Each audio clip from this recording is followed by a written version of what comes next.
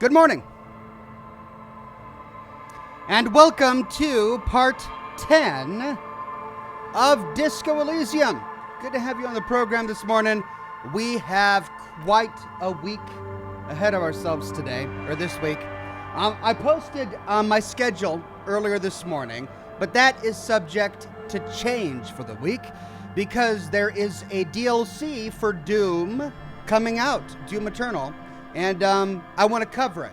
So once it goes live and once I understand what the game is like, I'm probably going to have to update this week's schedule to reflect the latest DLC for Doom. So I've got the schedule done, but put a pin in it for now. You know, things might change.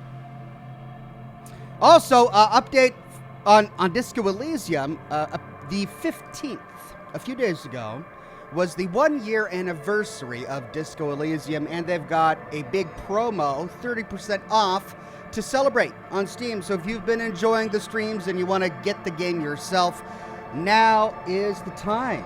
You can go ahead and tackle that right now on Steam, get it for 30% off for the 1-year anniversary special. So exciting stuff. Let's see. We are on Facebook right now on. Good to see Spencer and Jocelyn and Wade and Lewis and Charles and Jake on Facebook today. Thank you very much for the donation of stars, Jake. And let's refresh YouTube. The streams and you want to get, and there we are. Well, the past couple of live streams, YouTube has been pretty good about sending my signal out on time.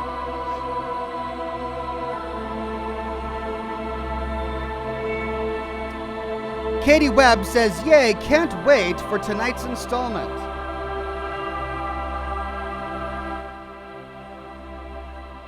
Me too. And YouTube, I can see your chat now. We're all good. Stock Photo Kid, brand new subscriber, Stock Photo Kid. Thank you very much, Stock Photo Kid. I hope you're real, because you look like a Stock Photo Kid. Vladimir says, hi, Ox. Hello, chat. Hey there, Vladimir. So good to see you, my friend. Always good to see all of the regulars and members in the chat today. Makiel Mosky, Buff Canucks, rocking a gold derby. Is that a new gold derby, Buff Canucks? I don't remember if you had one earlier, but the gold derby looks good on you, my friend. Slidey Bart Fast, Sarah R, Gertie the Grump, Deuteronomus, John Digiamberedino. Man, I totally messed that up. Sorry, John. Spencer Slaven, Rachel, KT, Tara, Milena Richards, Quintius, Don Coynton, Vonderberg, and KT, Sean Fornango, the new guy, Lane Berry, and Douglas Delegard in the chat says, Oxhorn, hi to all in chat. Hey there, Douglas. Always good to see you, Douglas. Also, we've installed new mods on Discord, so we can give a big congratulations to Mr. Truth and Josh Bunton, who are not only YouTube mods, but also Discord mods as well. The Oxhorn Discord community is alive and thriving. We just recently became an accepted community, I guess is what it's called. Anyway, we've been a Discord partner for quite some time, but we are now a Discord partner community. And I think that just means we show up in their search feature or something. Anyway, lots of people on Discord talking about games in general, but Fallout also. So go ahead and join us if you want. You should see some familiar faces.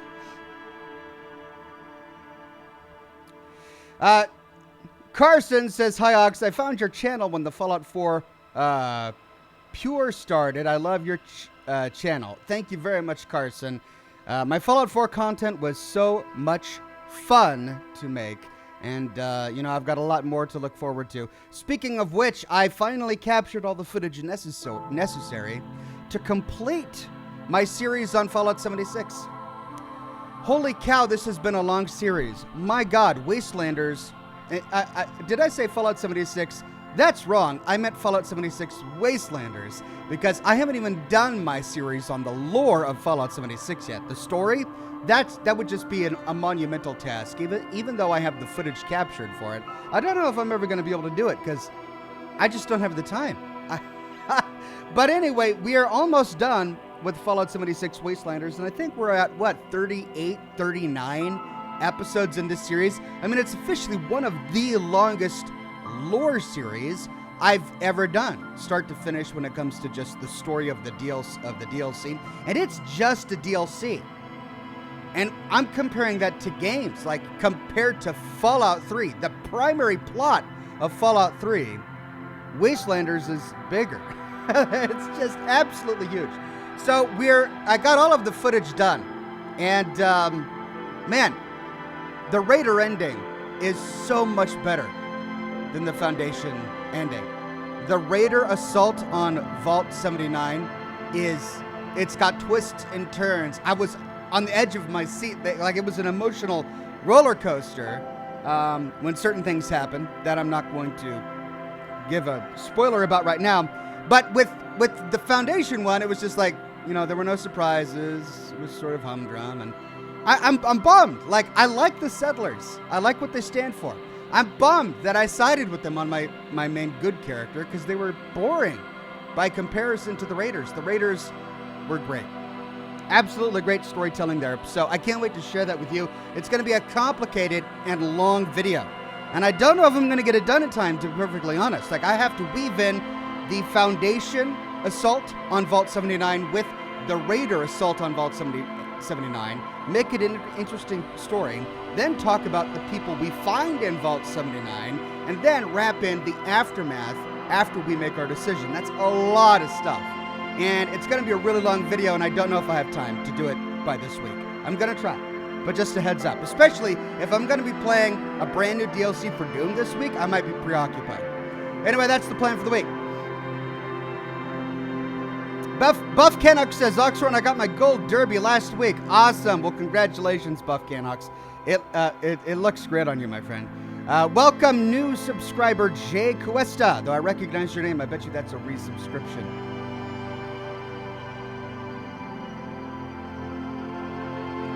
Charles on Facebook says, why does Salt Upon Wounds and Joshua Graham, why don't they get along? Because salted crackers don't taste good.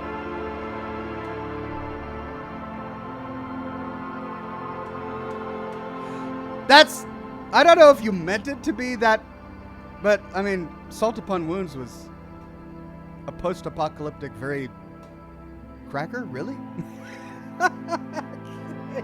All right, wow. Fallout New Vegas fans will get that, I'm sure. Thank you. But the weird thing is, salted crackers do taste good. Like, I get where you're going with that, but I actually like salted crackers, so. Jason Whitaker says, classic way, we all love Batman and Joker.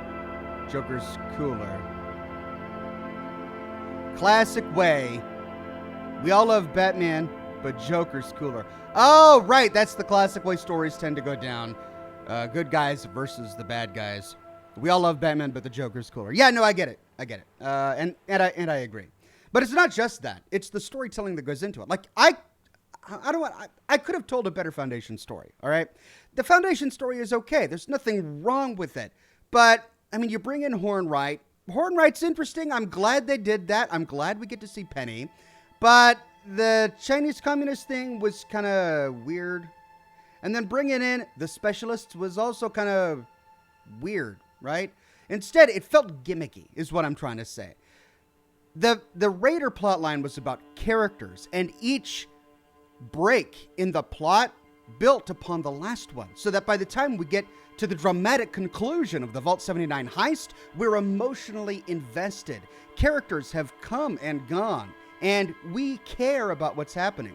With the Settler, like the Foundation plotline, it's like each chapter is its own little capsule. They don't really connect with each other. There's never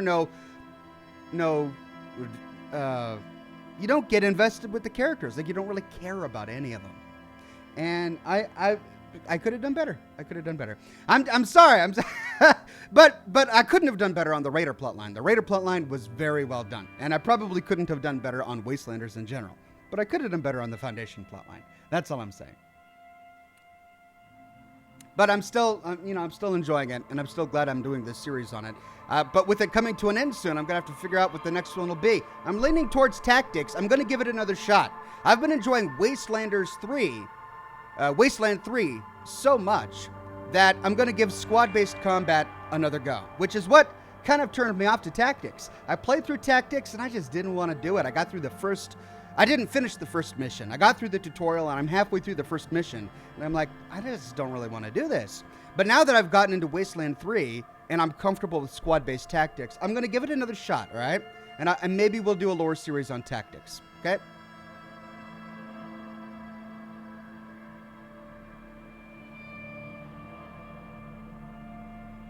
All right. Disco Elysium. Let's dive on in.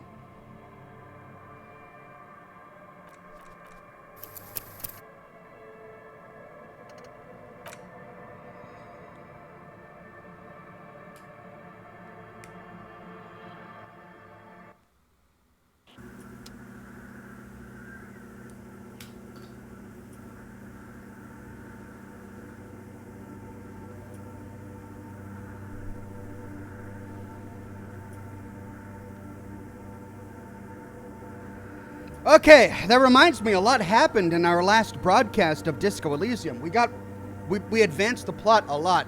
Do we need to talk to her again? Yes. What is it? No. What do we need to do now?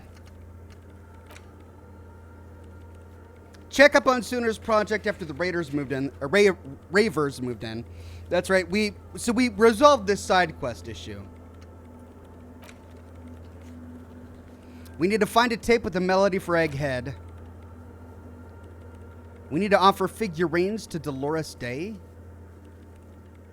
Oh, do we have any figurines?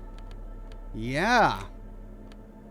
We've got the Headless Fawn Rider and the Ruffled Grouse Taxidermy.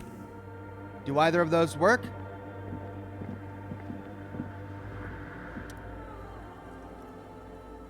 Oh, I can try this again. Visual calculus. I remember being frustrated when I failed that in my last stream. All right, visual calculus, conceptualization, rhetoric, electrochemistry, esprit de corps, drama, physical instrument, drama, electrochemistry, empathy, visual calculus. Let's try this. And then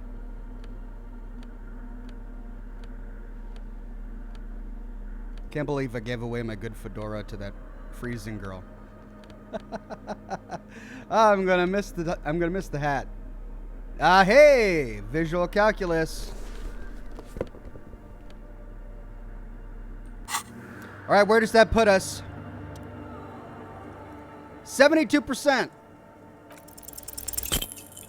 Twice in a row, and I've been over 70%. So lame.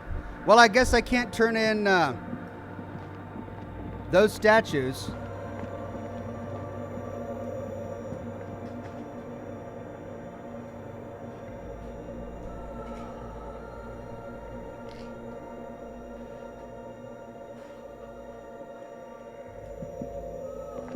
All right, well, let's continue exploring the docks.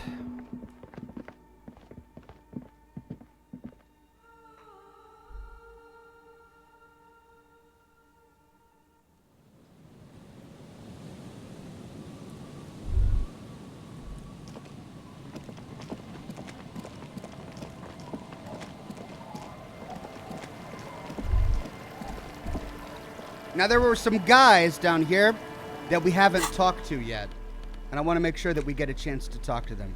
Let's put our Terra bag back on.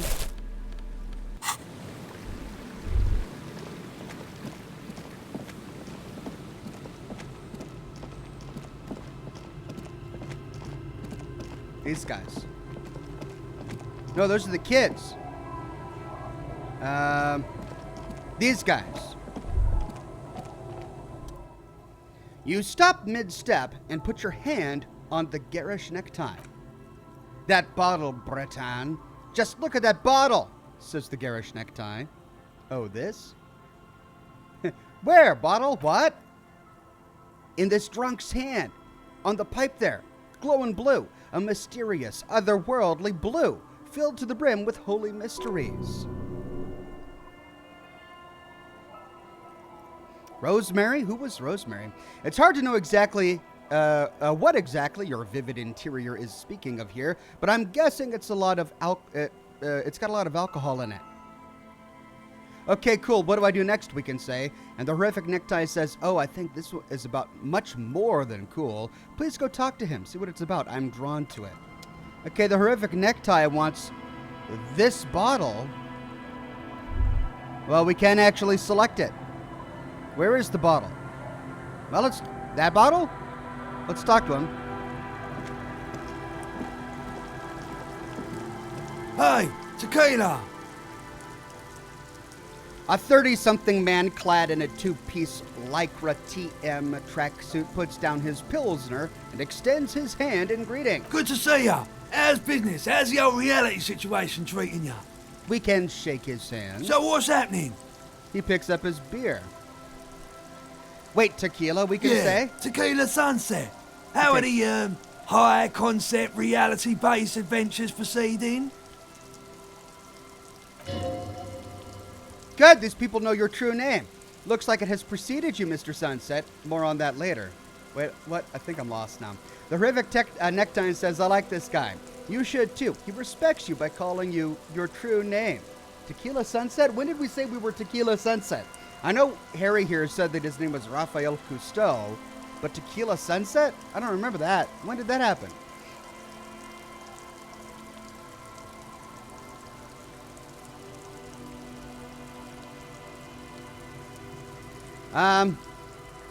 So he's asking how we're doing.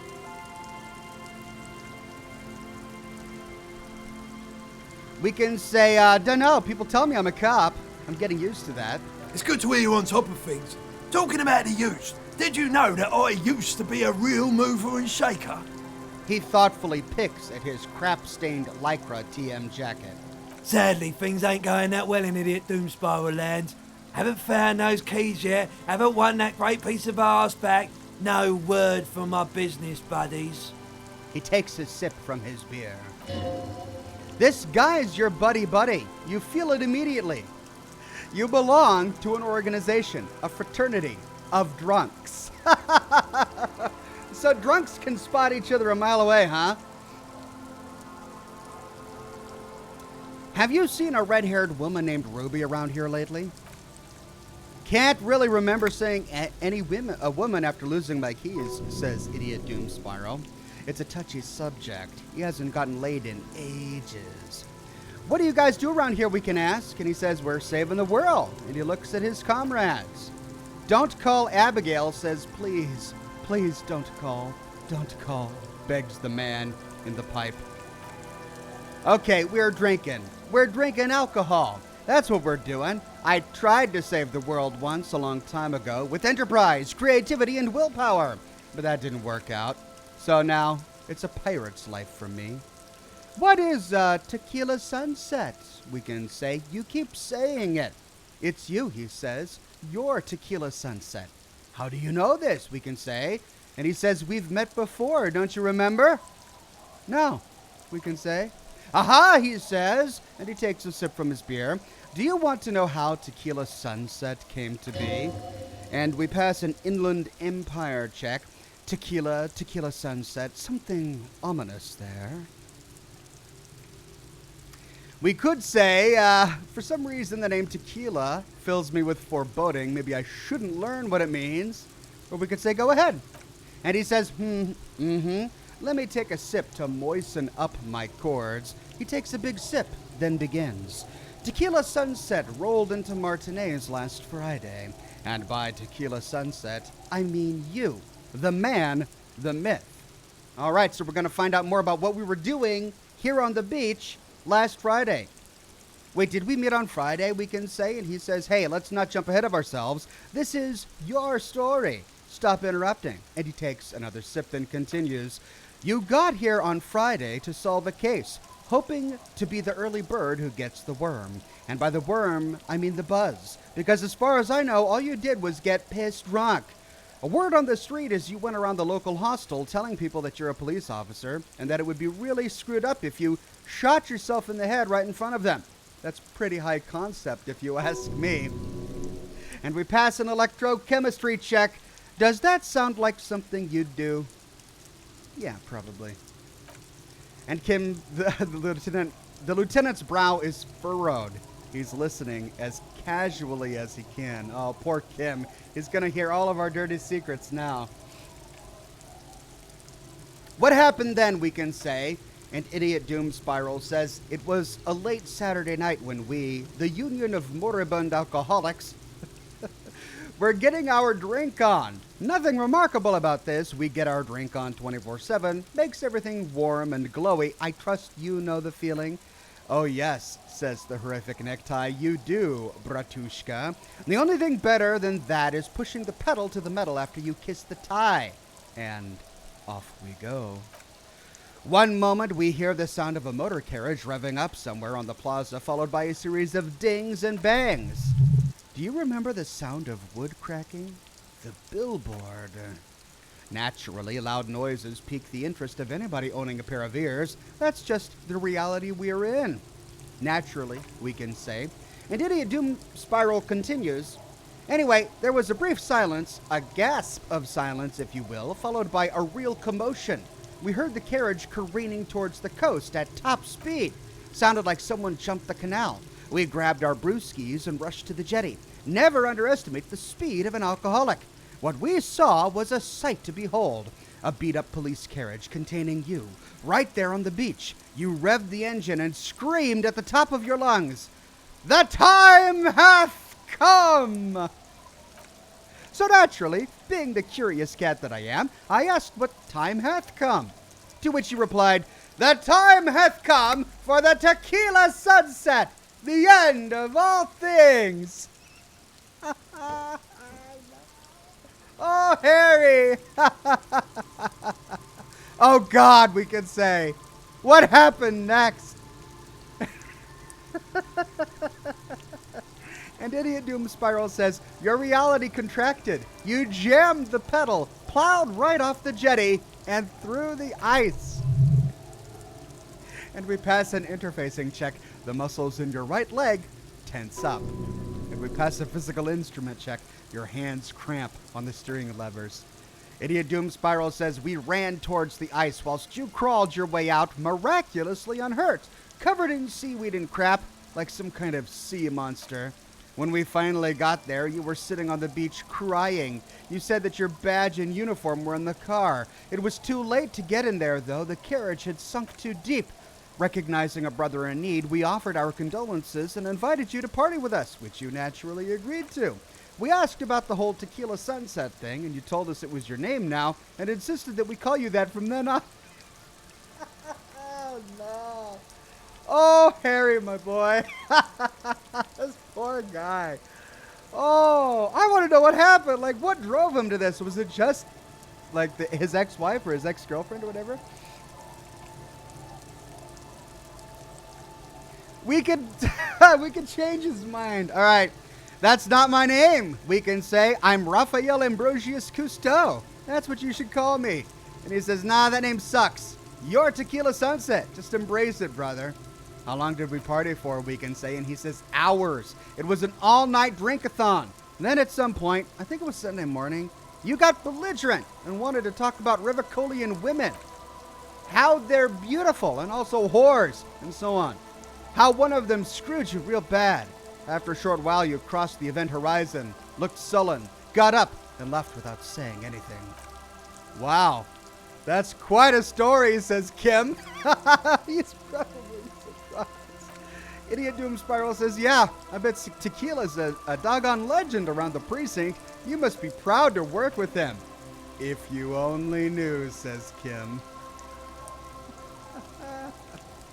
This is the best flawed, tragic hero of any video game ever. He's got 3 names. Harry, Raphael Cousteau, and Tequila Doggone Sunset.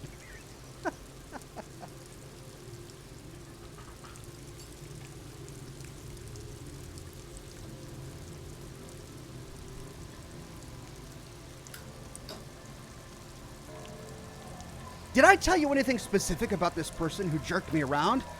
You were pretty vague about it, but you kept saying you got screwed real hard and that we've all been screwed too. Please don't open that door, says Inland Empire. Rosemary says no one has screwed me. I do the screwing around here. Don't call me Abigail, says Abigail. Idiot Doom Spiral says, it seemed pretty painful, to be honest with you. If I had to guess, I'd say you're still working through some crap. Did I mention losing anything else we can say? And he says, besides your gun and your badge? You said something about your hope or heart or something. To be honest, the details are a little hazy. In retrospect, I guess you lost your motor carriage too. That's a big one. Did I say anything about my colleagues we can say? And he says, you told us that they were a bunch of doggone losers whose main interest was cramping your style. It's more like you were cramping theirs, says Empathy. No specifics, though. It was more about you that night. You were the star of the show. Did I say anything about the case? Yeah, you said it was no biggie, and that you'd solve it in no time. He takes a strong quaff of his beer, and that you didn't need anyone to do it. You're doing it solo now. And then Kim says a lot of cops go solo and hermit once they reach that level of alcoholism. And we pass the empathy check. It's not meant as a joke. He's sorry for the hermit cop. 3 names now. Tequila Sunset, Harry, Rafael Cousteau, and the hermit cop. Did we talk about politics? And Idiot Doom Spiral says, yeah, you said that you'd really behaved unreasonably and failed to uphold your responsibilities as a representative of the coalition. Did you get a read on what kind of cop I was, we can ask? And he says, you kept calling yourself a doggone superstar who'd cleared 501 cases. So that's why we were a superstar, because we cleared all of those cases. As you've already determined, the actual number is just over 200, but what's a little embellishment between friends?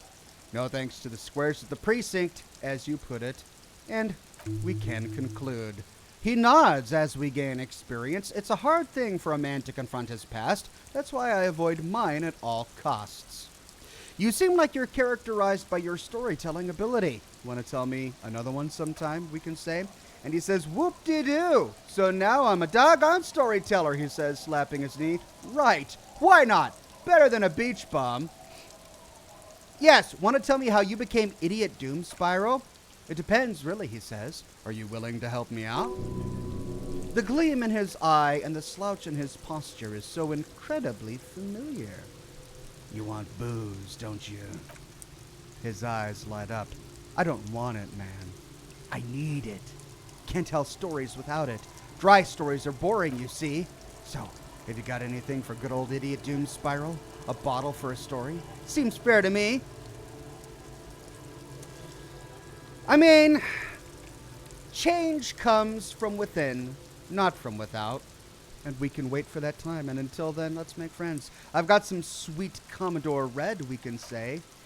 And he says, classy. He snatches the bottle and pushes the cork in through the bottleneck. Ew. That's not the way you do it. Before he can start, one of the other bums interjects. Hey, Spiral Boy, you gonna share that? Don't call me Abigail. Shut up, guys. I'm telling a story here. And he turns to us. Something happened to you. Something happened to me, too. My actual name is George, but around here, you already know. I was once a reasonably high net worth individual, a founder/junior partner at a high concept creative services agency. When my story begins, I had just landed a major contract with an insurance firm. Oh gosh, you guys ready? If this turns into American Psycho, we can ask him to go on. I used the profits from my agency to finance what I call the cultural incubator. Abstract value generation, value per person, high concept stuff. I developed the paradigm, worked within the paradigm, but the burden of leadership weighed heavily on me, so I went jogging every so often to keep myself sane. That's right, getting a good run-in's important to maintaining your physical and mental health. Brett Bus says, I love how all this silliness with being a superstar and stuff is actually how Harry acted before losing his memory. What a hero! I know. I can only aspire to his level of superstardom someday. Speaking of, when's the last time you did your laps, pork chop? Oh, it's getting after our belly, huh? Thanks, physical instrument. Wait, how many people did you have working for you, we can ask? And he says 22 full-time employees, an all-star team, a potentially historical set of individuals. Worrying about them often kept me up well into the morning. Did the jogging help, we can ask? It did, he says. With my trusty Sans-Arique tracksuit, I felt like I could conquer the world. But now dreams are worn thin, much like my tracksuit, he says thoughtfully, brushing dust off of his crap-stained pants. What happened, we can say. One day I left on my evening run. As you may know, it's impossible to clear your head when you're distracted by the sound of keys jangling in your pockets. He shakes the bottle and makes a ringing sound. His eyes are clouded, his dilated blood vessels encircling his irises like stinging brambles.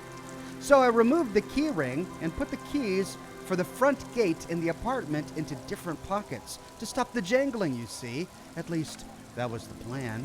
I was halfway done with my usual lap when it started to rain. The reality situation became very wet.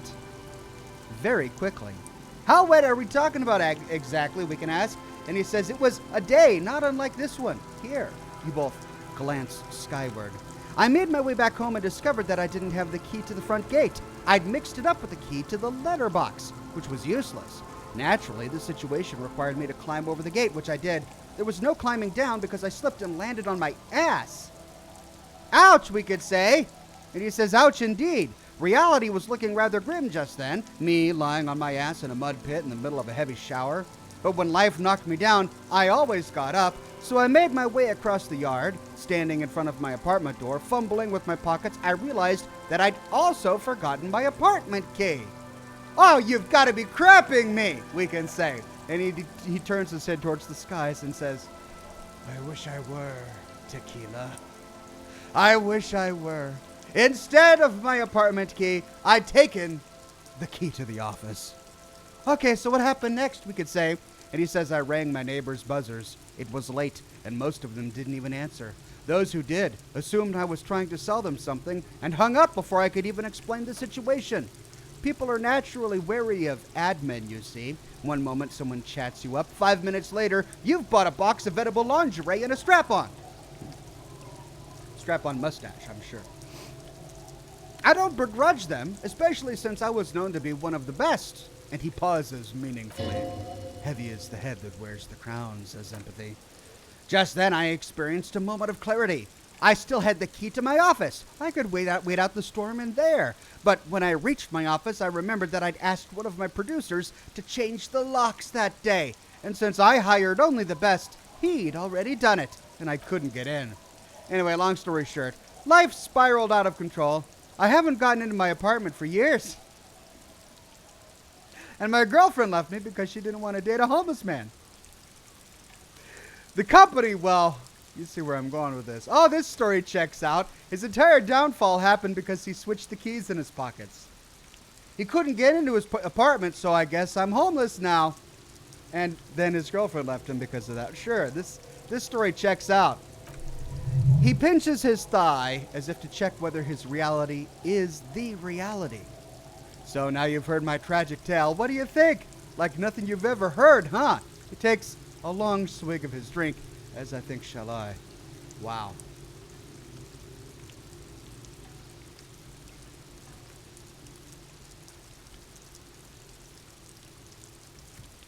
Well, we have a number of options, including I literally can't believe it.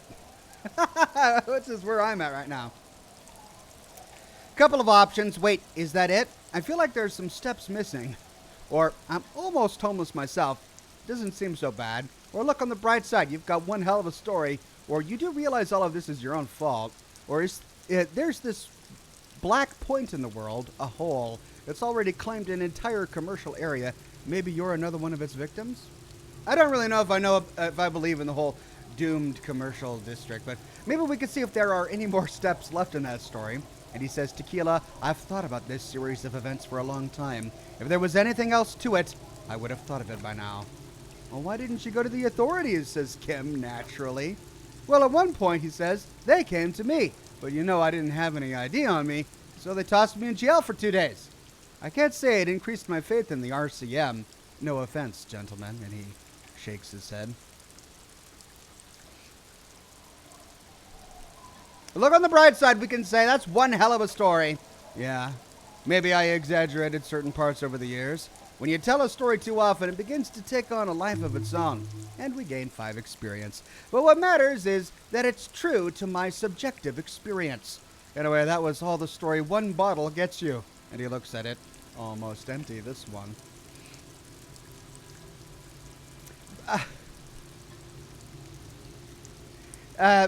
Sharp Arcs says, I just finally finished Fallout New Vegas. Congratulations, Sharp Arc. New Vegas is one of those games, it's so sad when you finally finish it, because you're sad that it's over.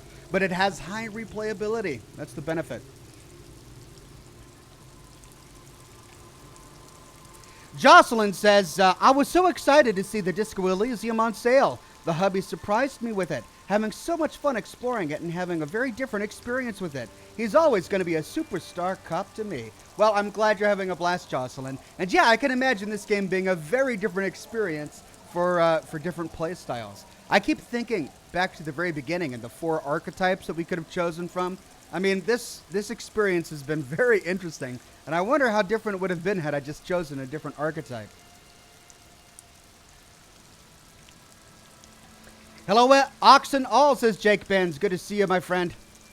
And Kakzan says, hiya, this time I'm only late 30 minutes. Well, I'm glad that you're late today and not me. I hate being late to my own program. It just makes me feel bad. So I'm here on time. Why do you keep losing all your stuff, we can say? And he says, good doggone question, Tequila. If I knew the answer, you'd think I'd be hanging out on a beach with this formerly premium but now extremely dirty 2-piece Lycra TM tracksuit. I used to own my reality situation. My business buddies and I had our own creative services agency. I had a nice apartment, an even nicer piece of ass, but somehow it all got away from me. Now I can't hang on to anything. Just last week I stole this nice new jacket, but then I lost it too. The only things I haven't lost are these 2 drunks. You of all people should empathize with this. Perhaps this lost jacket is something you could help with. What's this about a lost jacket, we can say? And he says, Tequila, it's a verifiable tragedy. It was practically brand new. Sure, it didn't really go with my Lycra TM threads, but it did itch a lot less. He looks at you bleary-eyed. Say, you're a detective, right? Maybe you can help old Doom spiral out. Solve the case of the missing jacket. What do you say, Tequila? Wait, you're asking a police officer to help find a jacket you stole and then lost? And he goes, yeah, exactly. You're here to serve, right? And I can say, okay, sure. Where'd you lose it? And he says, if I knew where I lost it, don't you think I'd have it? I mean, maybe I was up by the boardwalk, or walking along the beach, or checking out the abandoned fish market. That's a lot of places, we can say. And he says, somewhere north of here, that's for sure. You could ask around, see if anyone's seen it. All right, now we got to find his jacket. Amar Kadovic says, who dropped the F-bombs part 3? Or who dropped the bombs part 3? Oh, sorry, he was swearing so much that I thought you were naturally talking about that. But no, he's referencing my video on who dropped the bombs in Fallout, the Fallout universe. I should update it, but I think I may want to wait until the Fallout TV series comes out, to be perfectly honest. I'm pretty sure they're going to drop a bombshell. Oh, see, he didn't go there, did he? He totally did. Oh.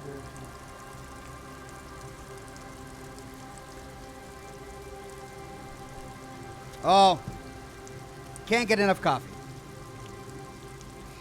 What's the name of your agency, we can say? And Idiot Doom Spiral says, my agency, man. He takes a long, melancholic sip. The Boom Boom Room. Our concept was combining high art with the lowest forms of marketing. The color red, breasts, and oil painting. Yeah, I mean, that's accurate. I convinced my partners to reinvest some of our profits in an even more high-concept cultural incubator called Thin Air. The artists were happy. The clients were happy. I was financing a group of poets in East Revachol who were developing a new universal poetic language. Wait, is it Revachol or Revachol? Weren't we told that it's Revachol? Yeah, I think it's Revachol. But then it all went to crap. And he looks towards the bay. Weird Beard says, Ox, that hurt my ears. Melanie Richards goes, boo. I deserve it. I really do after that one.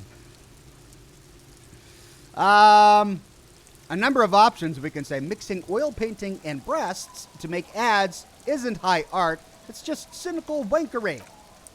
And Doom Spiral says, well, you know, sex sells. That's the first rule of advertising. Yeah, but it's still tired, we can say. And he says, maybe you're right. Who knows? Maybe we were behind the curve. We were a doggone rich, though. That much I know. Well, what's up with the tracksuit, we can ask. And he says, what? You've never seen a 100% Lycra TM before? Go on. Feel that primo material. The man extends his arm. You really shouldn't touch it, says Half-Light. Ooh, oh, we can pass an interfacing check. It's a red check. It's challenging, but we've got a 72% chance. We can touch it. I've lost 2 70% chance checks this broadcast. 2! Good God, says Interfacing. It's nearly impossible to describe how dirty this texture is. It's like rubbing 2 jellyfish skins together. Oh. You feel about 15% less human for having touched it. And then there's the smell. But you don't even want to think about that. Pretty nice, huh? This might be one of the last of its kind. Should probably be in a museum, honestly. And he takes another sip. Wow, you're lucky. He never lets me feel it, says Rosemary. Oh, this game. Oh, what about the other drunks we can ask? And he says, my fellow members of the Union of Moribund Alcoholics, they're exactly what they look like. Hey, tequila, says Rosemary. You want to buy some speed? Shut the heck up, Rosemary. He's a cop, remember? I thought he was a cool cop. Don't call Abigail. And this is Abs. He points to the man with the pipe. So yeah, that's basically us. We drink together. Oh, we could have him go through his name all over again. What's in a name, he says. He looks up to the sky as if pondering the question, then turns back to you. Before he can start, one of the other bums interjects. Hey, Spiral Boy, you gonna share that? Don't call me Abigail. Shut up, guys. I'm telling... Oh, and he goes through the story again. All right, I've heard enough. Have you got any more stories we can ask? And he says, I do, but as you can see, my fuel tank is running quite low, if you catch my drift. And he spins the bottle in his hand. Not a single drop of liquid remains. Well, I don't have any on me right now, we can say, and he shrugs his shoulders dramatically. Cottonmouth is keeping my tongue imprisoned. Well, I'll be seeing ya. You too, Tequila Sunset, he says. Oh, an hour in. An hour in, and we've had one conversation, 1 hour-long conversation with this pair of drunks.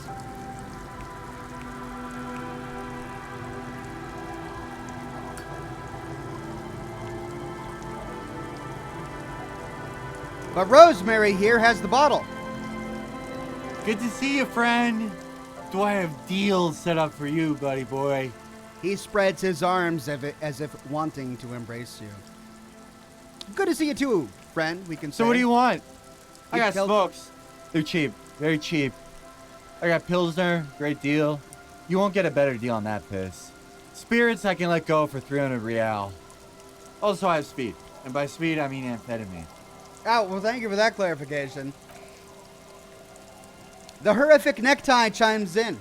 See, there it is, Bratushka. You feel your necktie strangle you with excitement. The spirit. Let's buy the spirit. 300 real is a lot, but this has to be done. It's our end game. What?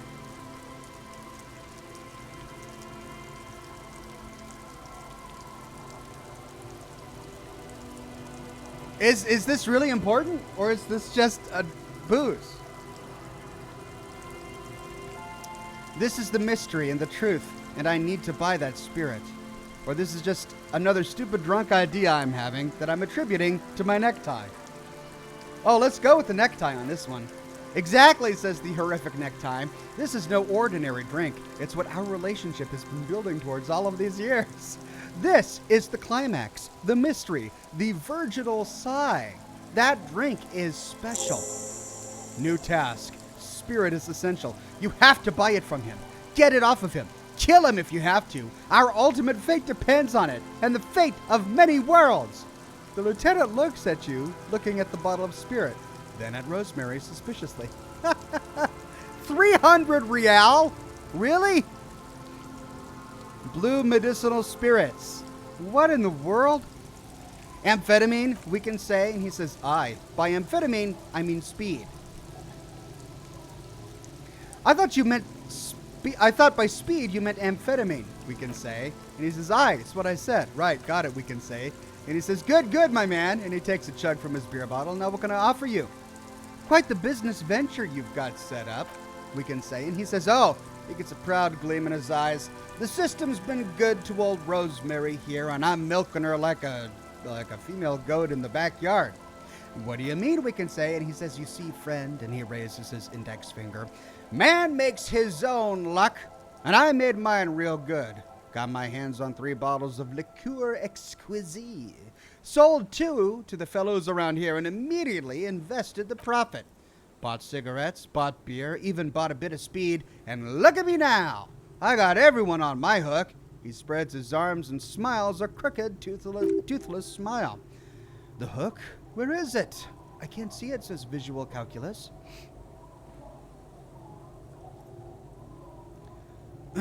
Oh. Oh, that's right. We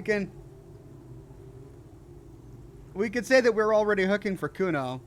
We've got to resolve that later. Or we could say impressive entrepreneurship, and we can point to his little vice stand. I approve.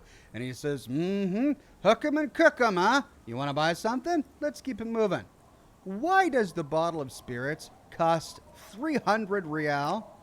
See, friend, he says, and he brings out a 1-liter bottle with bluish liquid. The mouth is corked shut. It's real valuable, worth every real if you catch my drift. Got it from a bit of a business venture. We can nod and let him speak. You know, it's funny, actually. He bursts out laughing, and then takes 3 gulps of his Pilsner and stares at you intently. He's finding it difficult to focus his watery gaze. What is it? What? What do you mean, what?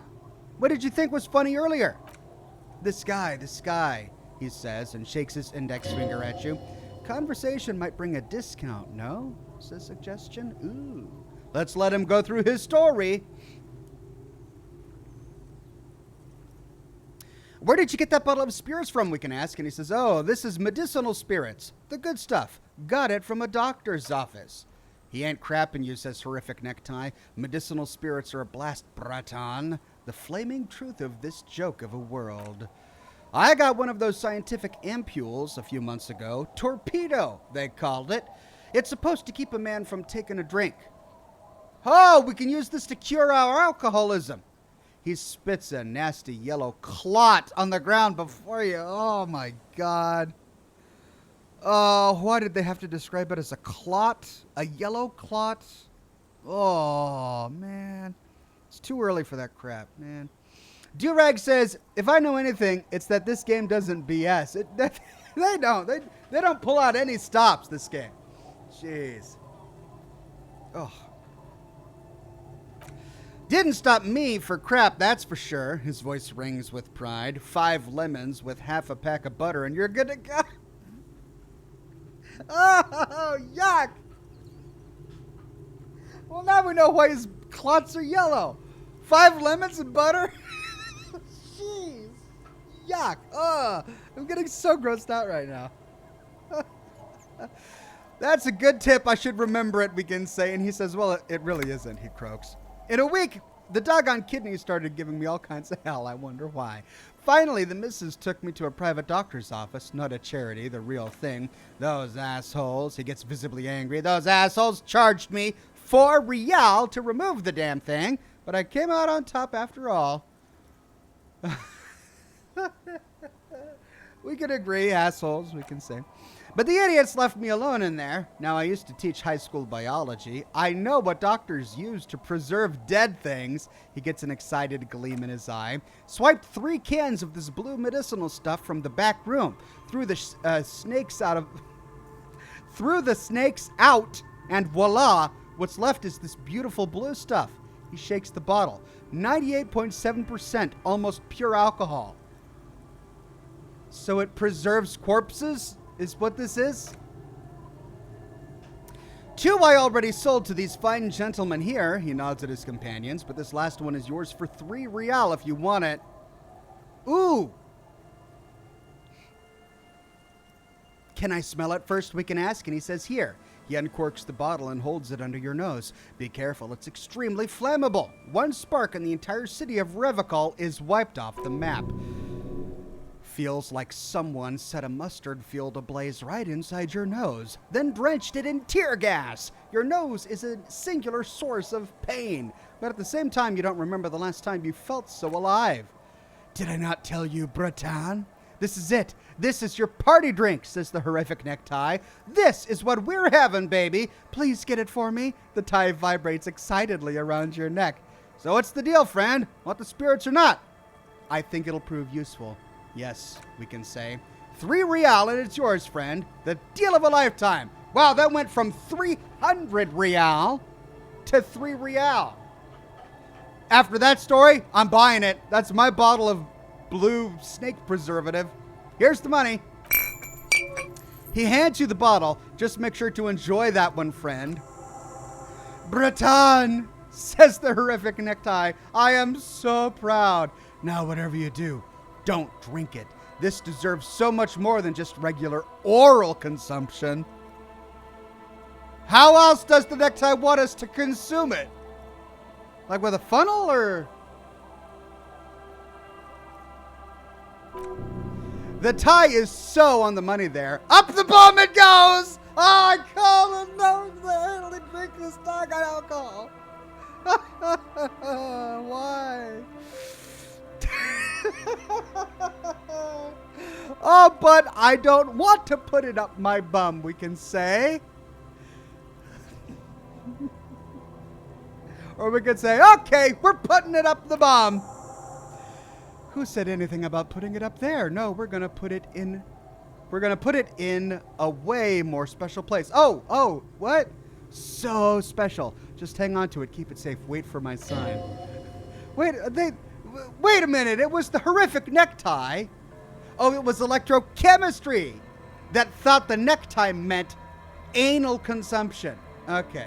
I mean, that's where my mind went too when he said other than oral consumption. Because there were really only 2 choices. You consume it orally or, well, you know, funnel in a hose. But, okay, the horrific necktie has a completely different idea. Fine. Soon. The time will come soon. Have patience, brave one, says Inland Empire. And then Half-Light says, I'm getting a really dark vibe from this. This won't be pretty. Well, we could buy smokes or Pilsner or speed, but I think after that we should leave. I'm in the civilized world, says Rosemary. It's a custom to tip the shopkeep, friend, but come back anyway. And he waves you off. Oh my God. Let's save. Up the bum it goes. Oh God. Can we take it? I want to drink this so bad. I can't do anything with it. I can't drink it. I can't put it up the bum. Oh, so sad. Well, I'm sure it'll come in handy later. Okay, let's talk to this guy. Don't go, Abigail. Grumbles an unshaven man with a ruddy nose. He narrows his eyes at you as if in recognition, then turns his head away. The noxious odor emanating from the drunken man is strong and familiar. Don't you call her, you hear? Don't call Abigail. Who's Abigail? Oh, Abigail. Don't you fucking call Abigail.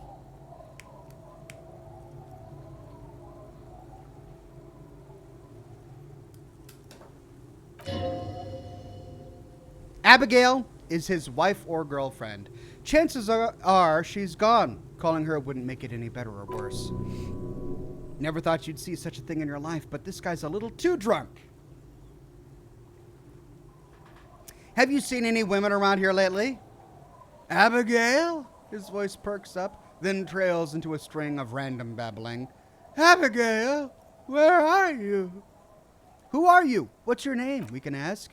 His eyes move around erratically, the look in them hazy and unfocused.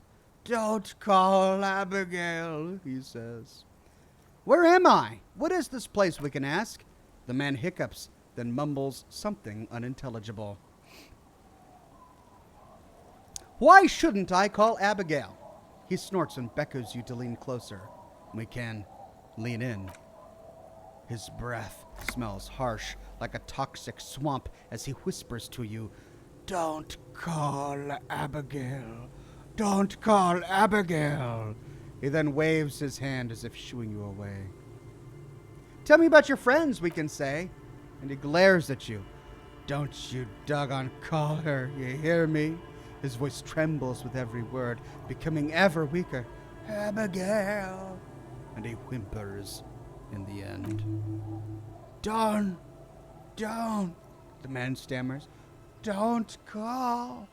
Slowly his head nods off to the side, and he passes out, tongue dangling from his mouth.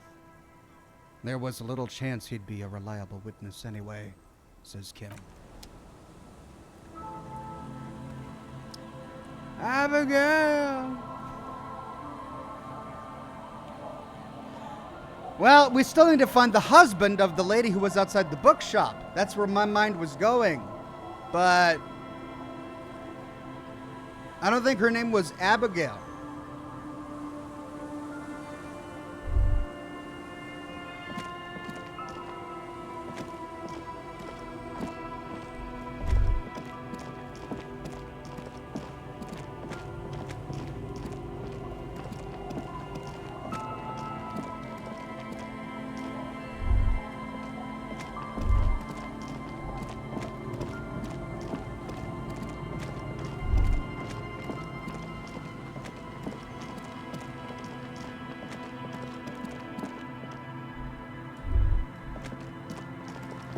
Oh, that's right, there was that boardwalk, which essentially blocked our progress west.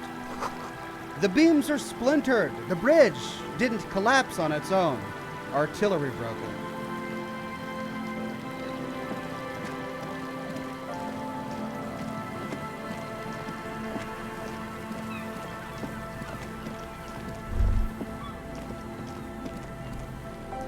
Apocalypse Eternal says, where do bums go for their holidays? Barcelona. Thank you, Apocalypse Eternal. Instead of Barcelona. What's this? No boat in the boathouse today. No. Ooh. Hypno-Gamma +3 to morale, and oversized superstar sunglasses +1 to savoir-faire, -1 to visual calculus. Oh yeah, we're gonna wear those superstar sunglasses because we're a superstar. Ah, that's great. +2 to drama. Oh no, we've got to have the horrific necktie. I want a better hat though. Like, I lost the hat that I liked.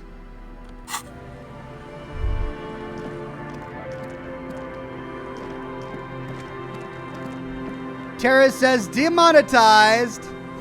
I'm not going to get demonetized for saying arse. The boathouse is shoddily constructed. A strong breeze might blow it over.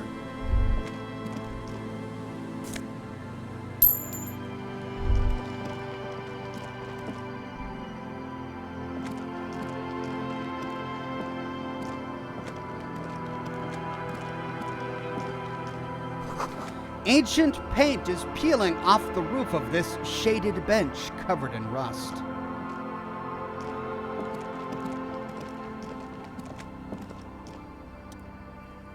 A scattering of bullet holes is spread across the cracked wall, reaching from one corner to the other. Oh, and I just removed my visual calculus clothing. Look, Kim, even more bullet holes. Something's definitely gone down here. And Kim says, correct. The lieutenant examines the wall closely. The density of the bullet holes is unusual, even in general. Average bullet hole frequency in Martinet's sense. Grim affairs. Looks like an execution happened here. Meaning this is a lot of bullet holes. He brushes the wall with his hand. Looks like fully automatic rifle fire. Something you don't see these days. Why not, we can ask. And he says, the manufacturing and sale of automatic rifles was curtailed after the revolution. The destructive power of such tools proved to be too much. We do need to retain some humanity in this world.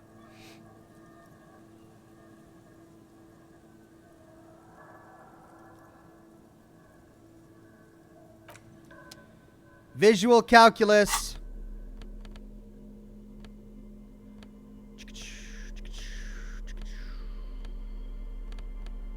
I feel like I just did this.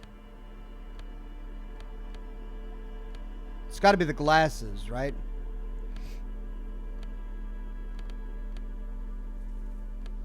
Yeah.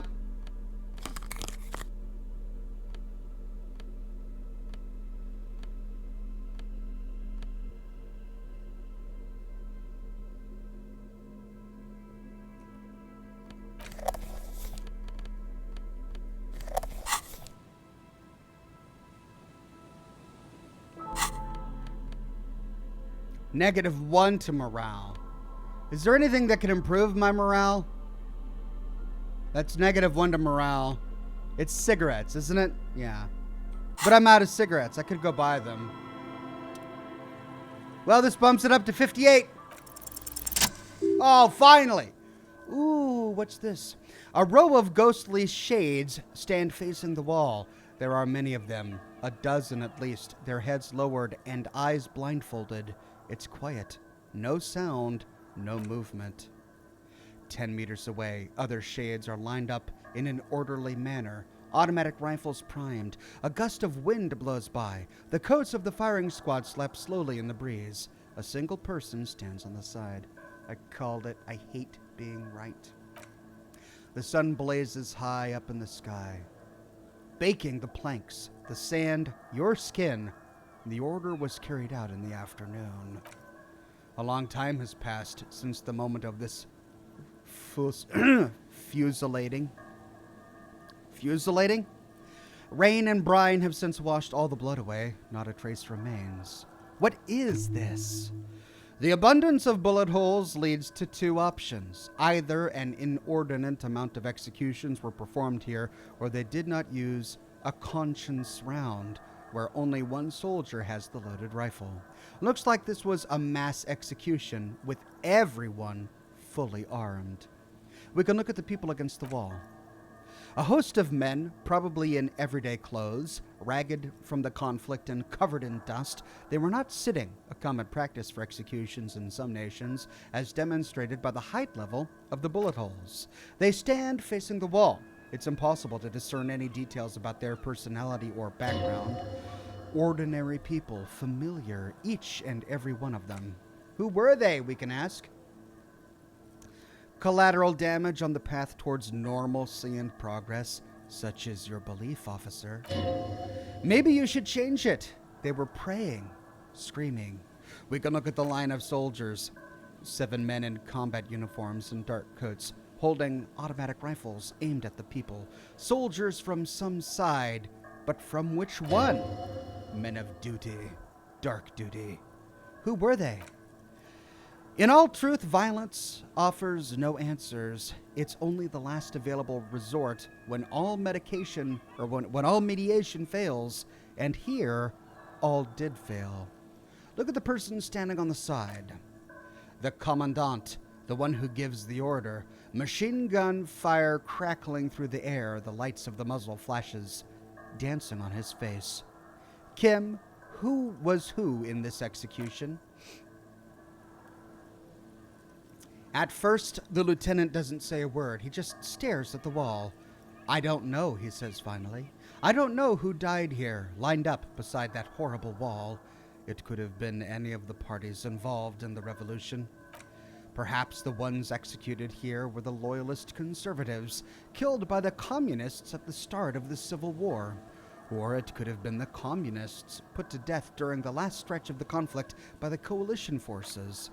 It could even have been employees of the Field Research and Development Center down the coast, as their building was taken over by the revolutionaries. Or maybe, says Reaction Speed, what about people from the Coalition, the so-called moralists? Yeah, it's very unlikely the Coalition forces were the ones who died here. They were always the last ones against the wall. To be honest, if a Coalition member was anyone in this situation, it was the Commandant, the superior giving the orders. A cold sea wind blows away the figures. Behind the building, the other one, once filled with engineers and designers of field electric, now collapsed and dead. But for some rats, you feel drawn for some reason to the faded mural again. Well, it was dark. Everyone all right?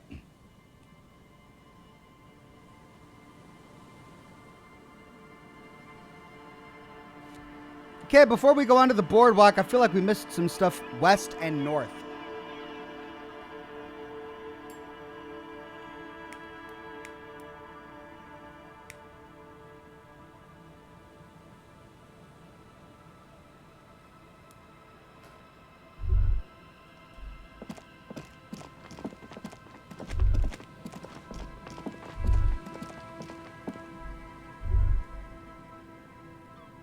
Or not.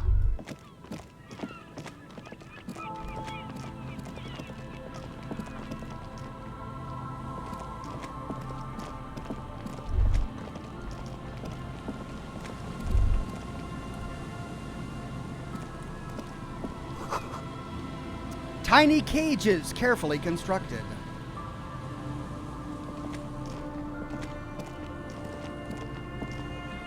Here we go. Nice and easy. No way out, little guys. Not out of this jam. There's a cylinder on the ground in which the man is arranging some netting. It looks like some kind of trap. He notices you. Who's there?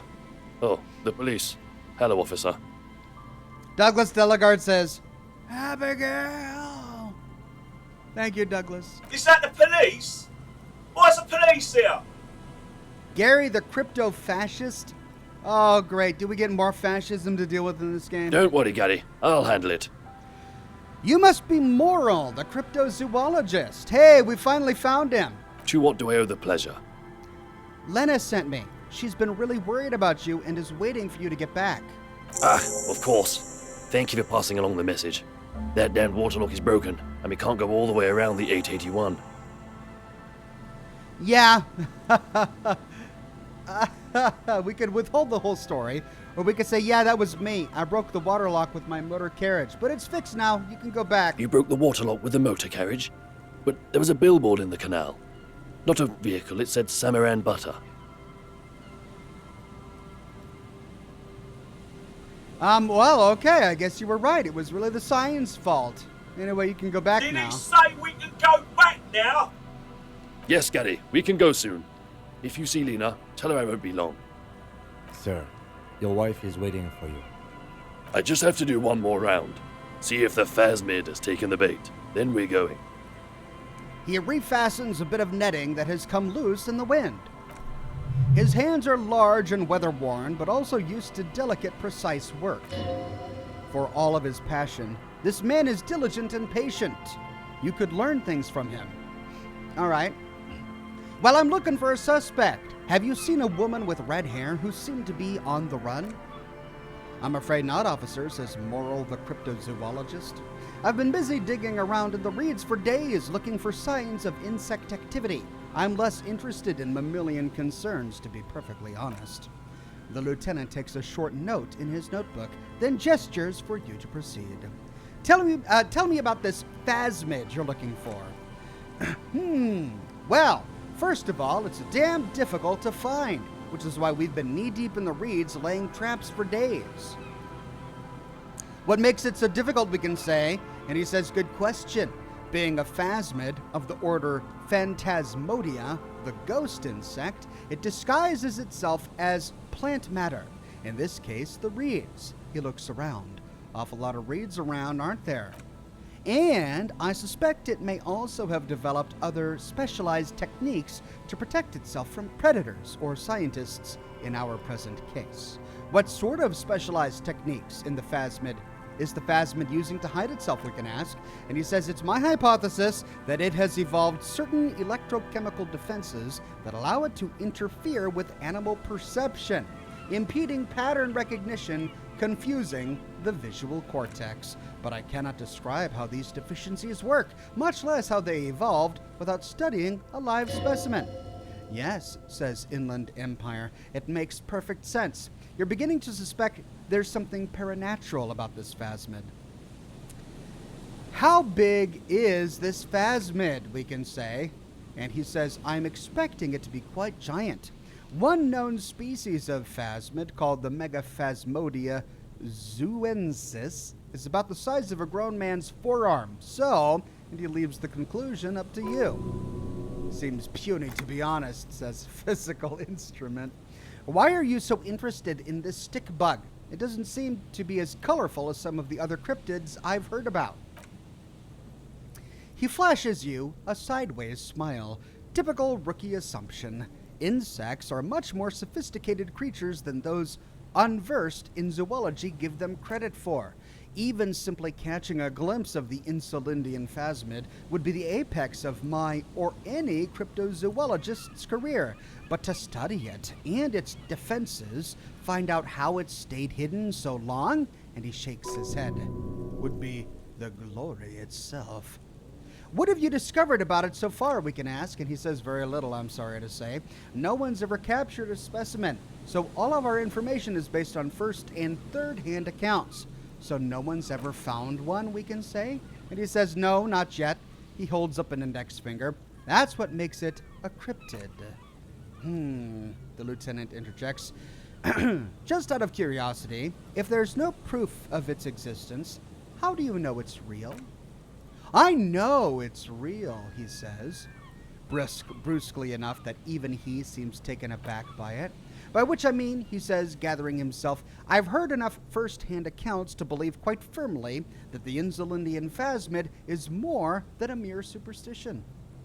Lena said there has been a sighting of it here in Martinez, we can say, and he says, yes, the most recent sighting was by a couple of teenagers along the coast here. That's what brought us to Martinez specifically. It's the first credible sighting in several decades. Admittedly, it's an unusual location for this species, but with all of the sewage runoff upstream, it probably doesn't matter much anymore. So a couple of teenagers are a credible witness? Okay. Maybe the Insulindian phasmid has died out, we can ask, and he says, the cryptozoologist shakes his head vigorously. I have to resist the thought. Such an extraordinary creature is doubtlessly highly resilient. After all, it's generally thought to be capable of parthenogenesis. Says the encyclopedia. Parthenogenesis? Yes, the females don't need males to reproduce. Makes it easier for a species to survive in adverse conditions. That's pretty clever. Or this arouses no special feelings in me. Or females reproducing without males? A travesty. A crime against passion and common sense. Let's go for that. That's what the superstar would say. Nature does not concern herself with ethical propositions, he says. As a scientist, my interest is strictly dispassionate. Tell me more about these traps, we can say. And he says, well, and he points at the cage of mesh and wiring on the ground. They may not look impressive, but Lena designed them quite cleverly, so I'm sure they'll do the trick. Lena designed the traps? Yes, he says with some pride. How do the traps work? Simple. Attracted by the locusts, the phasmid crawls down the funnel and, having eaten its fill, can't get back out. At least, that's the intention. The net isn't a perfect solution, but we didn't want to use anything that might damage the specimen's delicate exoskeleton. What are you using as bait? Locusts. He gestures towards the trap. Nearly all known phasmids are herbivores, of course. But we've hypothesized that the Insulindian phasmid might occasionally prey on other insects. This guy's a genius, just a friggin' genius. Inside the traps, a number of locusts crawl and tumble over one another in a tiny, chittering swarm. What will you do if these traps don't work, we can ask. And he says, they'll work, I assure you. The predatory hypothesis, using locusts as bait, accounts for the failure of previous efforts by other teams which used plants. We have given this some thought. The traps do seem to be deftly and thoughtfully constructed. It's clear the cryptozoologist's wife knows what she's doing. We can ask about something else. Lena seems pretty eager for you to return, we can say. And I'm eager to return to her, I assure you. But I can't leave before we've finished with these traps. He looks south, where Lena would be. My wife understands that just as well as anyone. Come on, says Gary the crypto-fascist. Come on, Moral. We've been soaking out here for days. It's time to go back. And leave the traps? Absolutely not, he yells in response. I won't let Lena down. Come on, she wants us back. I'm soaked up to my nuts over here. We'll both catch reed crabs if we don't dry out soon. I didn't know that phasmid was so important to Lena, we can say. And he says, of course it's important to her. She's seen it. A verified sighting, on record. One of only 4 this century, and it's hers. Really, we can say, she's sighted the phasmid? She didn't tell me that. Yes, that's how we first came to know each other, in fact. But that's her story to tell, not mine. He coughs and then continues. Needless to say, you must ask her about the mysterious phasmid. Suffice to say, it's been our long dream to find proof of the Insulindian phasmid together. I can't abandon course now. Another cough into his fist this time.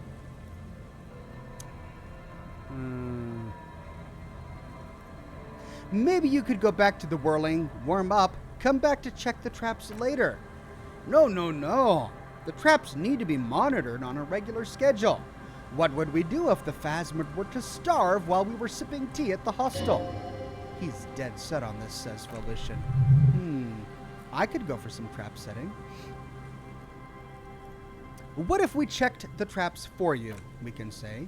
And he looks at you with obvious surprise. I didn't expect you to take such an interest in our work here, officer. Cryptozoology and detective work are very similar, we can say. Chaos is my method. I am its scion. We are looking for someone hiding on this very coast, looking for another thing may lead us to her. Or I'm all in with this cryptid crap. I'm hooked. Let's try number 3. Why not, says Kim. The lieutenant shrugs. At least it'll give us the excuse to look into a lot of reeds. That it will. The man cracks an unwieldy smile. That it absolutely will. I hope you brought your good boots. Where are these traps, we can say? There are 4 in total. One is to the south, on this little peninsula. By the boathouses there, he points south. It is very near. Another one is set in Land's End, to the northeast. It's behind a small sand dune there, on your way to the old radio tower after the church. The third is set near the canal, where you crossed, by a concrete slab, a big thicket of reeds going up the slope, and among them, he gestures to the trap in front of him. You should check at least one of those before returning to this one, since I just said it. This one's more of a technicality, but still, better safe and stupid than sorry. What do I do if there's a phasmid in one of the traps, we can say? And he says, bring it to me at once. Just make sure the trap is closed tight. What if I encounter the phasmid in the wild? That's highly unlikely, officer, but in the event you do, he takes out a small white spray can. I'll spray you with the pheromone mixture I developed. Oh no. Did you hear that? Pheromones! You were right about the teenagers. So it really was the phasmid that made the teenagers make out? Oh, I doubt there's any connection there. Anyway, these pheromones will attract the insect to you, or at least prevent it from bolting at the sight of you. It's quite potent. Should last you about a week. Lay it on me, or lay it on me thick, and we can present our armpit. Or we can say, I don't want this, thank you very much. Oh, let's get all of those pheromones.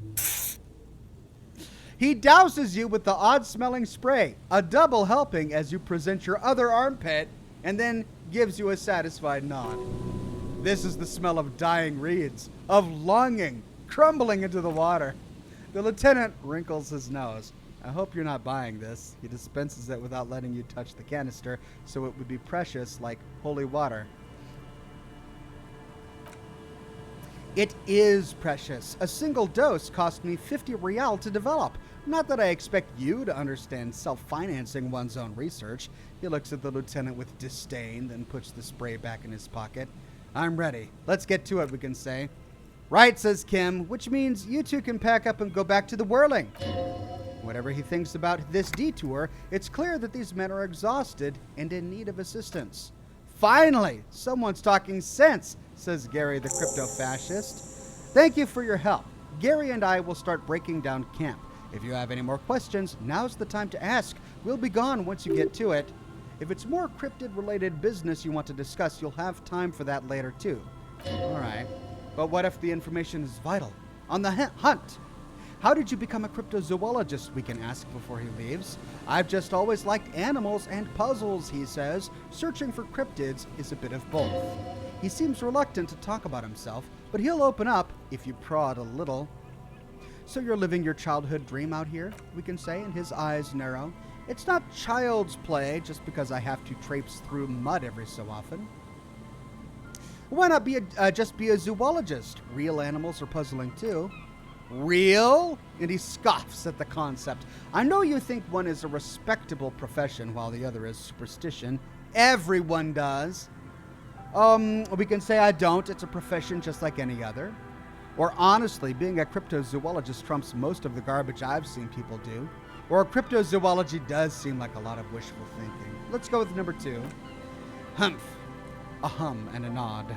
My methods do not differ from other scientists. I simply draw upon a wider variety of evidence, and I have more hope that something truly surprising might happen.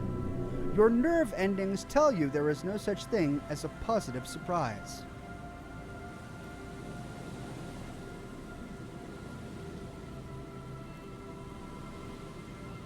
Has anything truly surprising ever happened to you, we can ask? And he says, I have yet to catch a cryptid, if that's what you're getting at, but I have come close. What kinds of evidence do you use, we can ask? Everything from forgotten regional lore to newspaper accounts like the one that brought us here to look for the phasmid. I keep a very open mind. So you've never discovered a cryptid, we can say, and he says no. Very few cryptids are ever discovered, and not for a lack of trying. To stay hidden is a cryptid's primary quality. It's even in the name cryptid. So how many cryptids have been found? Of the list of cryptids kept by the Cryptozoological Society of Shamin, which is 4,082 items long, about 2,000 have been confirmed as hoaxes. 2 are categorized as confirmed discoveries, the rest in differing stages of discovery, refutation, and data collection. Only 2 have proven to be real? Yes, he says. The Chautauquan forest pygmy, who turned out to be an extinct species of primate, and a cave salamander from Yugo-Garad, who is honestly quite unremarkable. It's in a zoo somewhere. We cryptozoologists are brutally honest with ourselves, more so even than the public. Most cryptids are hoaxes, or they are never found. That does not mean we should stop searching. All right. Well, maybe I can respect this guy. We can cheer him on by nodding approvingly and saying, then the Insulidian phasmid will be the 3rd. Indeed, he says, and he does not smile, just looks at you in the eye. It's a forceful gaze. If our expedition is successful, every paper in the world will report on it, from Revicol to Dushantu. It will be a zoological miracle. The hair on your arms stands up. Electricity sounds like reeds hissing. Well, thanks for explaining that. Now about something else. Let's talk about specific cryptids. And he eyes you skeptically. All right. What cryptids precisely? I usually discuss these things with specialists, so I don't know what we would have to discuss, he wants to say, but decides against it since you've offered to help. You need to ask him about specific cryptids. Cryptids you've heard about from Lena or his friend Gary. He won't just talk. Okay. Well, the green ape, the gnome from Jeroma, the giant of Coconur, the Cryobacter catalanesis. Well, let's talk about the green ape. I know all about the kind green ape. Look, I even have the kind green ape pen. I see you've been talking about cryptids with Lena, he smiles. The kind green ape is one of her favorites.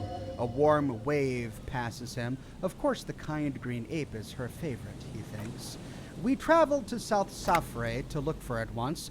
Gary and I got stuck in a rainstorm, though, and had to spend most of our time there in a little village. The search was fabulously unsuccessful, but the people were very nice. I'm glad they didn't understand what Gary was saying about them. Oh, God. What? South Safre? They're just on a different rung of the ladder, Moral. I had no problem with them. Really? You kept complaining how dirty everything is, but we digress. They're a nascent culture. I just didn't feel comfortable, and let's change the topic, okay? Talk about your critters or whatever. He mumbles something. It's just me, or are there a lot of, like, racial supremacists in this universe within Disco Elysium? I think we've met 3 so far. This is the 3rd. Yes, back to cryptozoology. You don't want to sow disagreement between friends.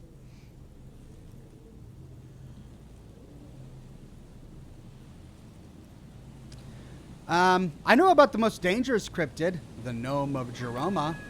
Formerly the most dangerous, yes. But do you know the most dangerous living cryptid? He does not want to make it feel like you know something. He does not want to make it feel like you knowing it is some big deal. Okay. Living, no, we can say. The most dangerous cryptid is a carnivorous ruminant known colloquially as the dread moose. The dread moose? Yes, the dread moose subsists entirely on flesh. It's a flesh-eating moose. It has even been known to dig up fresh graves in search of sustenance. Hold on, does it also attack people, we can ask? Human remains have been found deep in the forest, torn apart, then trampled into the mulch by large hooves. Infer from that which you will. Okay, what does the dread moose look like? Just like an ordinary Arden moose. Well, then how can you tell if it's the ordinary or the dread kind? Well, you can't. That's what makes it so dreadful and hard to identify. I'm not completely sure about this dread moose, we can say, or I am 100% behind the dread moose. I utterly believe it exists. Of course you do, says Kim. And we gain 5 experience.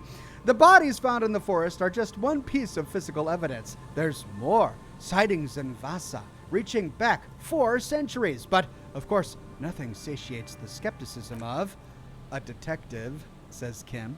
He finishes the sentence for him. Then his tone turns surprisingly mild. Pardon me. I did not wish to seek conflict. It's simply my training to question things. Understood, Lieutenant, says Morrill. The man tips his hat slightly and then looks at us. Oh my God, the dread moose? Oh, I want to meet this dread moose. I know the biggest cryptid, the giant of Coconur. That's impressive, I guess. He does not seem that impressed. But have you seen it with your own eyes? Have you seen it?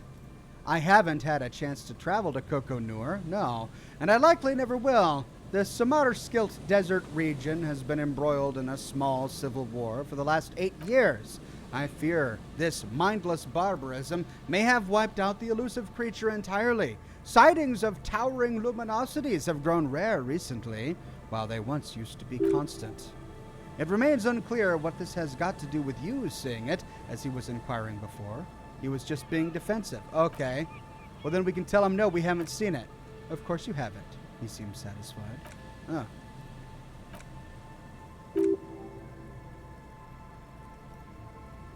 Well, I know about the Cryobacter catalanesis. Oh, everyone knows about that one, thanks to Professor Mijanu being the talk of the town for a time, and he coughs into his fist. A bit of jealousy there. He'd want that glory, truth be told. even if he'd have to inject himself with bacteria to get it. Although, probably because her life ended as a result of her work in Katla, no one remembers her her contributions to the search for the Nonongok. The Nonongok? A flightless cursor owl found in the Seminine Isles. Its long legs permit the Nonongok to run faster than any other avian, perhaps any other animal, who knows? When it's not hunting its prey in this manner, the auk changes from tree branches, or hangs from tree branches like a bat, waiting to dive on hapless prey below on the jungle floor. Okay. Mijanu liked extreme animals, you see. One of the few figures of the academic establishment I respect. Really a shame she disappeared. When did she disappear? Oh, decades ago, in the 30s. I didn't know her personally, of course. A chasm of academic pretension still stood before us, even though she had unusual courage for someone from the other side. Which cryptid did you almost catch? You said before that you almost caught one. A willow person. It's a long story, one non-specialists would find rather dull. What are willow people, we can say? They're not people, really. Some argue that they're not even animals, as they seem to have evolved directly from trees, he says in a self-explanatory, everyday manner. They're very, very thin, almost flat, in fact, and can camouflage themselves easily, wrapping themselves around trees and blending in with the tree bark. In a way, they're not too dissimilar from the phasmid we are looking for. Wait, so I may have seen these willow people without knowing it, we can say? And he says, you probably have. Well, how did you almost catch a willow person? Gary and I painted an entire grove's worth of trees in slow-drying paint. It was a bright lavender color. I was hoping one of the willow people would get paint on it and not be able to camouflage itself. After waiting and hiding for hours, I saw a figure slip from one of the trees, a lavender shadow dashing through the grove. And then, we can say, I chased it with a net. Not very elegant, but you can't be elegant in the field, and, well, it was faster than me. A lavender shadow. And Kim smirks. I know you think we were snacking on funny mushrooms. It's easier to mock something than to admit that the world might be more interesting than you've imagined. Furthermore, and he raises his finger, I am not saying it was a confirmed sighting. I am painfully aware of what goes into verifying such things. There is a serious possibility that I saw a squirrel or a trick of the light. I am my own harshest critic. And Lena's sighting of the phasmid, is that confirmed? He says. He replies quickly. It's 100% verified and meets all the standards of an authentic cryptid sighting. Well, just tell me about any cool cryptid. No offense, officer, but I'm not much of a pedagogue. I don't know what I would have done if Lena hadn't persuaded me to go back into field research. You should ask her if you want interesting stories. Me? I'm not a people person, unless you haven't noticed, and I don't make a good lecturer. My strength lies in field work and persistence. He brushes an errant strand of hair from his eye. Enough tales. Let's change the subject. By all means, he coughs and wipes his mouth. I'll get going. Sounds like he's got consumption. These soggy logs smell of ignition fluid. Still, they won't light up. It's almost impossible to get a fire going this near to the ocean. The Easy Life says, hey Ox, my wedding ring came in, and I was ecstatic to see that my wife had the Vault-Tec logo engraved into it. That kind of love can't be matched. Well, congratulations on the upcoming nuptials, and I'm so glad you found someone who knows what you love. Sarah R. says, happy Manic Monday. Thanks for all your hard work. Thanks for watching, Sarah. Before we talk to the fascist guy, these heavy military blockades are riddled with bullet holes and crumbling. All right, let's talk to the fascist guy. Hello, I'm Gary. Very generous of you to help us out, officer.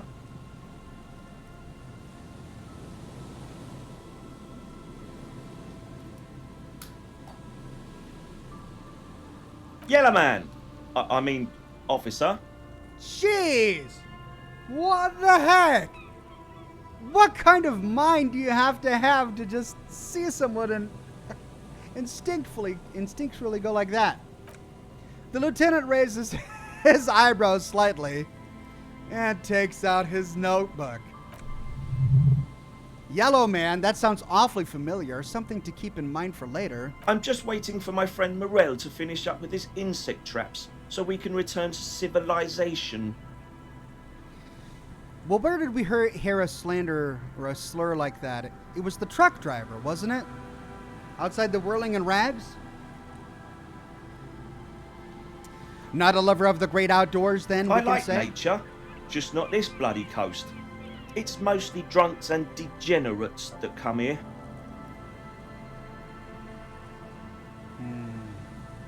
Well, we do have that perk, Degenerates. I've been trained to identify the slightest hint of degeneracy by the preeminent authority on it.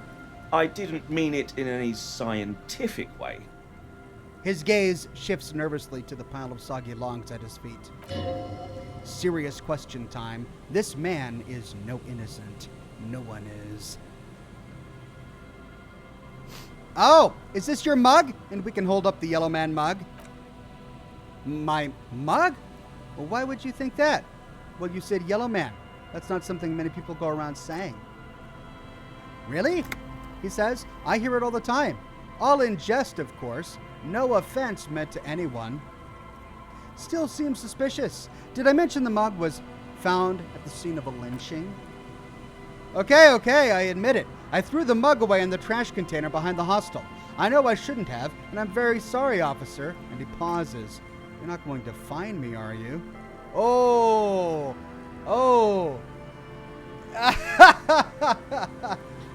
Gonna find him for throwing a mug away in the garbage? I mean, he is a fascist, and he insulted our friend here.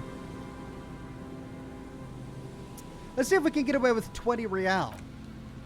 He accepts the slip of copy paper with a bow.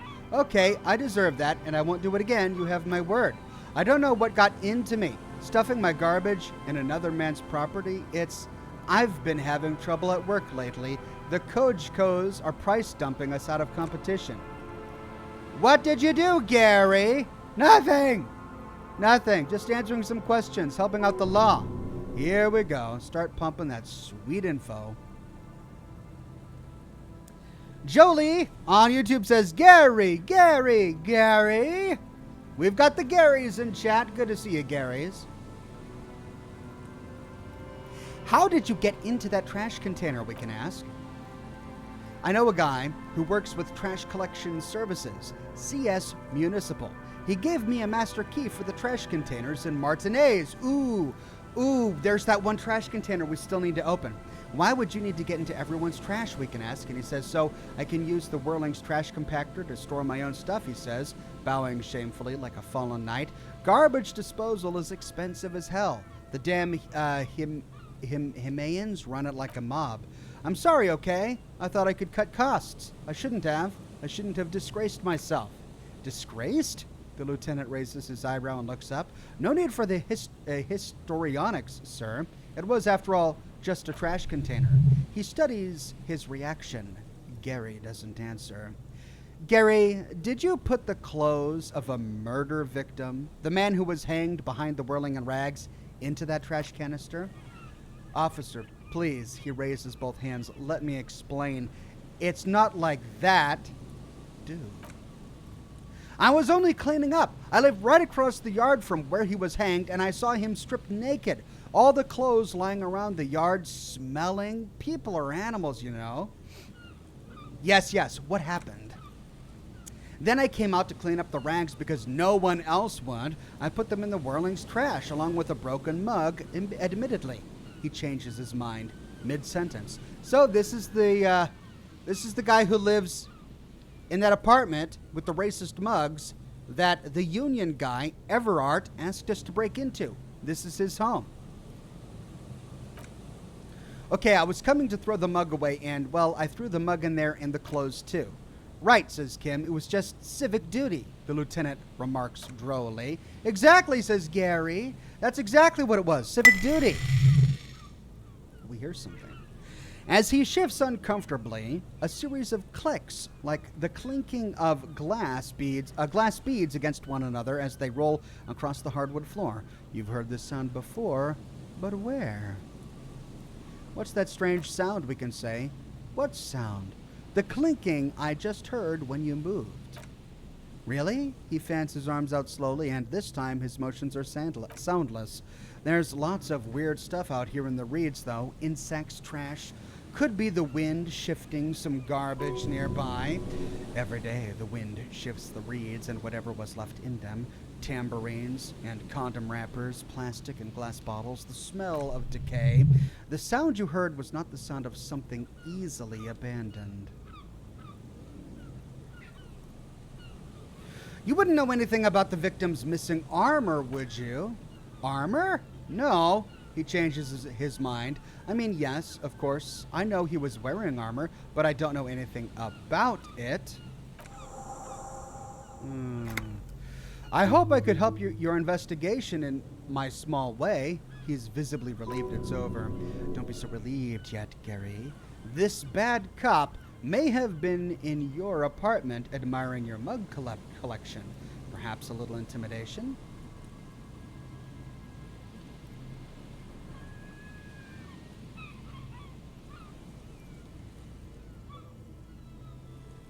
So, Gary, you live nearby, in an apartment in Martinez?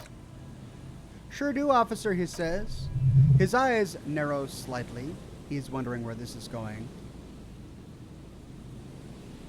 Have you found your door open lately? In my home, yes. When I was going to... His turns pale, or his face turns pale. How did you know? Nothing. Just wanted to ask if your door's been unlocked lately. Now I have. Is this about the union? Did the big man open the door? No, we can say I did, per his request.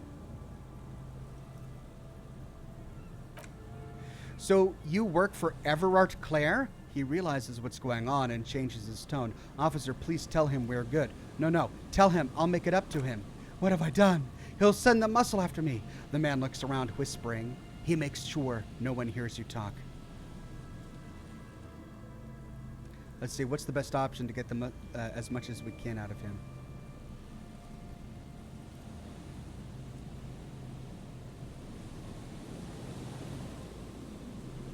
Try not to crap yourself, Gary. It's just an open door. What could it be about? He frets to himself, not taking your advice. I probably talked too loud in the whirling about some theories I had. Whatever it is, I'm done with it.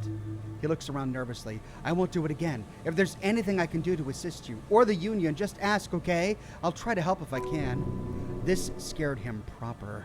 He's positively melting from fear. Has to prop himself up with a lot of anger to keep it together. The weather vane has turned, the lieutenant remarks with a smirk. He cannot be unturned. He clearly liked his squirming. He may even have changed his mind about the whole door opening operation. Hey, that brings it up to 42. Let's see if we can bring it up even further by going through the other speech or dialogue options. Do you know anything about the man hanged behind the whirling in rags? I told you everything I know, sir. I'm truly sorry for the mug, but I have nothing to do with that. He shifts uncomfortably in his clothes. Are you a cryptozoologist too? No. I help Merle with his research sometimes, and I've learned some things along the way, but I don't usually go in for picnics like this one on my own. You were surprised to see my colleague Kitsuragi. Not many seolites here or anywhere other than seal. I meant no offense, truly. Do you remember how when we met Measurehead and I said the next racist will be the really good one? Yes, we can say. And he says, well, and he gestures towards Gary as though he were presenting a work of art. This is that racist. Are you, Gary? We can say, are you a racist? And he goes, hey, man. And he blushes. All I meant was there are not many seolites around here. I'm just stating a fact.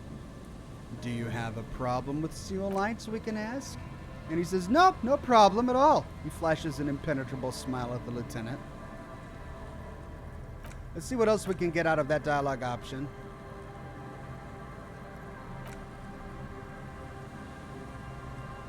He is nothing compared to Measurehead, we can say. The lieutenant is a native of Revicon. Oh, yes, of course he is. I was just speaking about his connections, says Gary. He flashes an impenetrable smile. Okay, composure. We scared him. We heard the clinking sound. Let's see if we can put on some clothing that improves our composure before trying to pass this legendary check. And for that, let's get a cigar. Yeah, first a drink of coffee.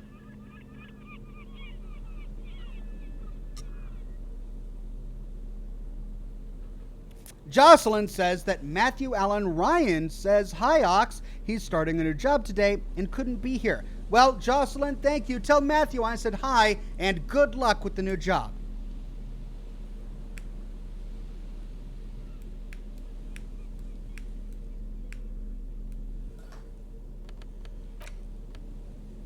Okay, composure.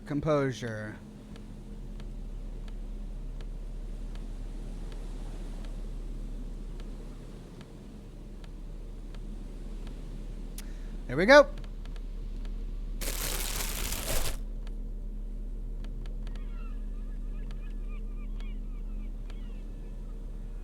There we go. Yeah, shoes.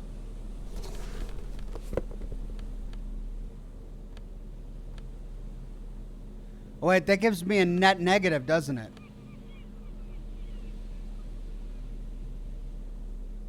Because this is all of perception.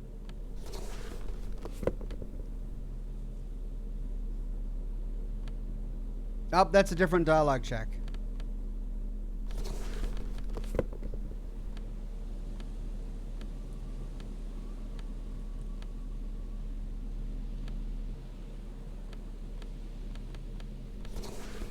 Okay. I think that's the best I can do. I just added 2 points to my composure. Do I have any items? Yeah, that would do it. -1 morale.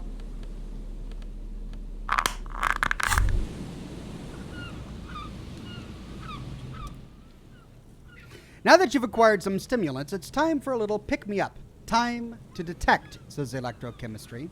Will it make me into a super cop? It will make you into more than that, a mega cop. This is your modus operandi. This is how you've done it for years. Let go.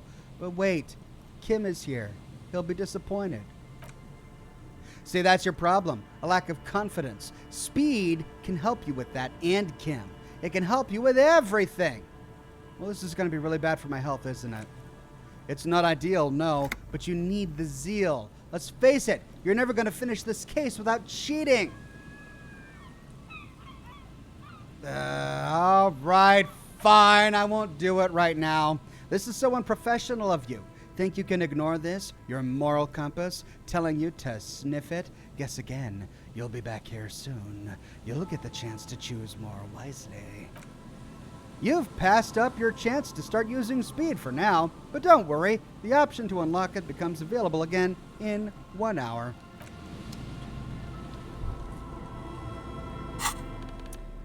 All right.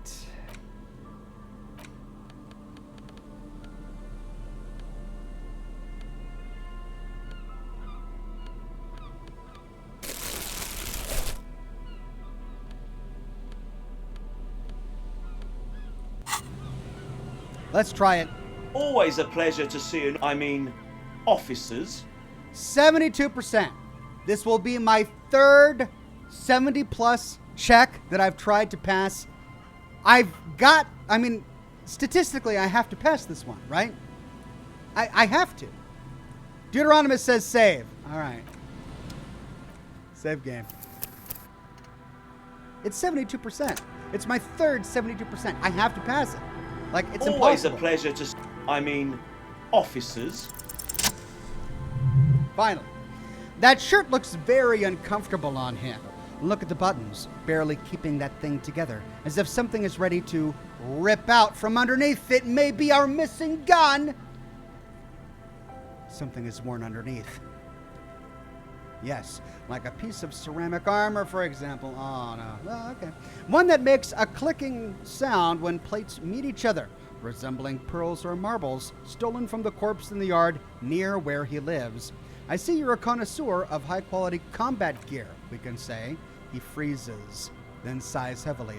I knew you'd figure it out, officer. I'm sorry I didn't tell you at once. I was... And he unbuttons the shirt. You see gleaming white ceramic shine underneath. A thin layer of interlocking plates covering his gaunt torso. I was ashamed of what I did, and I didn't want you to know. This shame is surprisingly sincere. Gary! What's going on? Says Morrill. Later, Morrill. I've got apologizing to do. No, you've got explaining to do, says Kim. The lieutenant's tone is icy. Why did you really put those clothes in the trash, we can say? Everyone was picking those pieces off of him, and I was watching them do it. And they scattered his clothes all over the yard. Everything was smelling, and he looks at his feet. So I went there to take out my trash, and I started cleaning up. All those rags on the ground, him swinging up there, and... He swallows. I had a lapse of honor, sir. I thought, he's a foreigner. They all say he wasn't from here.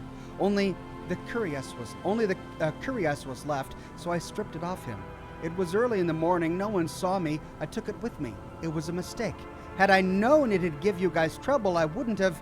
His lips start quivering. Crap. It's okay. The lieutenant jots something down on his notebook. It was a loose end, and you're tying it up now. I'm so doggone sorry I called you Yellow Man, he says silently. Seal-Light officers commanded the Suzerain Navy. Most of them sided with the king when... And he shakes his head. It's difficult to say what the lieutenant thinks of this historic apology. His face does not belie emotion. Why did you lie to me, Gary? Because I was weak, he says, staring at nothing in particular. I should have told you the moment I saw you, but... The hell, Gary? You in trouble? I'll explain later. He doesn't muster up the strength to yell. Do you know? Actually, hold on. Give me that armor now. He sighs again, hangs his head, and unbuttons his shirt fully. A cuirass that matches the dead man's boots comes into view. Soon it is in your hands, smelling of his sweat. But so light to hold, like a bag of cotton. Do you know who killed the hanged man, we can say? I always thought it was the Union, but I sure as hell won't go around saying that anymore. You have my word. And I don't know, and I won't be running my mouth on the subject anymore. Are we done here, Gary? Yes, absolutely. I will never do anything like this again. He looks around, relieved of some burden, his mouth still quivering. I won't mess with Mr. Clare either. You have my word. So now we know why Everard wanted me to intimidate this guy. Because they overheard him pondering whether or not the Union was involved in the death of our mercenary. Thank you for your cooperation. Hey, new item! Man, I really wish I would have gotten those boots. +1 to pain threshold, +1 to volition, Fairweather T5000 Cuirass. -1 to empathy. Goes in shirt. That's my best shirt so far. Do I have another shirt that gives me 2 status points? Oh, yeah. This one does, but it takes away 2 from authority. This takes away 1 from empathy, so it's a net positive, this shirt.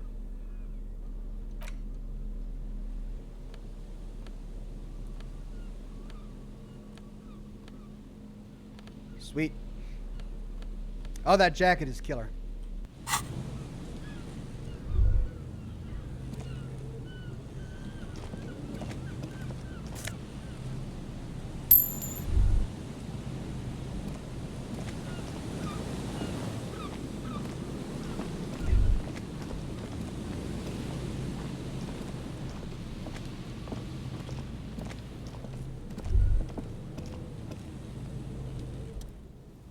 That patch of reeds over there is a great place to hide something, kind of out of the way, being so close to the water.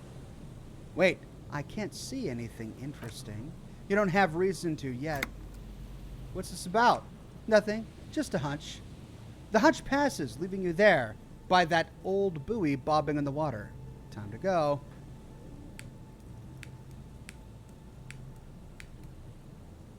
Uh-oh. Problem. Cigar is out.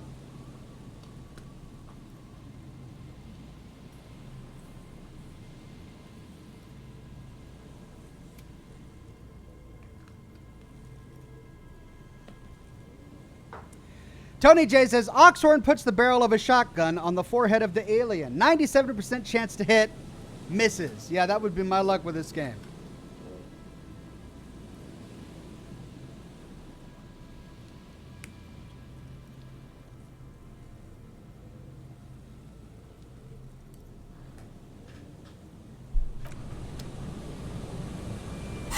All right, let me actually put on my perception gear again, because perception helps me find things in the world, as I discovered.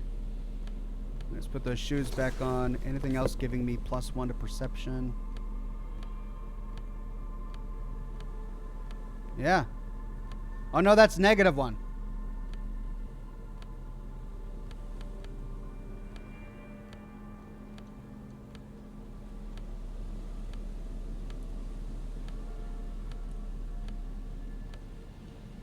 Okay.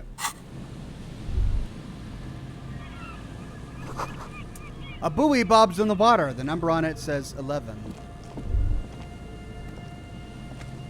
Okay. Something in the reeds by the water.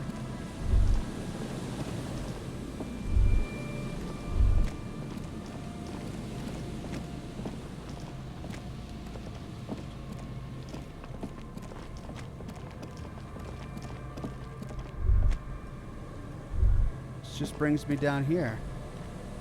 Well, we can get this. This is the trap.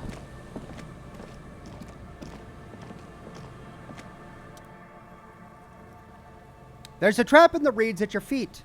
Looks like the same one you saw Morrill set before. Same mesh, same wiring. We can look around. Behind you, the ruins of a residential building rise over the reeds, shielding them from the wind. The reeds rustle confidently. We can reach for the trap. Locusts are crawling around the trap, confused but uneaten. You see no carnivorous reed phasmid gorging on them. Big surprise, says Kim. The lieutenant grins mirthlessly. Anyway, 1 down, 3 to go. Damn, I was hoping it would be the first one, we can say. And Kim says, no, you weren't. He looks at the sea, then at you, laying the trap back down on the ground. You can leave. All right, I'm trying to figure out why Inland Empire was trying to talk to us over here. Well, we went to the buoy. We explored the reeds by the buoy.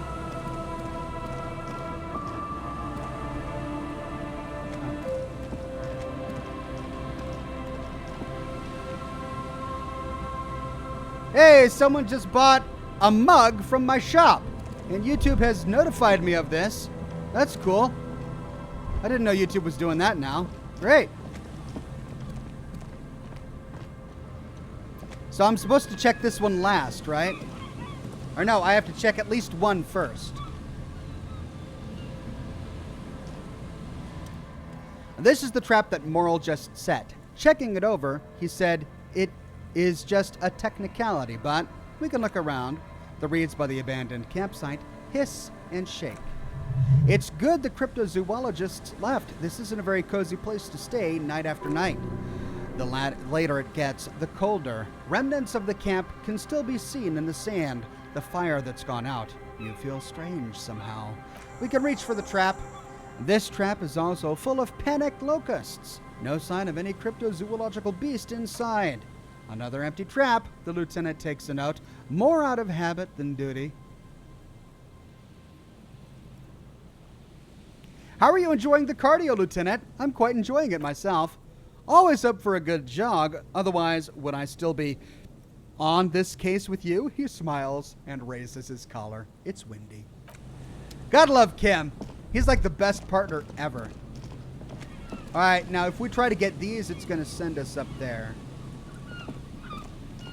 So let's wait. Let's go south and then up.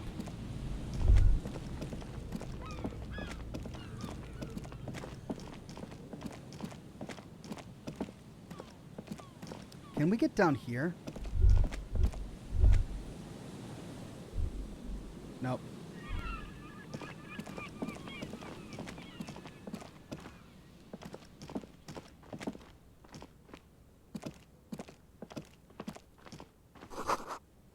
The sign says entry interdict.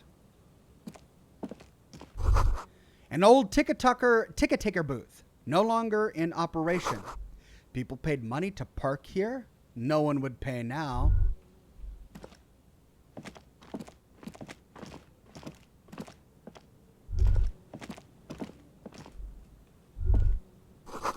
The boards crack dangerously as you run. Be careful here. Ooh, okay.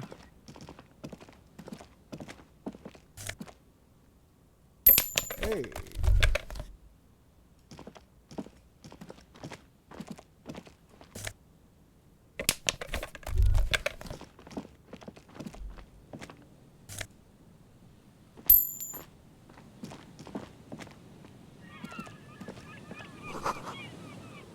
The door is not only barred shut, it is inaccessible.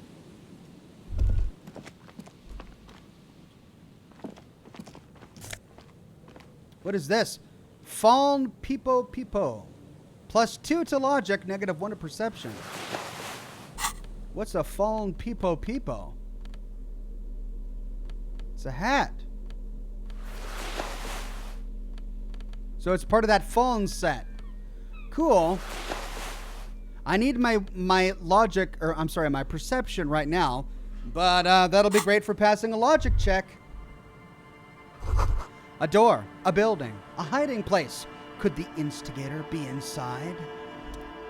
There's no way the perp is in here, officer. Look how scarred the boards are. All attempts to pry them off have failed. Can I try to get in, though? Not this time. The opposition is insurmountable. But I like the spirit. Have some points. It's lonely and cold without points. And dangerous. Dangerous, too. Kim, you think she's in there? We can point at the boarded up building. The suspect? God, I hope not. I can't see a way in. He inspects the bars. Though many have tried. Nothing more to do here, then.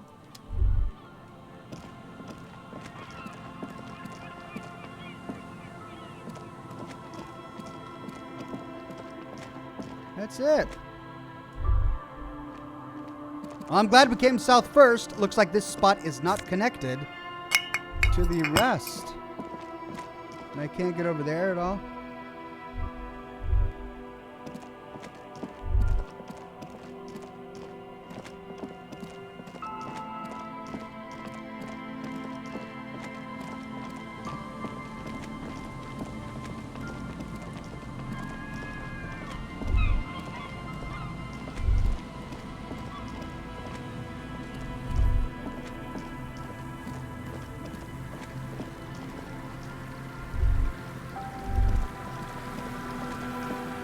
Okay.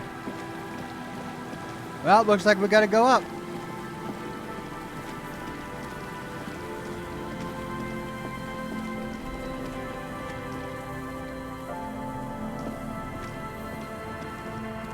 And Mikhail, notice the windows, especially with how there are no windows on the south side. This was to deal with. A blond man stands next to his son, pointing to the weather-worn ruins. He sees you approaching and smiles. You, officers, come to investigate the historic subtext of West Martinaise. I'm Trant Heidelstein. You must be Kim Kitsuragi, right? I was just telling my son about this building. Not a lot of people realize the historic significance here. Very rich in hypertext. How does he know Kim? Nice to meet you. Hold on. Hypertext? Yes, hypertext. Jan Karp and the collection of cultural hyperlinks.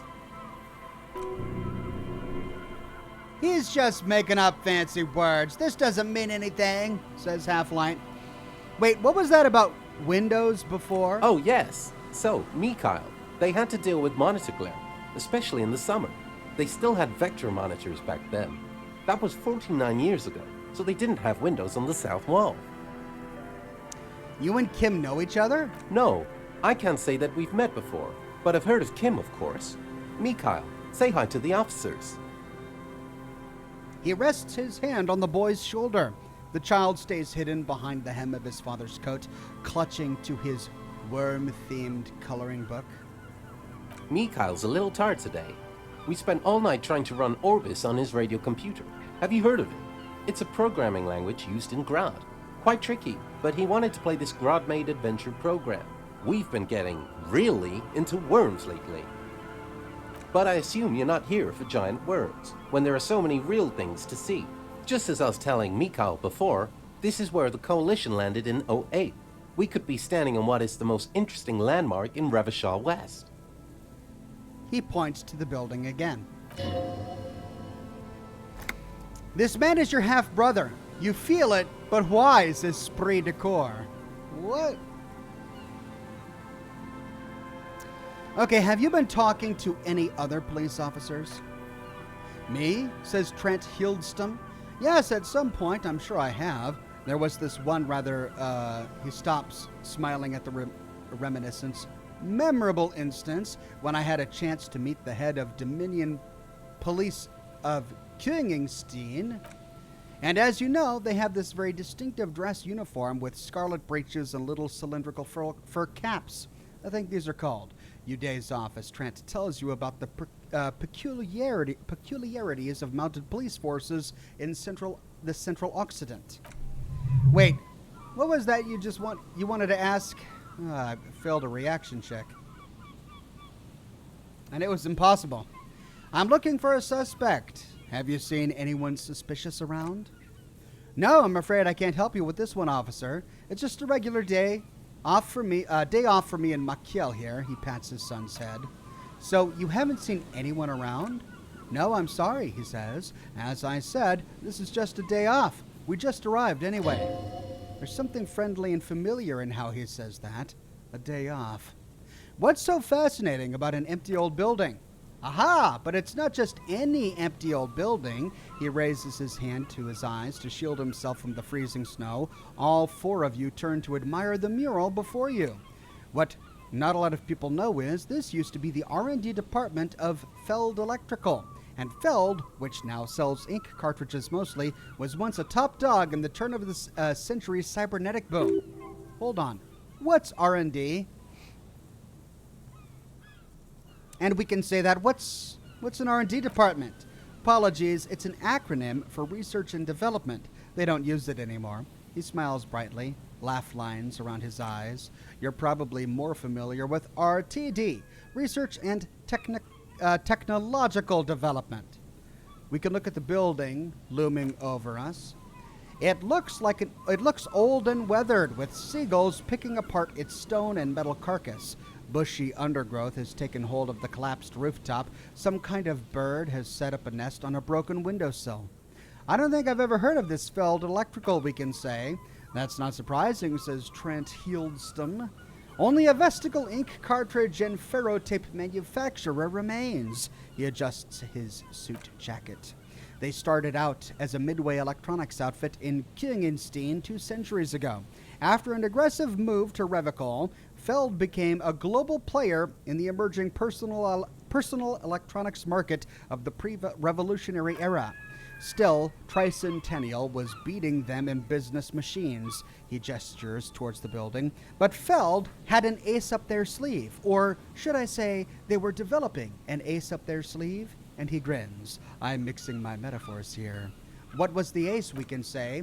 It was here in Martinez, possibly in this very building, that they developed prototypes for and he pauses for effect, tape computer. A tape computer? Mm-hmm. An elegant folding mechanism of rollers and ferrotape ribbons, portable enough to be a take-it-home solution, revolutionizing business machines, possibly even bringing them to the average consumer, which is a feat of engineering even today's giants, Ream, ICN, and ZAM, haven't achieved yet. He grins, admiring the sentence he just produced. What happened, we can say. Indeed, what? The revolution? The boy wipes his nose on his sleeve. He nods. Unfortunately, their moonshot project never made it to the market. Feld's move to Revachol backfired. The revolutionary government liquefied their assets and expropriated those very advanced prototypes, possibly from this very building, or one of the adjacent ruins. He pauses, pointing to the other buildings, then continues. All of this was built by Feld, even the boardwalk. Wild Pines built Martinez proper as a resort for their middle management. Feld built this side of town for R&D. You're saying that Feld Electrical built this boardwalk? We can say as we look under our feet. Yes, they even built a pleasure wheel, but that got destroyed in the war. A pleasure wheel? Says Kim. The lieutenant looks wistfully at the horizon, as if picturing gondolas rising to the sky. Perhaps reminded of a childhood memory, it's clear he would prefer there were a big wheel lighting up the coast. Yes, says Trent, to lure in their star engineers. This part of Martinez was nothing but reeds before Feld arrived. They had to make the prospect of living here attractive. It was supposed to be a global center for innovation in cybernetics, but history had other plans. What happened to the engineers, the company people? Oh, I'm afraid it didn't end well for the boys. He smiles again as if he's somehow personally responsible for this bleak turn of events. But this story is a bit too dark for little McHale here. Now, if you were to ask me about tape computers, well, what did the revolutionaries do with those advanced tape computers, we can say? And he says they used them for military communications, he says, while his son looks up, idly chewing on the corner of his worm-themed coloring book, but also to write and send out press releases, the most notorious example being Le Decret de Mars. What was that, we can say? What's the March Decree? I mean the radio transmission sent out to news agencies and world governments by the newly created Commune of Revachol on the 7th of March in the year 02. It's a beautiful piece of text, actually. A singer-songwriter I know, Charlotte, called it a love poem to Revachol on her political concept album, Bons Baisiers de Insulinde. You should read it. Every local library in Revachol stocks a copy of the decree. I tried to get Machiel to memorize it. He looks at his son, who starts giggling, his face hidden behind the book. Tried to. Someone was much too interested in worms to be paying any attention. The kid takes a peek at the green and silver worm on the cover of the book, already forgetting about this part of the discussion. How did those tape computers work? Did they work like radio computers? Actually, no one knows. No one even knows what a computer made entirely of tape would look like. But word has it they were very elegant, exquisite, alien-looking, turn-of-the-century hardware. He raises his finger, remembering something. 10 years ago, I did a little freelancing, I guess you could say. I was a special consultant for an exhibition at the Wompty Dumpty Dom Center in Vreedfort, Orange. This game is just making up words now. They're done. They've got Revachol, Martinez. Now they're just saying Wompty Dumpty Dom. What? It raised the same questions, and we had lengthy discussions with Paul Ackerman, who was head curator at the time. This was before the twins Keith and Guy Joost joined the team, trying to... Wait, did he just say Wompty Dumpty Dom Center? I'm glad I'm not the only one who got that. He did! He said Wompty Dumpty Dom Center, like it's the most natural thing in the world. Okay, the Wompty Dumpty Dom Center, Paul Ackerman, Keith and Guy Joost, what are you talking about? The Wompty Dumpty Dom Center for Contemporary Artists. There it is again, those words. The exhibition itself drew on Lagerman's notions of memory, and so there were some parallels. That's why the head curator, Paul Ackerman, chose to... You're making this up. We can turn to Kim. Kim, he's making this up. Ooh, thought gained. Wompty Dumpty Dom Center. Trent says, in fact, I'm not. The Wompty Dumpty Dom Center, he says casually, is a place you can visit if you're ever in Vreedfort and are ever in the market for an exhibition space / contemporary art research center. And he clears his throat. But perhaps I should return to the tape computers. As I was saying, the device itself was very elegant, fragile even. One could write directly on the tape using a special chemical solution. The machine would then analyze the handwriting, perform operations, and project output onto a white screen. It was a beautiful thing.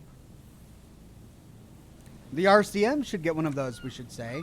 Even one would be very useful, he agrees. Though I understand the socioeconomic causes of the revolution, it pains me to imagine the revolutionaries setting fire to this precious device. But so they did. The Feld playback experiment vanished into the fires of '07. Wait, the Feld playback experiment? Yes. The official name of the prototype. Some sources report it as the Feld playback experience, but those are incorrect. Why did the revolutionaries destroy it, we can ask? Who knows? Maybe it was an accident, or maybe they didn't want the technology to end up in the wrong hands. Either way, they're all gone now. All 3 versions of the prototype. Nothing but debris and ashes remain inside that building. He takes a step back. The boardwalk creaks mournfully in the wind. You look like someone who has money. Do you have any money? I do have some money, yes, but that's not what's really important here. He brushes it off like it's not a thing at all. He's not going to give you money. What are you doing? Clearly you were just profiling. Could I have some of that unimportant money then? Oh no, I don't have it on me, officer. I was talking in more general terms. He looks uncomfortable, his left hand squeezing his son's shoulder. I'm just spending time with my kid here, showing him around the lesser-known parts of our hometown. It wouldn't be wise to carry huge amounts of cash on such expeditions. Not that he would have to worry about being robbed. He looks surprisingly buff. Does he work out? By the way, do you work out? This is the most inappropriate cop ever. I do some low man-thag stick fighting now and then. Wait, low man-thag stick fighting? It's an anthropological heritage of the low man-thag people, a martial art of sorts, but what not a lot of books mention is that it also carries a cultural significance among the low man-thangs, as it used to be the best means of showing off to look for a bride, which, interestingly enough, brings us to the socio-economic structure of the traditional rural tribes of the Low Manthag Isles, which, he goes on to give you a detailed overview of their way of life, the amiable, slightly nervous smile not once leaving his face. But anyway, he says after a while, I am boring you with details. You were saying? I'm really not interested in the practice. I just want to know how often you worked out, now and then. What, that's what, like once a week? Low Manthag stick fighting is a little like a Pyrrholian, Pyrrholian addiction, he explains with a little smile. I've been practicing it for nearly 20 years now, so you could say that my doses have grown a little peculiar. Wait, what does this man know about Pyrrholian addiction? Hold on, Pyrrholian addiction? What an interesting metaphor. We can study his face, or perhaps not a metaphor at all. You got me, detective, he chuckles before a shadow takes hold of his face. But my history should hardly come as a surprise. He's a former junkie. I can recognize one when I see it. Suddenly, little Mikhail opens up his mouth. Dad's fighting with sticks every night after dinner for hours. For 4 hours. He has a special room for that. And a special costume. That's right, Mikhail. Trent grabs his kid into a single-handed embrace, happy to change the subject, and also has a meditative quality. Helps to clear my head. But anyway, he says, swaying his hand. Wow. Was there anything more about the building? Looks like not yet. Thanks for all the information, we can say. No, thanks to you for having me and little Mikhail here to pick your brain. A very interesting conversation indeed. Getting tired. Playing this game is a workout for my mouth.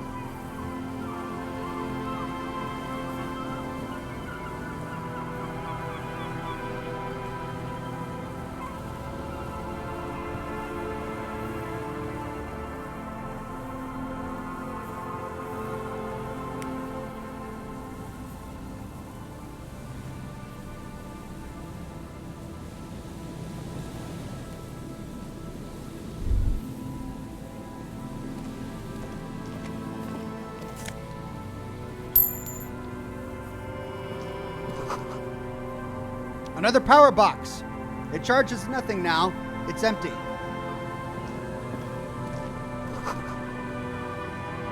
The fence blocks the path. No way on from here.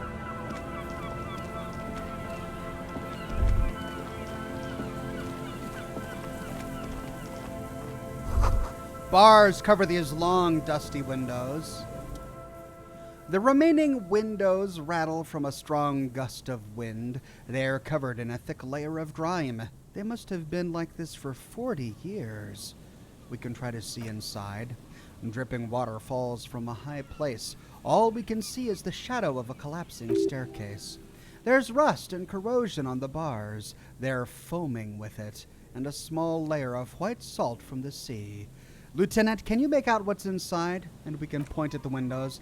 No, and he shakes his head. The windows rattle in their frames. I won't even try.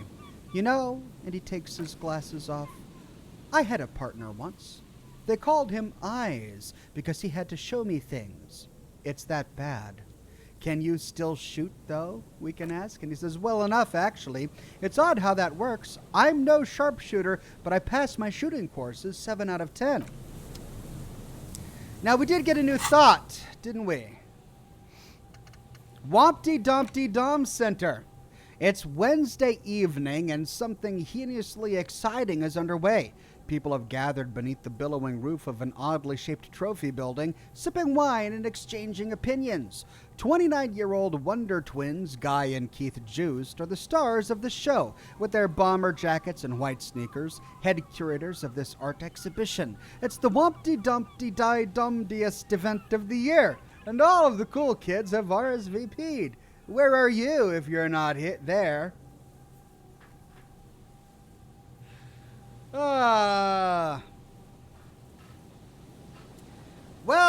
Let's see. I don't like having advanced race theory. It gives me +1 to conceptualization and increases my rhetoric cap, but I don't like it. Though I suppose I should put points into rhetoric while I still have the cap increased.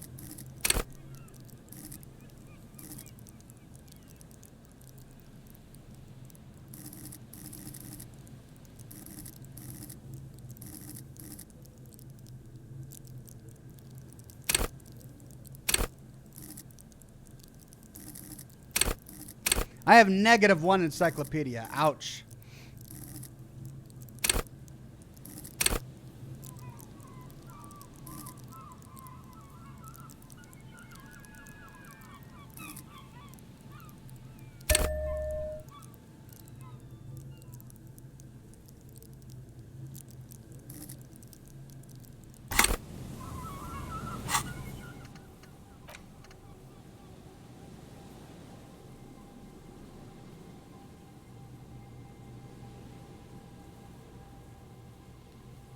Thought will be lost forever? You mean I can't ever get it back? Oh. I didn't know that's how it worked. Oh, well.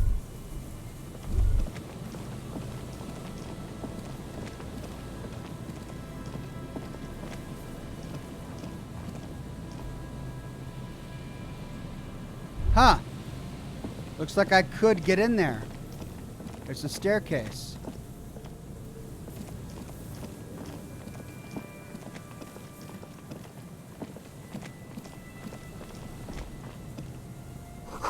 Someone must have worked hard to smash the plastic dome. A metal payphone under a yellow plastic dome. You could use it to call someone, unless you're out of change. We can pick up the handset.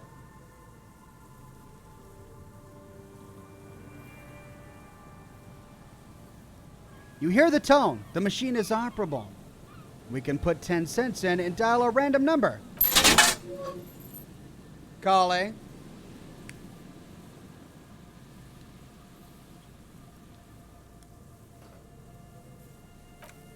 Still calling. This feels wrong. Should you be doing this? End of tone. Someone picks up. Pierre? Is that you, Pierre? The voice is female and sounds about 100 years old.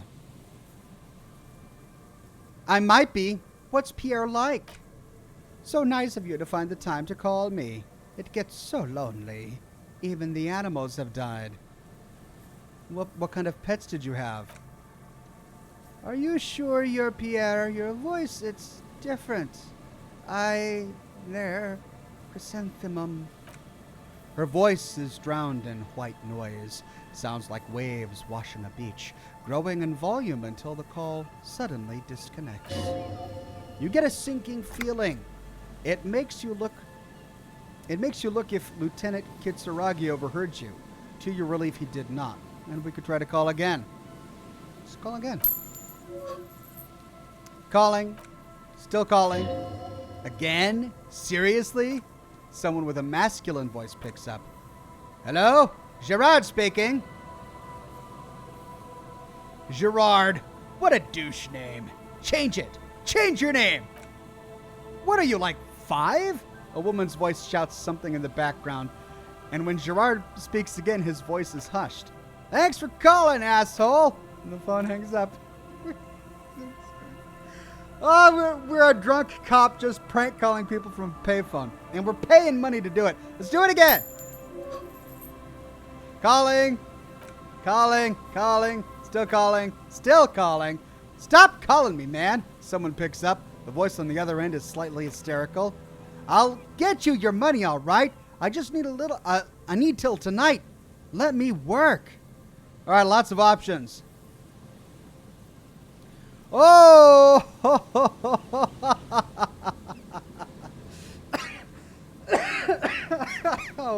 Which one do we do? Do we consider the debt paid? Do we have him send the money to the Whirling in Rags? Or do we be a good police officer? Let's say you seem to be in some sort of trouble. Maybe I can help. I'm a police officer. The phone gets hanged up as fast as lightning. All you hear is a little shuffle of nylon as the hand moves on the other end. Disconnect tone. A single lets you know the lieutenant is ready to move on now. Whoops, I should have had him send the money away. Oh well. Lost my chance. Calling. I'm tired, a man answers. Fast this time. His voice is hoarse from cigarettes. You hear typing in the background. Sounds like he hasn't talked to anyone in quite a long time. What are you tired of? Writing. I hate writing so much, but I have to get back to it. The man disappears with a sigh. You do not hear the customary disconnect tone, just silence in the handset. The machine is still waiting for you to dial a number. Lucky you. The call went too fast for the payphone to register. You can still make a new one without paying. All right. We can try it. You close your eyes and put your index finger on the rotary dial, then pull down on the number, then move one up and repeat the motion twice. Strange. This is not how you started before. Wait, what did I just do? You dialed 001. This is not the area code of Revicol. It's another destination, another Isola, some far-off nation state. We can keep dialing. 414447. The rotary dial feels cold from the sea air. We can keep dialing. 11, 17, 361. Our fingers keep moving like a spider every time the ring rotates back with a little ring of metal like a bell, tolling. There's more? Yes. 451, 67, 451. You are going deeper now into some unknown place, far away from this island of matter and its telecommunication. This island of matter and its telecommunication networks. Finish it. 451. You have dialed God knows how many numbers. The headset has been waiting silently to relay a signal. Surely nothing can come of this, you think. But it does. A connection. An ultra-long-distance call. Your ear fills with a crackle, the wash of a strange ocean full of white noise. A little bird starts ringing in there, not like the local calling tone before. No, a small ring in a cage of distortion. Far away, a distant network of phones. Calling. Calling in the night. The saddest sound in the world. Both pitiful and terrifying. You feel your pulse rising with each ring. Calling still. Ringing by the bedside of a dark but capacious apartment with long windows. You know this to be true. The handset starts slipping from your sweaty palms. Your breathing is heavy. Long windows? How do I know this? You just do, and you know it's going to hurt. Kim, the lieutenant is too far away to hear your help. The sea wind blows. We could try to pass a red volition check to hang it up. But it's only 3%. It cannot be retried. And I want to know. We can let it call more. Calling. Calling, calling, calling, calling still. Then the ocean breaks. Out of the depths, a woman's voice emerges, small, the dearest thing you've ever heard. Hello? It's the ex-wife! She sounds sleepy.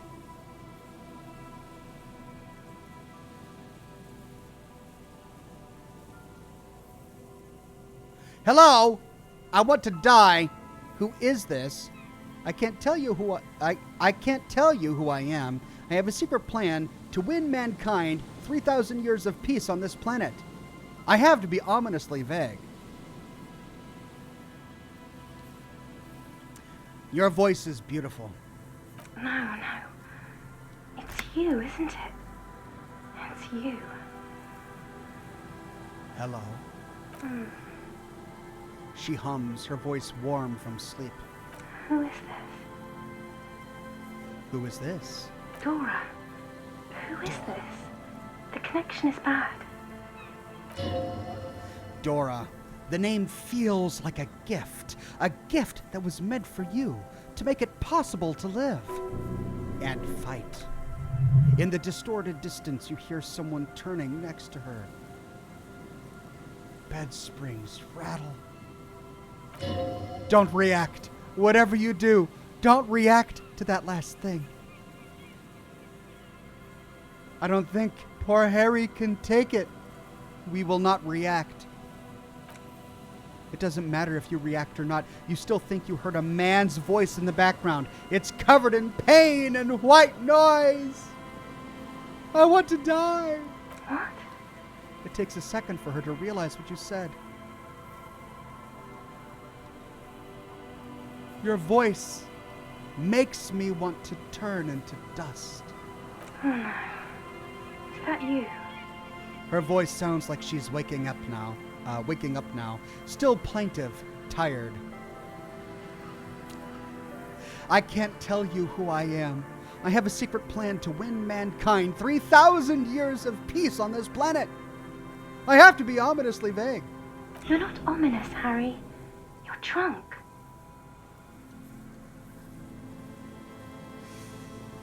Oh,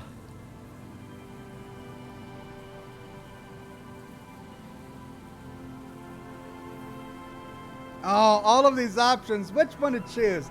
They're all so good. Which one's going to give us the most information about their relationship?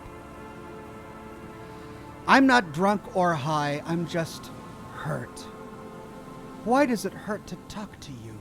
Oh, God. There's silence. It's heavy as tin. The white noise howls. Hey. Do you know what time it is? It's so late here. Sounds like she's looking for a clock on the nightstand. It's 4 o'clock, Harry.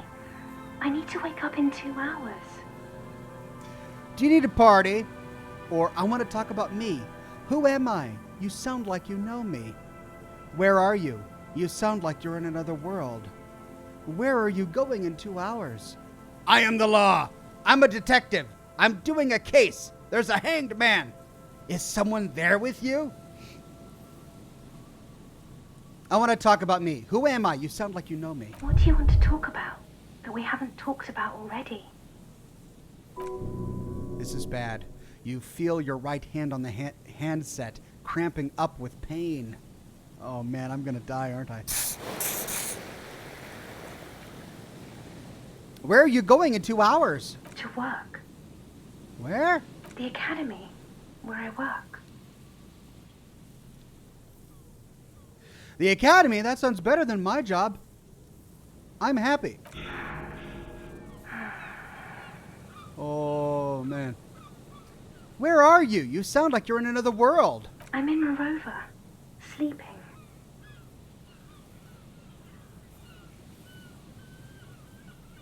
Is someone there with you? Yes.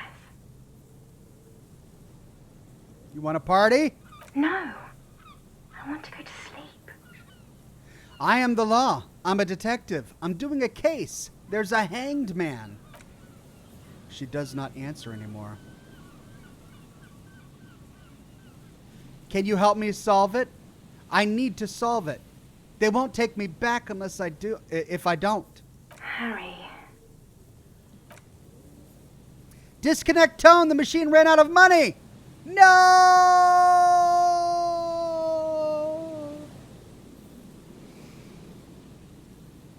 We can try again.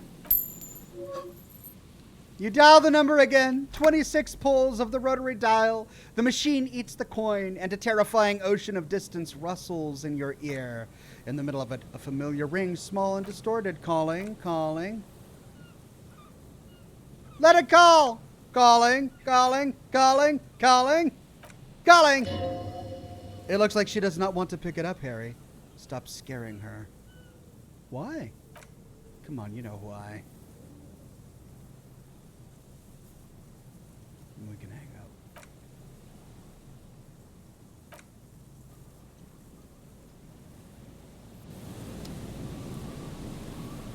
Poor Harry! Oh, but now we have a name. Dora. Was it Dora?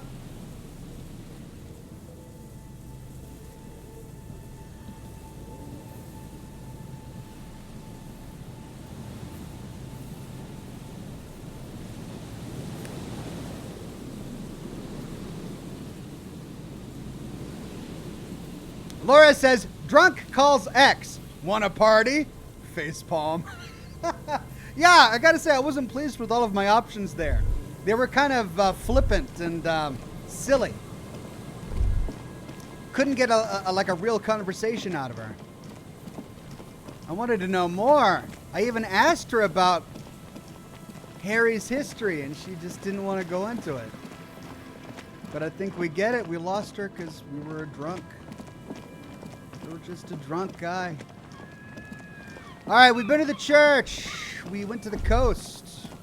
We need to go to the radio tower, right? There's a cryptozoologist thing, a net by the radio tower. What's this?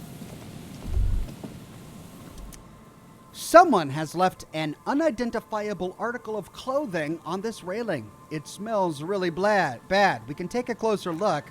It's streaked with dried seagull crap and tangled with pieces of seaweed.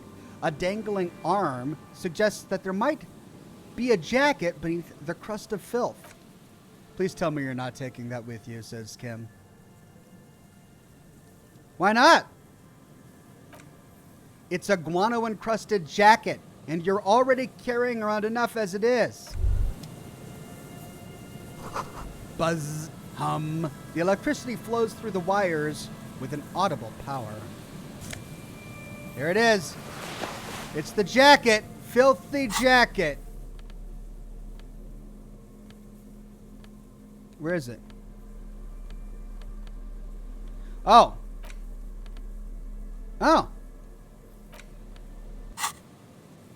As you hold it in your hands, it makes an uncomfortable crunching sound.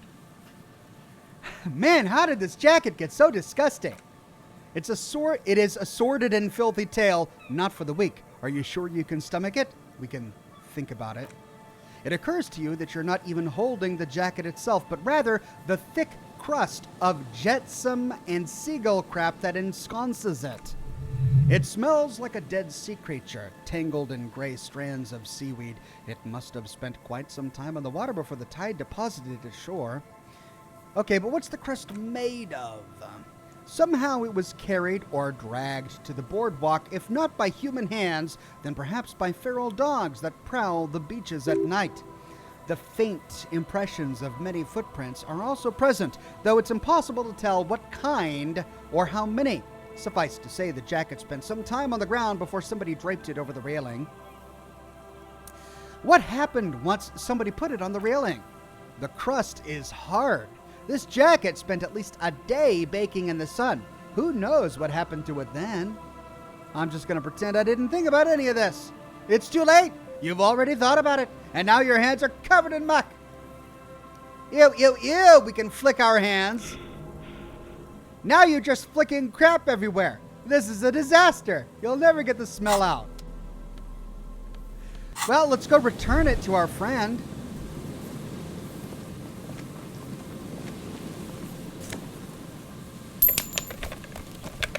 Let's go return it to our drunk friend, which I know is walking all the way to the opposite end of the coast, but at least we're not crossing the water.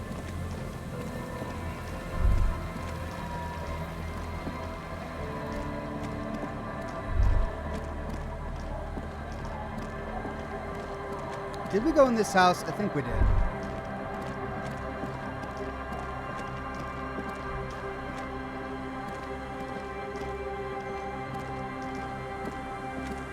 Tequila Sunset. I found your jacket. Ah, Tequila. I knew you'd come through. That's great, man. Let me see. What?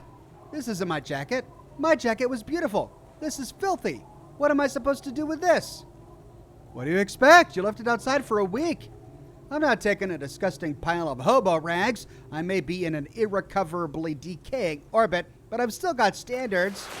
He hands it back to us. Either bring it back the way it was before or find a dumpster to burn it in. Oh. The lieutenant inspects the jacket in our hands. You know, despite the guano, it looks like the jacket itself is stain resistant. It may just need a good scrubbing. Okay. So I need to find a washing machine or...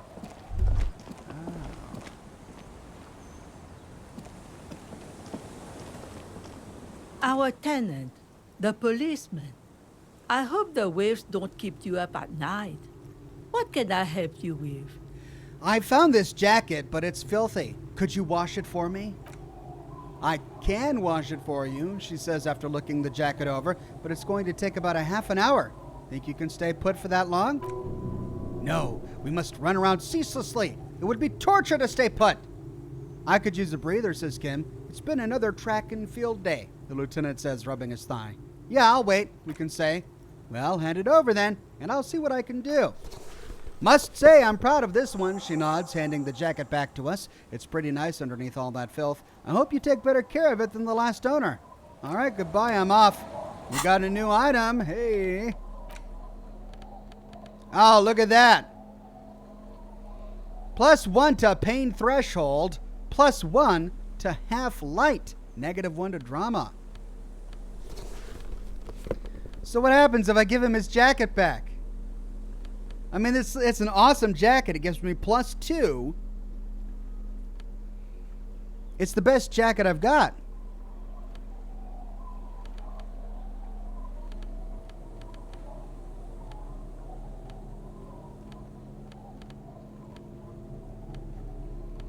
But I'm a good cop, and these are my buddies, so... I wonder if he says anything if I show up wearing it.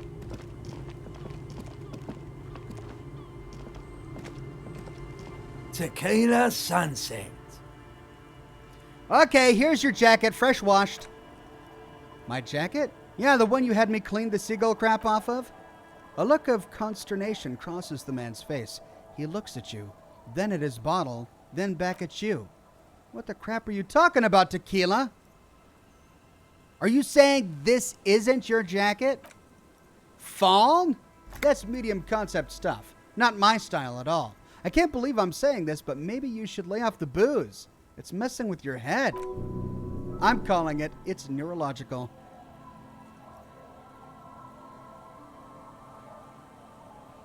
We could force the jacket on him that he no longer wants, or we could say, you're a loss, I'm keeping the jacket for myself.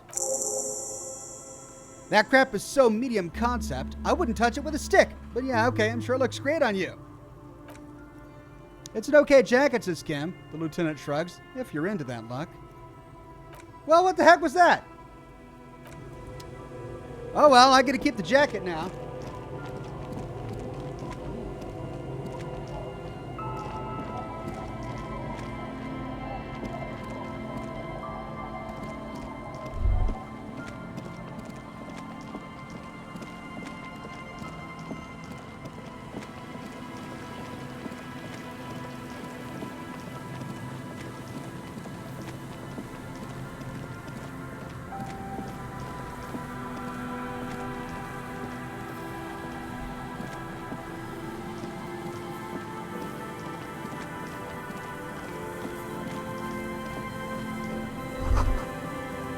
A makeshift roof. Vagrants have tried to make the boardwalk habitable. That tarp will keep out neither rain nor snow nor wind.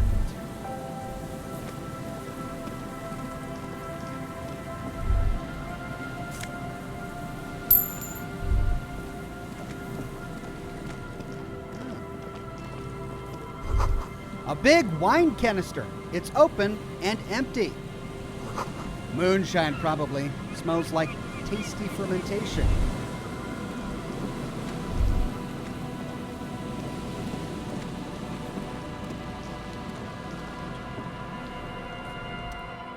This smell, it's awful familiar.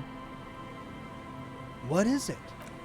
Don't you recognize it? That hideous pungency, that faintly cloying sweetness? Only death smells like that. Something cold wakes in the pit of your stomach. Fear. Kim, what's that smell?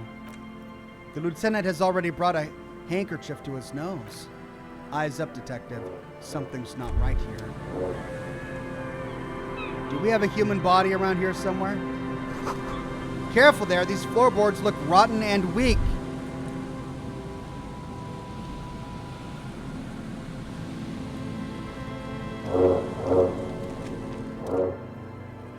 Is this guy dead? There's some tear, an empty cigarette pack, and a crumpled kebab wrapper in the trash bin. Let's examine the kebab wrapper. You see traces of mayonnaise and ketchup on it, as well as a tomato wedge. The wrapper reads, Shish Kebab Revachol. It's no older than a day or two. No mold yet. It's hard to concentrate in the smell. The sea air brings some relief. We can examine the cigarette package. Whoever tossed it here was a heavy smoker. The brand name reads Red Astra. We can examine the tear. 2 empty bottles of Tulula vodka and a can of black potent porter is all you find. No, there's more in there. Levis strawberry liqueur, plus some Pilsner bottles too. Better not pick them up. They seem unhygienic. A tragedy, says Kim. The lieutenant looks in the can, eyes watering from the smell. He shakes his head with genuine sadness.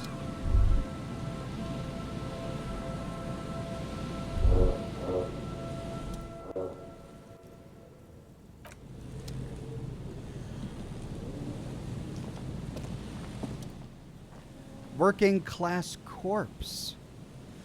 A man lies on the boardwalk, his limbs bent and neck turned at an unnatural angle. Please don't tell me this is the missing husband. I don't want this to be the missing husband of the woman at the bookshop. Right next to him is an empty bottle of spirits. In his cramped hand, a chewing gum wrapper. Half of his body has slipped between the cracked boardwalk, starting with the right leg. The fall has left him broken, contorted like a sad puppet. The smell is not as bad as a 2-week-old corpse, but it's definitely heading there. Hold on, says Kim. The lieutenant squats next to the corpse and examines his face. 2 bulging eyes stare back at him, void of any signs of life. Lividity is faintly pronounced. Whoever this is has been dead for 2 days, no longer. He stands up and shivers as a gust of wind blows through his bomber jacket. We need to investigate. Another dead body. This is your job. Steel yourself. Calm now, carefully. Just another day, just another dead body. Breathe. We can study the man's clothes. He's wearing mud-caked boots, beige trousers, and an old brown leather jacket with a bright blue lining. There are traces of kebab sauce on his chest. He is the one who threw the kebab wrapper in the trash. We can search his pockets. Folded library card. It's gonna be the guy. You find some sunflower seeds and a rain-soaked library card folded into two. His jacket feels sodden and heavy under your hand. Good. We should take a look at that library card after this is done. We can study the man himself. The man has fallen through a crack in the boardwalk and hit his head against the metal bench. Coagulated blood covers his black hair. One of his feet is still tangling through the hole. You have to be quite inebriated to fall that bad. Well over a liter of pure ethanol. 3 bottles of wine or 1.5 of spirits. When damp, these boards are really slippery. Even a sober man could lose their balance here. And we can examine his face. His expression is dull, like the sea behind him. Drops of water shining on his mustache. His eyes, empty and wide, look frightening in their frozen gaze. Height, 170 to 175 centimeters. Curly hair, stout build. Age, approximately 50 to 60 years. He was just about to head home. The first step back home proved to be his last. We can study the surroundings. There's some dried blood on the metal bench, right where the corpse's head rests. The floorboards are rotten and slippery wet around the hole. An empty bottle lies nearby. A chewing gum wrapper is clutched in his fist. Be very, very careful where you step here. We can examine the man's head. A dried chunk of blood covers the hair at the back of his head. An open wound. It's sticky and cold to your touch.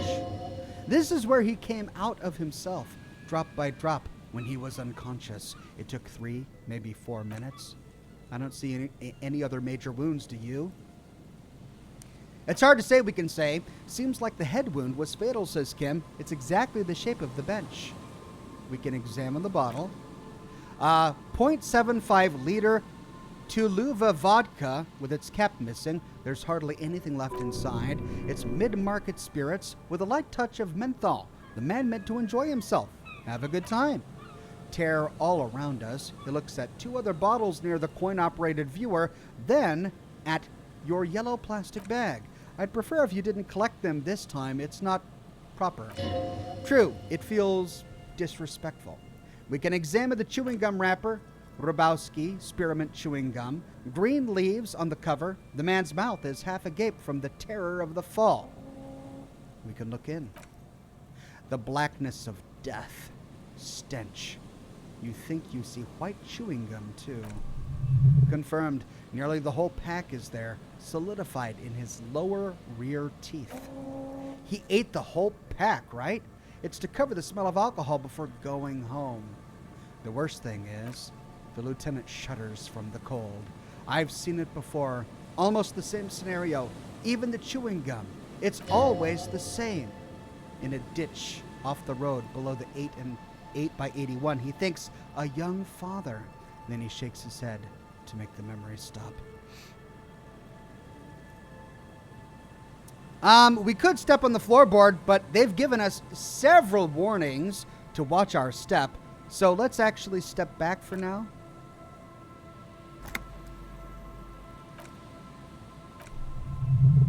Let's try it. They screech under your feet ominously. It's hard to say whether the dead man's weight was what caused the boardwalk to break. It definitely looks fragile. You see waves churning below. Something cracks beneath your feet. He could have easily disappeared into the sea through that hole, and you would have never found him. Who is this man? Looks like one of the locals. He'd have to know this spot to come here. You don't just walk over here. You look south the way you came. But that's just a lazy assumption. What do you think? We know who this is. It's the working-class woman's missing husband, dead on the boardwalk.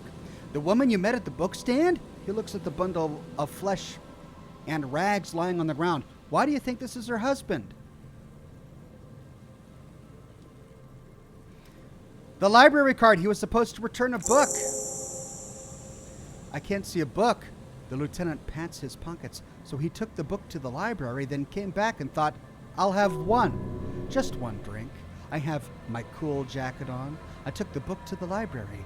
I've earned it. The view from the lookout is beautiful. Damn it. He's definitely someone's husband. The lieutenant points at the golden ring on the man's left hand, the flesh around it swollen and pale. What do you think happened here, we can say? And Kim says, death by misadventure. He slipped and fell through the boardwalk. A truly unfortunate accident. If it wouldn't have been for the bench, he'd be alive. What about the kebab, we can say? What about it, says Kim. The deceased ate a kebab. He shrugs. It's probably from a nearby place. Maybe in the Pox. I don't think it has anything to do with the lynching, but we can say, could it be related to the lynching and Ruby? And Kim says, no, I don't see anything that points in that direction. For now, let's treat this case as simple, albeit sad, accident unrelated to the murder case. Yes, but what if there's a killer on the loose? 2 suspicious deaths in such a short time frame. I think it is a stretch to connect it to the lynching, so we'll say you're right. Without any further evidence, yes. Do you think he was drunk and we can point at the bottle? Oh, yes. The lieutenant nods. What about alcohol poisoning and liver failure? Some symptoms of acute alcohol poisoning could have definitely played a role here. Severe confusion, respiratory depression, unpredictable behavior. But I think that death arrived through head trauma, not liver failure. Someone should be held responsible for the broken boardwalk. It's dangerous, we can say. And Kim says they'll seal this place off after the news reaches the coalition officials. I doubt that they'll have enough resources to actually repair the boardwalk. Not that sealing it off would keep anyone away. All it does is keep the city council's hands clean. He smiles sourly. We can conclude. What should we do with him, we can say? From where I stand, I can see 2 options, says Kim. We either take the case and follow the leads to identify the body on our own, or we report back to the station and leave this for our colleagues to handle. Hold on, what about the field autopsy, we can say? And he says a field autopsy isn't necessary if the cause of death doesn't appear to be criminal. And this looks like a simple accident to me. I'd say we should just write down head trauma and leave it at that. Let's keep this detour as short as possible. The sooner we get back to finding Ruby, the better. Yes, but isn't that kind of sloppy, we can say? And Kim says maybe. But we don't really have much time or resources to spare. The guys at processing will take care of the rest. We found him. We should finish this and we can take the case. All right, we should first examine that library card you found. Then we can call the station from Aikinama. Let them know we're taking the case.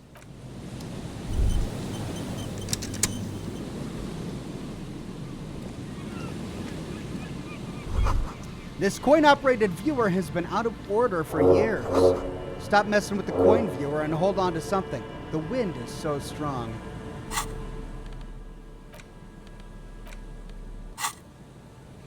The library card is folded into two and still slightly wet to the touch. The front side reads, Central Jamrock Public Library card issued to Billy McGean. Expires July 53. We can look inside. Whoever owns this card is an avid reader. You find a list of books written in blue pencil. Radio thriller, Stand a Little Less Between Me and the Sun. The last one in the list is A Glinting Curve by M. Thibault. A library stamp indicates that the book has been returned. Most of these titles seem to be in the sci-fi genre. Some thrillers, too. We can look at the back side. If lost, please return the card to the library. Dial 005-0255-211 or visit us at the Miro Street Jamrock. Business hours 9 to 18. Good. He takes a note. We should give them a call from Aikinama. See if we can learn anything about Billy McGean, and we can put it away.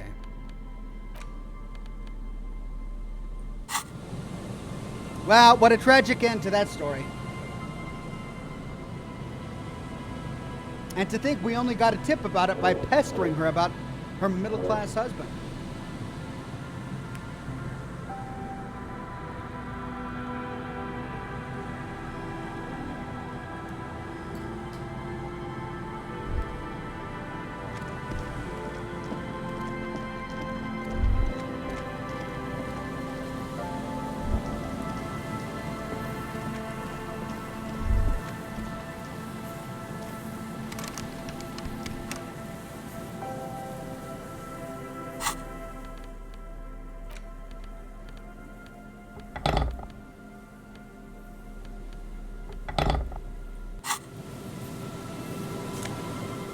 Hey! Postcard!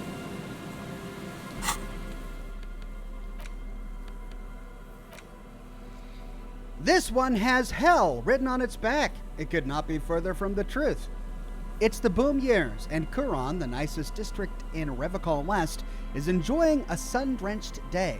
Tall and handsome buildings rise from the riverside, steel, iron, and yellow limestone with cloud shadows sliding on the facades.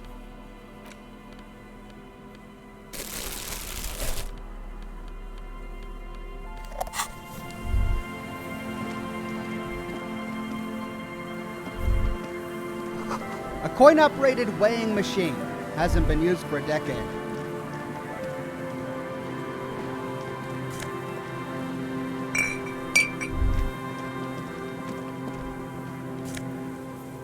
Ooh! Mega Beano's prescription lenses. +2 to encyclopedia. I would wear it, but it's got -1 to perception. Vagrants have recently painted the tarp red. Water drips from it. And is that it? Oh, there's something up there that I missed. I gotta go tell the wife about the body. Jeez.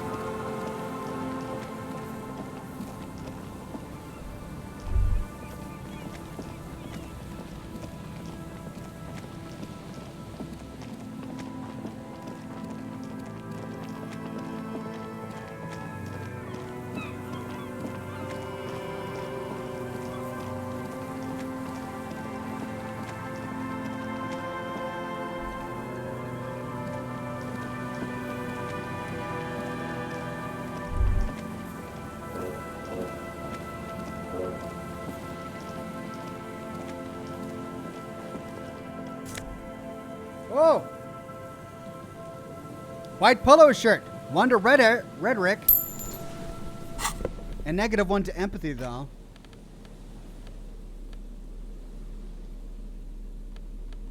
So that shirt is way better.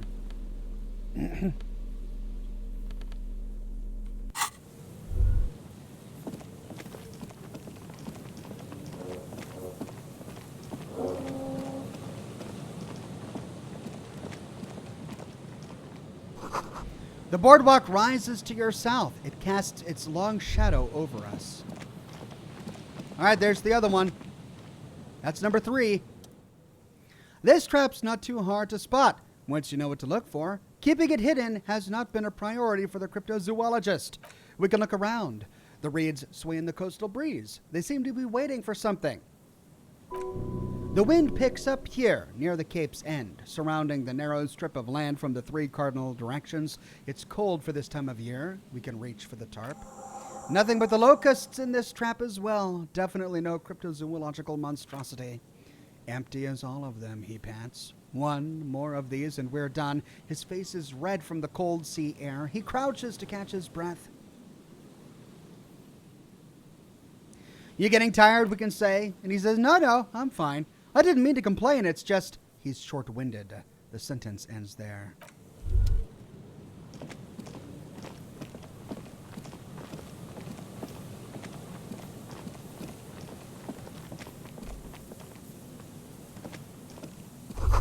Cigarette butts cleaned away under a rock. Brand Teomutiri. You take a mental note. Teomutiri seems important somehow. Teomutiri. Find a person who smokes that brand. We know he smoked at this rock. But why will that be important? Someone's made a campfire here a long time ago.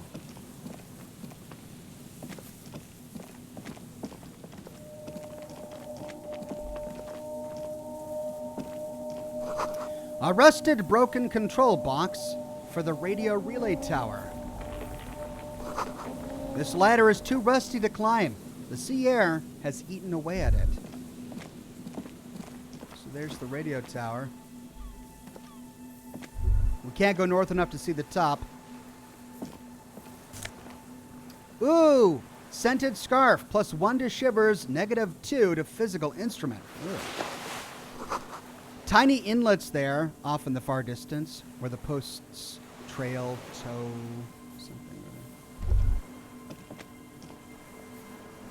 That's it. Well, I'm almost done with the coast. I've really explored almost there is to it. Almost all there is to it. Ooh.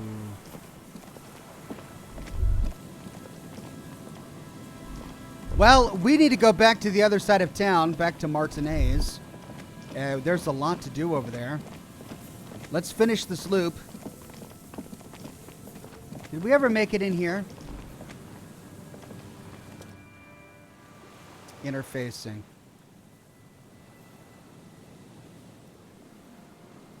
An old door worn by elements guards the depot. The wind has blown a sand dune in front of it. The door hasn't been opened in a long while. You see a handle. What is this thing anyway? It's military, a service depot of some sort. Used to service what? The washerwoman mentioned a depot up the coast. The lieutenant looks at the hunching concrete toad in front of him. She said it was for moving ammo and cargo across the bay. This might be it. It's a red check. 3%. Interfacing. Impossible 20. Do I have any interfacing gear on? I actually do. I've got +1 to interfacing on.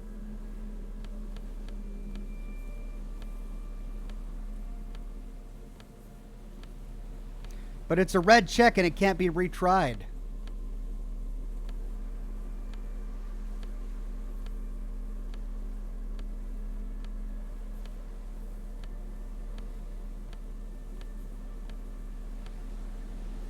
No, there's nothing I can do. Unless maybe I equip a tool.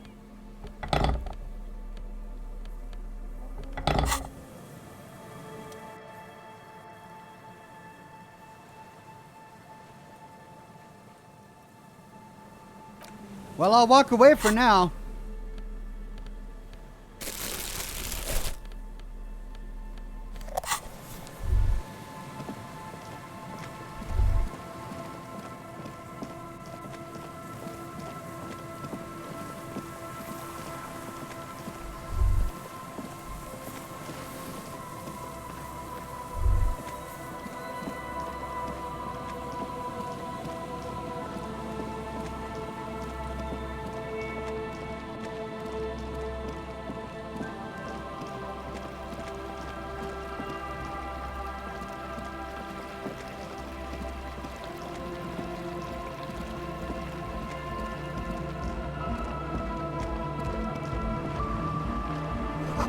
Yellow moss on these stones. They're probably stolen from someone's garden.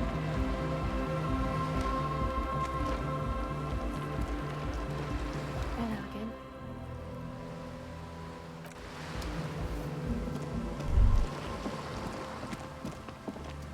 again. Now, the other trap he said was by the,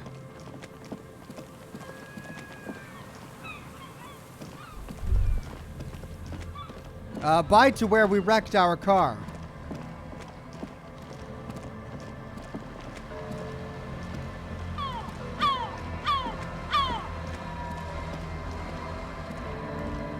Did we tell the boys they could move in?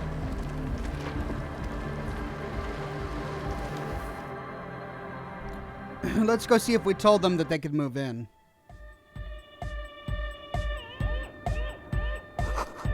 Capri de l'Ange engine starts fluid. Huh, I see you're here again, offside. Hi again. So, how are things going?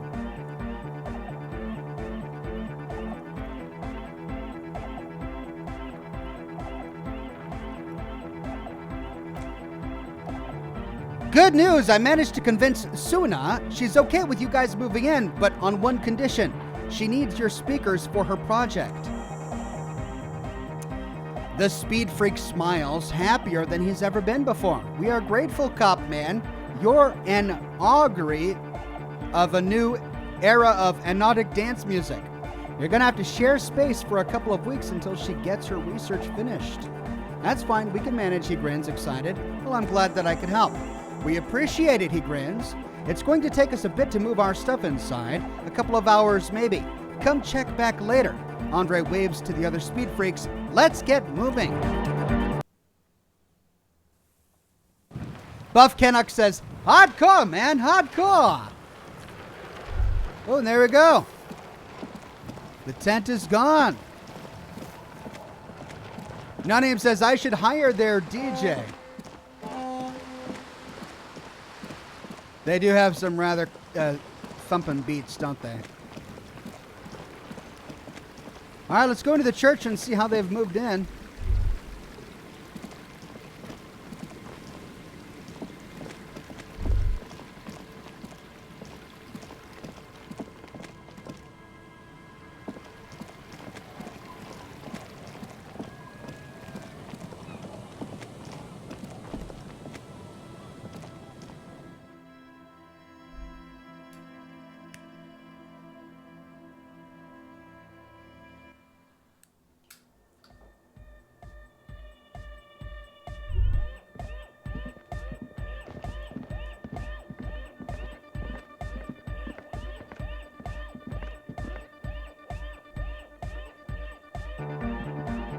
Yeah, it's all set up, man. Can you already imagine 1,000 people in here? 10,000. He waves his hands in an unbelievably lame, non-hardcore manner. Ecstatic vibrations, totally transcendent. And I've finished setting up the new compressor too. He looks at the imposing black box in the corner that's churning out the sound. Now the only thing left to do is the name of the club. Will you do the honors, detective? Douglas Dilligard says, what's up with the ship? I thought that was Joyce's yacht.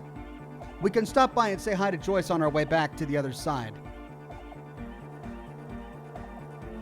So we can ask Andre, we can ask Acel, we can ask Egghead, we can ask Noid, we can ask Suna, we can ask Kim. All right, let's go through all of them. Andre, the name, he appears to mull it over, one hand idly touching his hair. Everything I managed to come up with just sounds wrong. Andre's overthinking it, says the girl with the microphone. Yes, you should do it, detective. The speed freak with the yellow beads around his neck is looking at you. It would be good for the signs.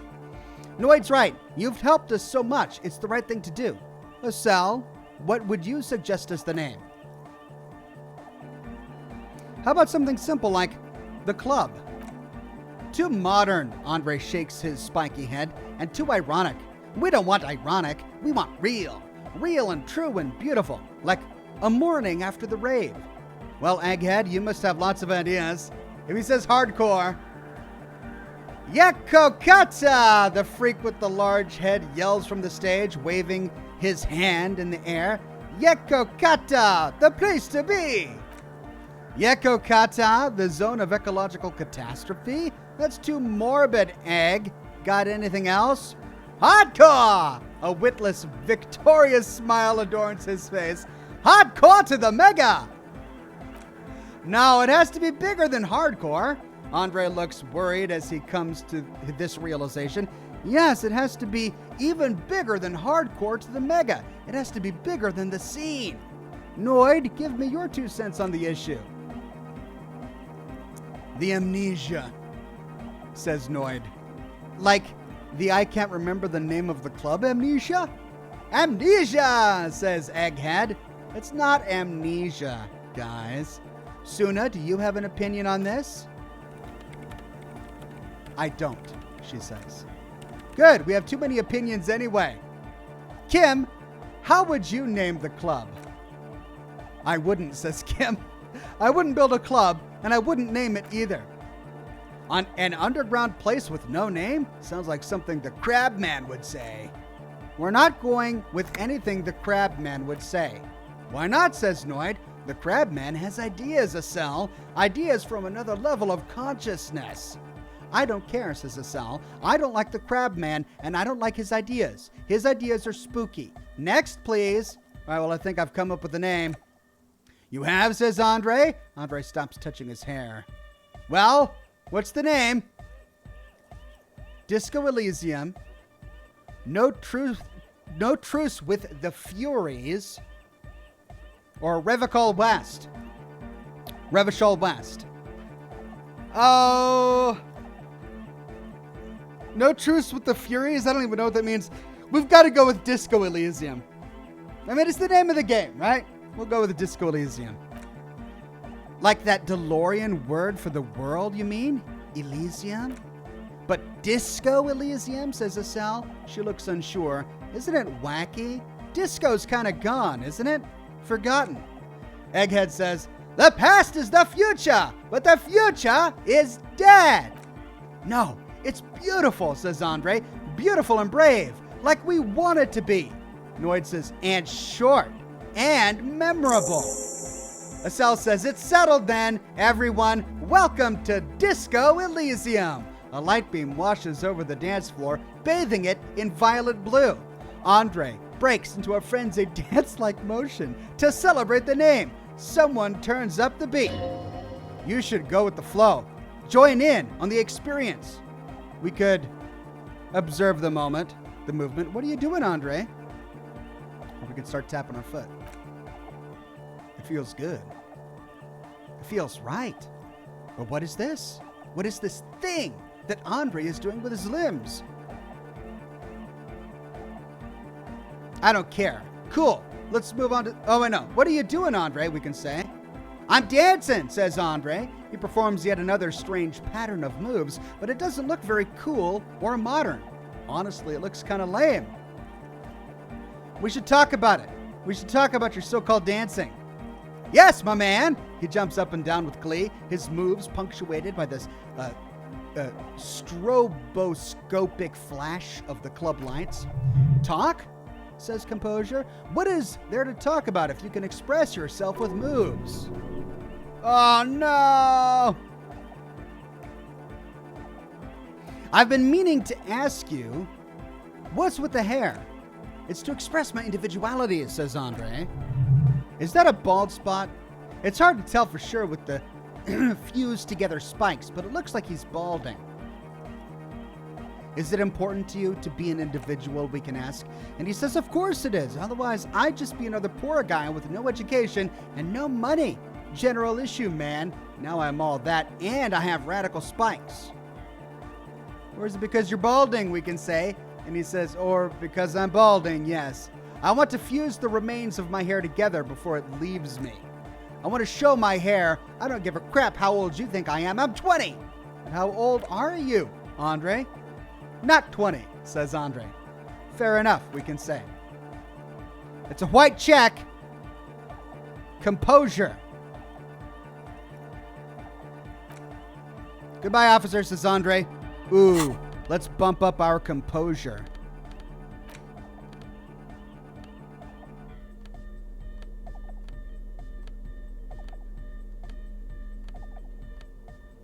Oh, do I have anything? I know I've got something that improves my composure. I just gotta find it. Yeah! Shoes. Is that it? Is that the only one I've got that improves my composure? Yeah! My brand new jacket. Oh no, that's my old jacket. Rhetoric. That's it. A composure +2. Is there a drug I can take that improves my composure? +1 to Motorix. Oh, but I gotta take speed. And Kim doesn't like it when I use speed. The speed bottle. Speed. Saint Baptiste Preptide. They have the same effects. All right. Hey, maybe I get a bonus if I'm wearing the boombox.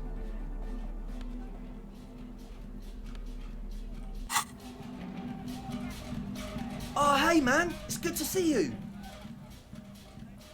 It's still very low. What? It's still 3%.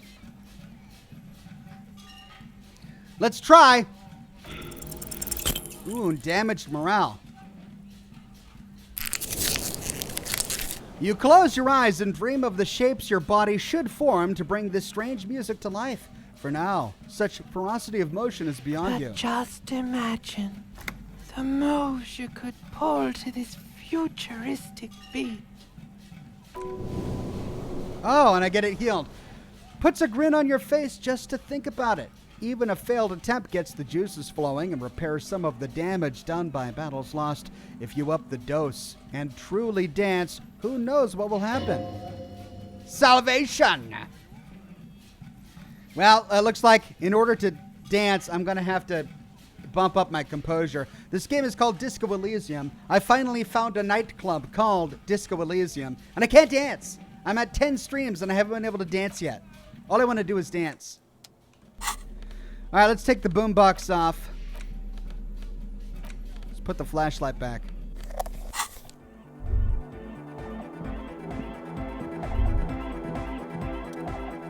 She whistles a melody, her trusty contact mic attached to a wooden pulpit.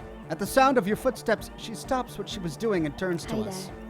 I've been recording some new audio from all these beams and rafters. The sounds travelling through the wood are pretty cool. Creaks and stuff. Like you're underwater, you know? But like underwater inside a tree. But that's not what I really wanted to talk about. I wanted to thank you instead. What for, we can say, for getting me and my friends in here, and we even found some new associates, such as they are. How's everyone doing, we can ask, and she says, good, I think. Noid is getting a read on the place. I think he finds the carpentry very impressive. Andre's been setting up the compressor and dancing. Egghead's keeping the party up. He's got the stage under control.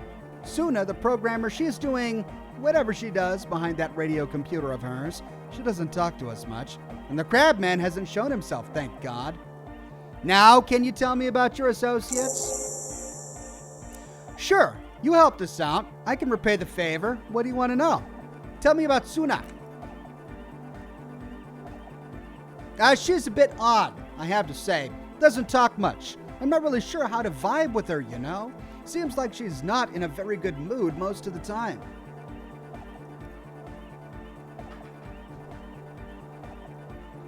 One down. Oh, there we go. One to go.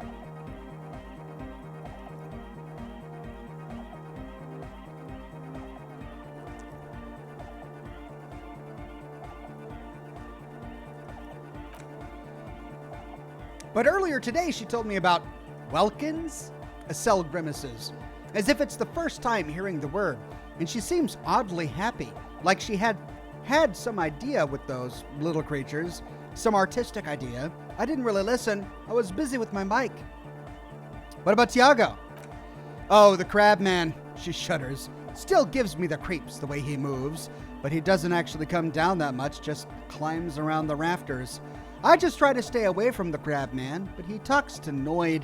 They seem to have some thing going on. Oh, he talks to Noid? What for? Beats me. Noid says they get along somehow. They're both crazy enough, I guess.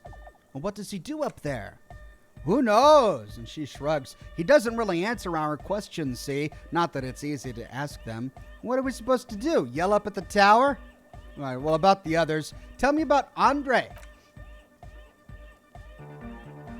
Andre? He's a cool guy. Doesn't really come off as one, but he is, to me at least. He takes care of crap. Sorry, I mean, he's got a vision of what life should be, you know? He tries to push things until everything falls into place. He's an organizer. What has he organized? Nothing. But then again, there's nothing to organize around here either. He really wants this church thing to work. Pavel says Elysium is the name of the world, and I found it. That, in this case, disco, is from Latin word for observing. Observing the world that I founded? Thank you, Pavel. Must have taken it as a sign when he found it abandoned like that. Said it was an augury. I don't know where he got that from. She smiles. Andre's not super intelligent. I've never seen him so psyched about anything, though. And he's often psyched. Looked sort of desperate. Like it's his last chance or something. Or maybe he was just high. I mean, not that he does drugs. Just high, you know? On life? On his mother's love? Or relax, girl, we're police officers, but we're corrupt rotten to the marrow. You can tell us about drugs and crap. I don't give a crap. High on life? Yes. Anyways, is Andre your boyfriend? Yes, she nods. Tell me about the others. What do you want to know about? Tell me about Noid. He's a fabrageur, I guess, like the rest of us. Okay, maybe not Egg. I don't know about him, but Noid and the rest are from Faubourg, making the pilgrimage up north to visit the Elysium. He's real hardcore about the lifestyle. Well, what does he do? What do you mean, do? Like, for a living? No, I meant for breakfast. Of course, for a living. He's a carpenter, trained and all. He's very good, he just doesn't have the mindset to work like that in a shop somewhere. Well, what kind of mindset is that? Well, he abides by the hardcore, sir. You would have to ask him about it. And you? Sir, she gives you a switchblade smile. I abide by the law. A strange feeling. Every now and then something feels off about the way she speaks. She doesn't change tone, but you feel as though there's more about her than she lets on. What is this pilgrimage you're talking about, we can ask. And she says, it's just something poor Faubourg kids do every spring to pass the time. We walk the entire length of Boogie Street up to Jamrock, or as much as that's possible. Why wouldn't it be? I don't know, man. Have you been down Boogie Street? It's a little bewildering. Oh, I'm sorry. Have I not told you I'm a raging alcoholic who recently drank himself into an oblivion so deep he can't even remember what sounds like the biggest street in the city? Kind of? I'm going to say yes, she says. Well, I am. Okay, then you should go and take a look, I guess. Boogie Street is cool. It's got a lot of immigrants and all kinds of different people. I might just do that if I make it there alive, we can say. And she says, yeah, she says, then adds, I hope you do. All right, well, tell me about the others. How about Egghead? Well, what do you mean?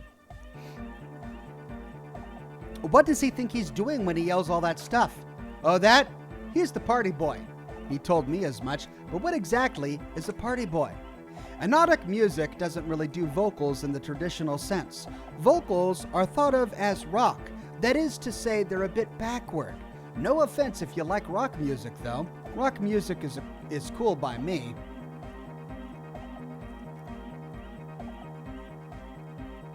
Doggone rock music is the coolest. Rock music forever.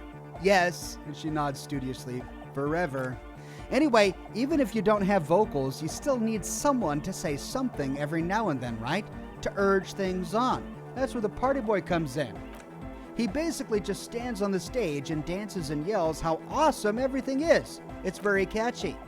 I understand, says Kim. People are usually afraid to do things if others aren't already doing them. Dancing makes you dance like sneezing makes you sneeze, or yawning makes you... He looks around, a little embarrassed of the enthusiasm of his interjection. Anyway, well, where's he from? We can ask, how long has he been with you guys? Actually, we don't know where he's from. Or who he is, really. One time we were out partying somewhere in backwater Faubourg, or maybe even Coal City. I can't remember. Maybe it was Coal City. Egg was yelling along to some jam someone was spinning all night long, just kept yelling until he didn't have a shred of voice left. When the sun came up over the mines, there were mines? Yeah, it was in Coal City, she nods. Egg came with us. He made this wheezing puppy dog sound all the way back. Couldn't even speak. It was definitely Coal City because it took us 2 days to walk back to the Fowl. He just wheezed the whole way. We never really asked him why he came with us or who he was. I think his name is Germain. People are sweet, she says quietly. You can see it must have been a great night. The memory causes her to go silent for a moment or two. You wish you'd been there. Actually, do tell me about yourself. Me? Again? Yes, I forgot. Tell me about yourself. I told you, I'm a silver bird. There's that phrase again. It really reminds you of something. What does that mean, we can say? It means I don't answer questions about myself. There's more to you than you let on. What am I not seeing, we can say? All right, she says, and she picks up the tape recorder and looks you in the eye. There is. Fair enough.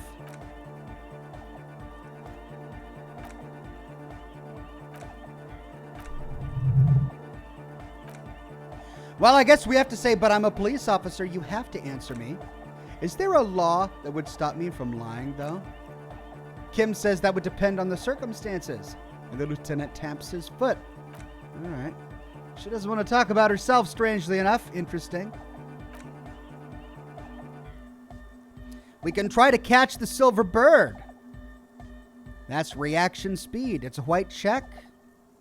We can try it again. Let's see if we have anything to improve our reaction speed. Choose a silver bird. 3%.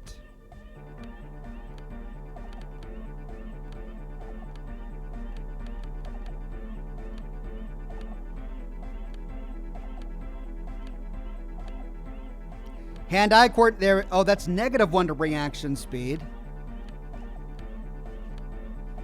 Oh, do I not have anything that improves my reaction speed? There we go. An orange bum hat.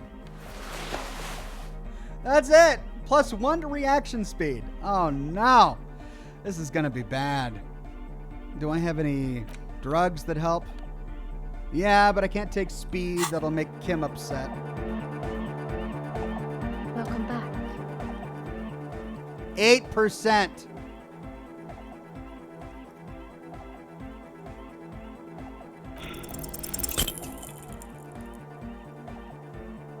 The silver bird has already flown away. I'll catch it later. Noid! You've got us in, cop. I can't believe you got us in. He looks around the hall, examining the carpentry. Well, that's right. He likes the architecture in here because he's a carpenter.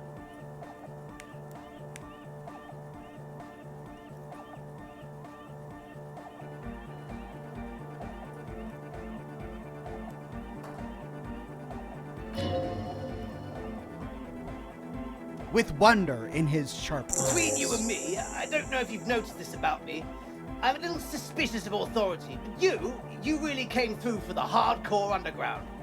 Hardcore? Yes, you really came through for the hardcore underground. How come? He spreads his arms, looking around at the speed freaks setting up shop. Andre is busy cutting some slightly less lame, but still quite ungainly shapes on the church floor, sweating profusely. Estelle is using her contact mic to listen to a tree underwater. Egghead, the one with the large head, is blasting the dance track on repeat, while the stained glass window behind him is rattling from the bass.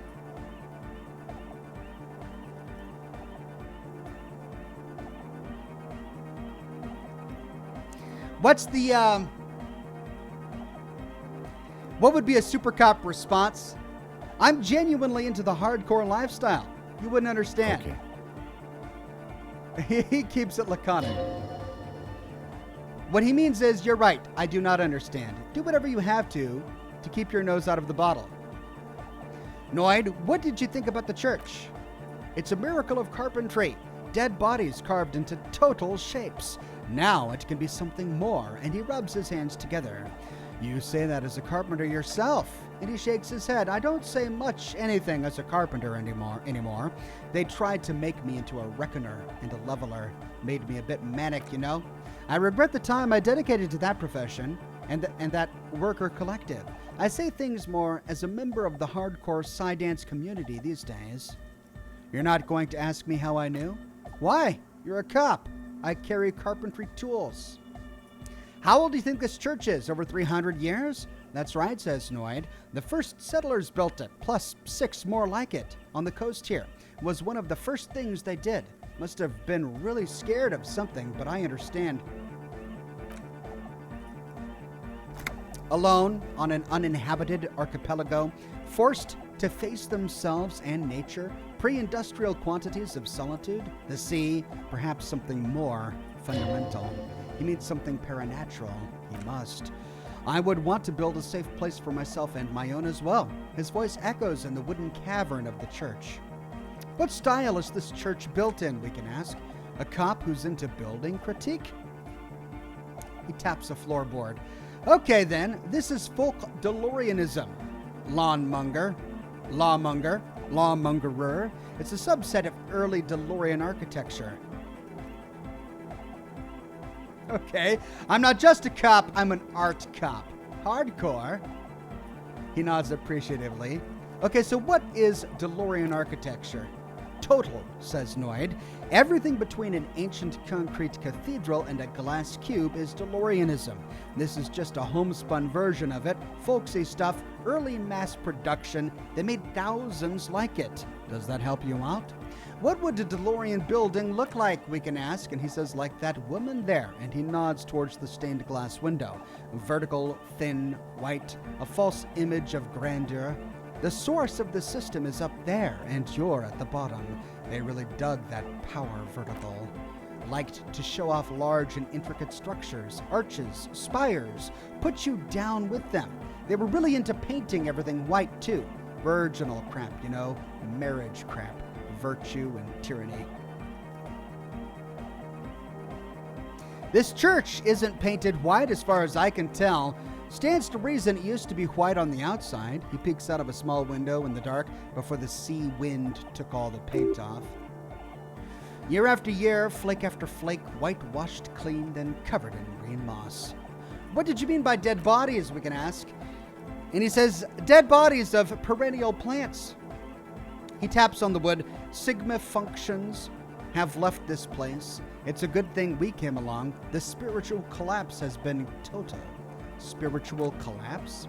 I saw some piglets suckling their dead mother. Have you heard this one, cop man? He continues without waiting for an answer. After a short while, they shuddered and went away. They had sensed that she could no longer see them and that she wasn't like them anymore. What they loved in their mother wasn't her body, but whatever it was that made her body live. End of quote. This is a high-quality carcass. He kicks the floorboard. The power of anotic beats and hard bass is needed to reanimate it. Okay, first, where's that quote from? A Ceres man who lived a long time ago, an ancient hardcore brother.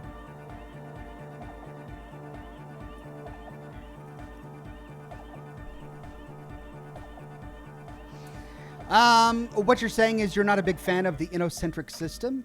And he says, a 3,000-year-old tyrannical regime of history built and maintained by hundreds of generations of self-appointed intellectuals. He looks around. It's false core.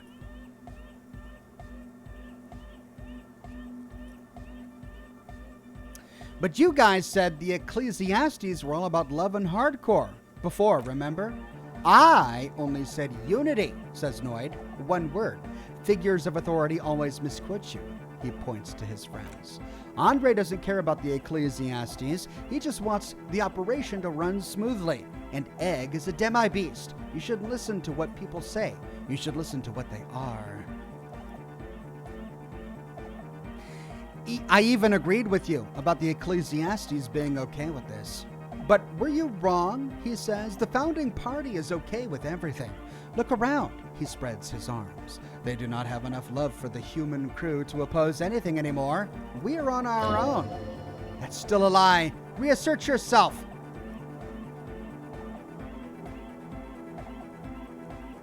Perfidy! No. Perfidy! You lied to me. I am tired of people lying to me. Well, says Noid. The young man pushes his chest out, the skeleton of suspenders rattling.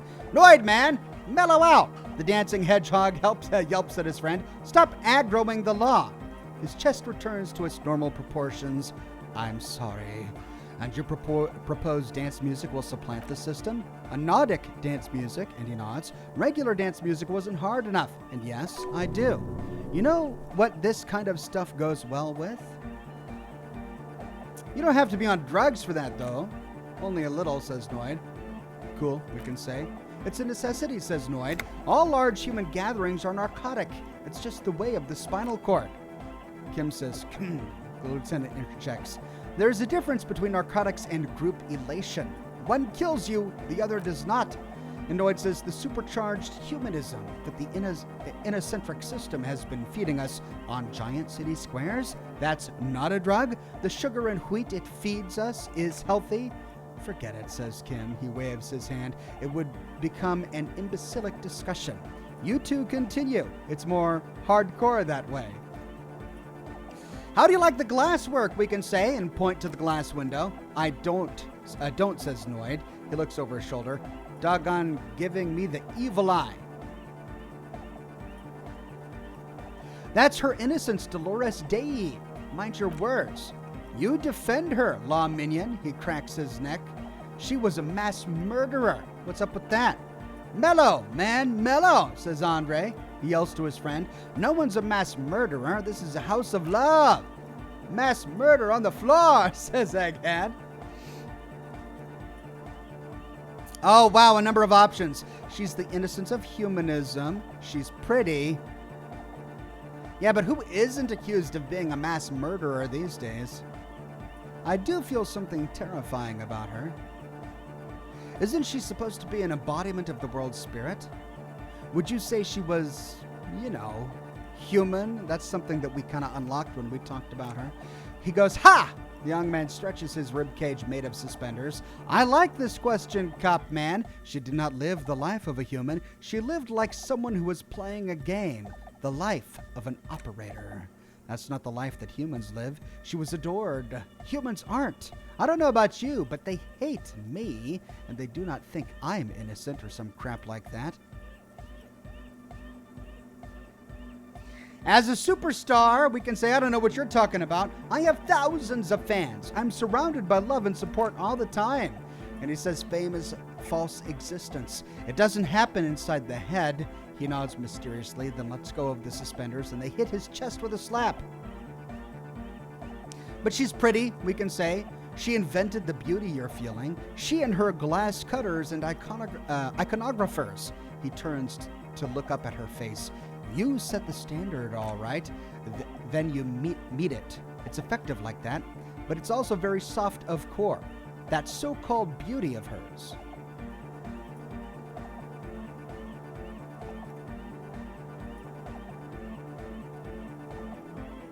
I guess you're right, it's like hardcore. And he says, in the true life of tomorrow, every woman will be an innocence. They will wear neon headbands and leggings, and they will glow in the dark. His eyes smile enigmatically. But you don't like that, you liar. You like this one. The softness of her core is dear to you. Oh my living God, it's dear. Suddenly you feel like you need to plummet into it. Look away. Say something. Isn't she supposed to be an embodiment of the world spirit? The world spirit doesn't have a body. It has organs. Hardcore is an organ of the world spirit, and he raises his left hand. This Arno van Eyck track is an organ. The carpentry and glass cutting that built the house are also organs. She's a thief, if you ask me, an organ thief. All innocences are. But she is the innocence of humanism. Humanism seems to be a pretty big deal around here. Humanism leads to eating sugar and pigs. Humanism was invented to mass-produce billions of humans. Billions of humans can mass-produce hundreds of billions of pigs. She liked games. Her legacy, the thing we're living, isn't real life. It's a strategy for some kind of victory against a long-dead opponent. But, yo, I'm only the Noid.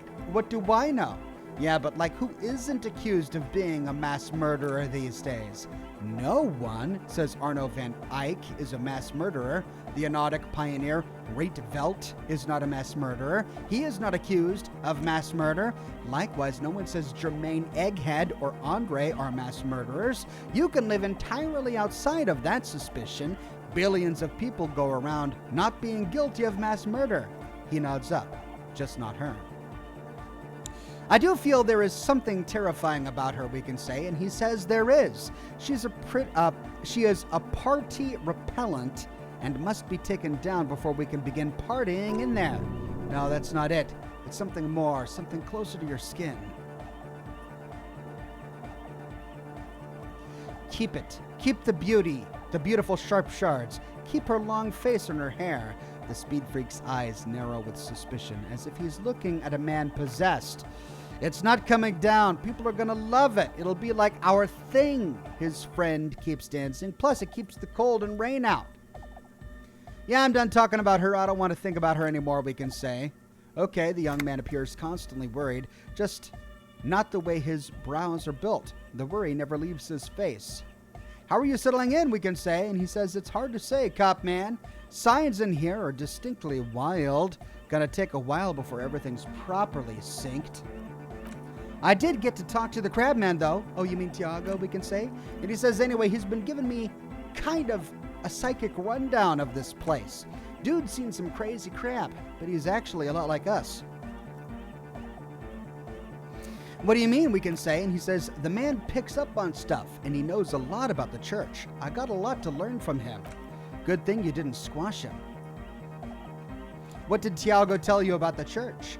The crabman's been lurking here for a while. He's experienced things that give off bad signs. As far as we can tell, the Ubis built this place about 380 years ago as a sarcophagus.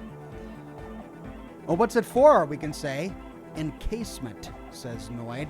Confinement of something they were afraid of, something new and unheard of on the Isola. He looks up into the darkness beyond the beams. I think that's what the crabman is experiencing when he climbs upstairs.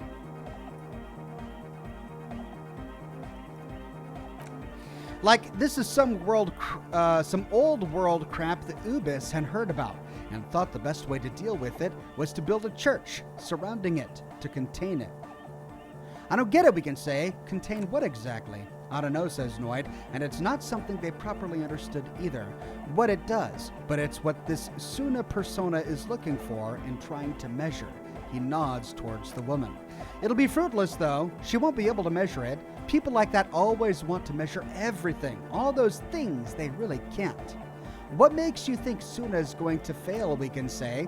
And he says, seems to be the trend around here, doesn't it? You can't measure crap like this. Not like with substance. We can say I found a doomed commercial area in Martinez proper. Maybe it's the same thing the Ubis were trying to contain. And the young man rubs his chin in silence, then mumbles, like a concentric ring spreading out, the struggling villages. And that is what caused the communards to fail in defending the beachhead. Yeah, a lot of failure has gone down around here. You think there's any merit to the theory, we can say? And he shrugs. I don't know. Maybe, maybe not. It's not a thing we can answer, cop man. Even I have limits. I'm a limited psi person. Well, if it's without substance, I guess there's nothing to worry about, we can say. And he says, maybe you can figure things out, cop man. I think we got on a good level here. The signs are syncing up well. Well, I wanted to talk more about this place, but we already went through there, so we can say, why are you so suspicious about everything? And he says, suspicious people are esoteric people. We don't go around spilling everything to Johnny Law. They don't call me Noid for nothing. It took us setting out for this whole enterprise to get our signs synced.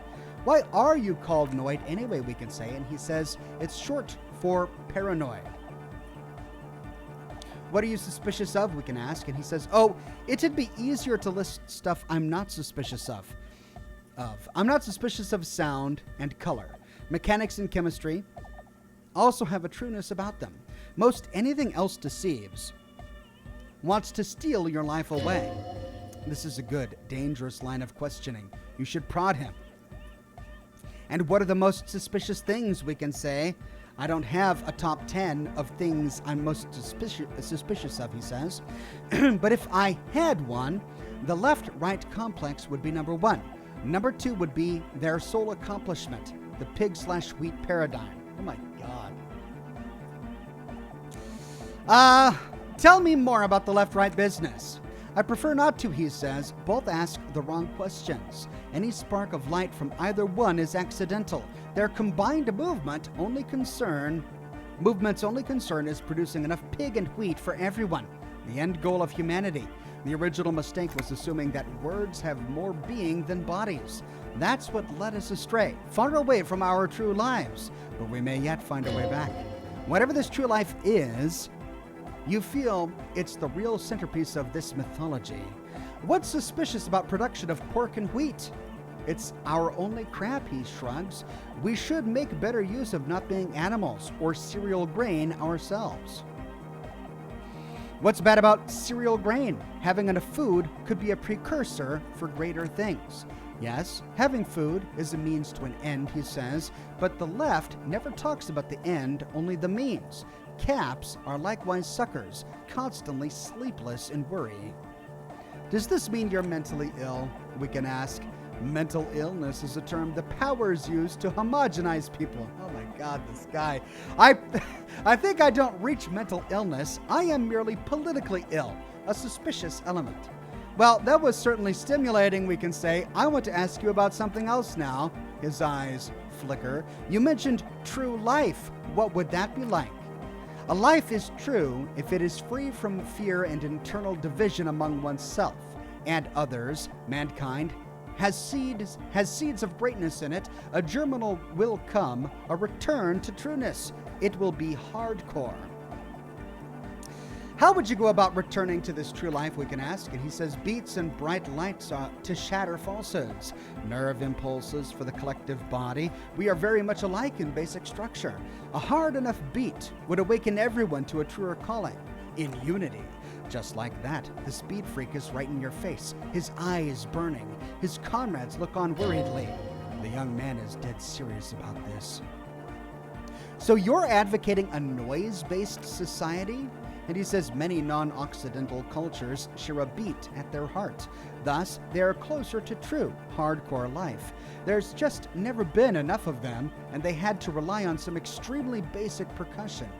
You keep mentioning hardcore, we can say. What does it mean to you? Utmost dedication. Thoughts from the spinal cord. It's a potent superlative as well. Egghead actually has a better concept of the hardcore. He just really likes saying hardcore. Hardcore, says Egghead. His friend shouts from behind his mixed table with a smile surpassing your own in wideness, a total moon face, and eyes full of naive wonderment. That was vague. Dedication, something else, superlative. And he says maybe you're being too specific about it. Try consulting with your spinal cord. We can change the subject. Oh God, we can try to pass a conceptualization check to internalize the hardcore aesthetic. Don't just nod along, really feel it. Hold on, first we can talk about his clothes. What's with the clothes?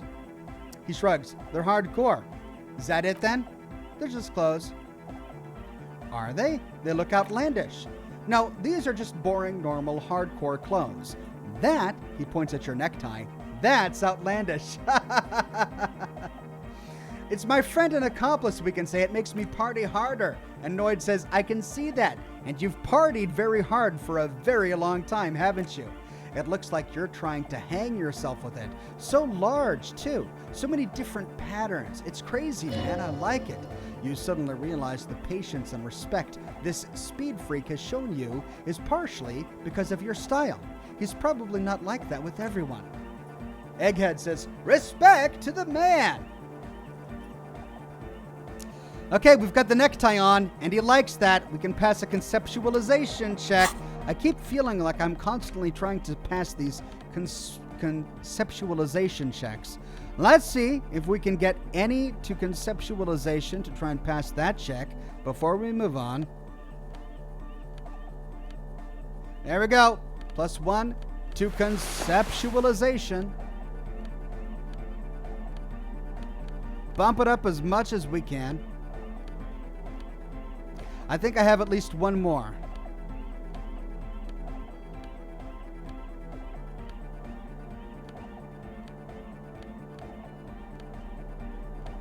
Yep, that's what it was.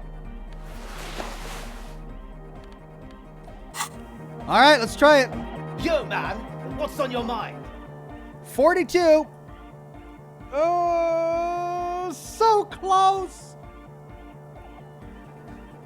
You also have a skill point, Ox's do-rag. Do I really?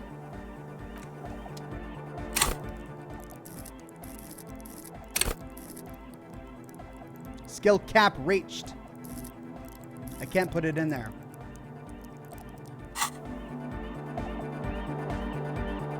Yo, man, what's on your mind?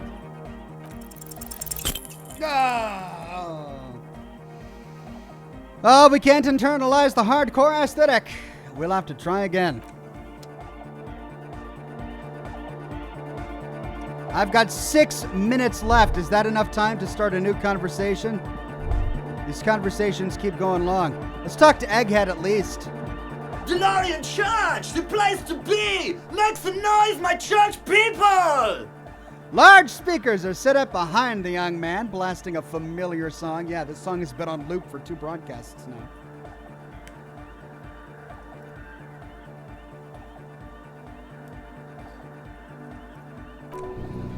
Vibrations thump through your blue soul. The music sounds much better in the church. A hawthorn tree on Rue de Saint-Gilles, tangled in its branches, something bronze flutters in the wind. He stands on stage behind a table, nodding along to the music and waving his hand in the air. In front of him, the audio mixer, one reel spinning. On the other reel deck is empty. Cables run hither and thither. On one side, you see an auxiliary line in with number 4.5 written next to it. How do you like it in the church, we can ask? Yeah! Back on the case! No disgrace! He pumps his fist in the air. Bring it down to the party place! The first page of the second chapter! His voice echoes all around the grand hall. Could it be, maybe for him, you only have a chapter or 2 left in you? Last of the penultimate, more like? All right, goodbye, Egghead.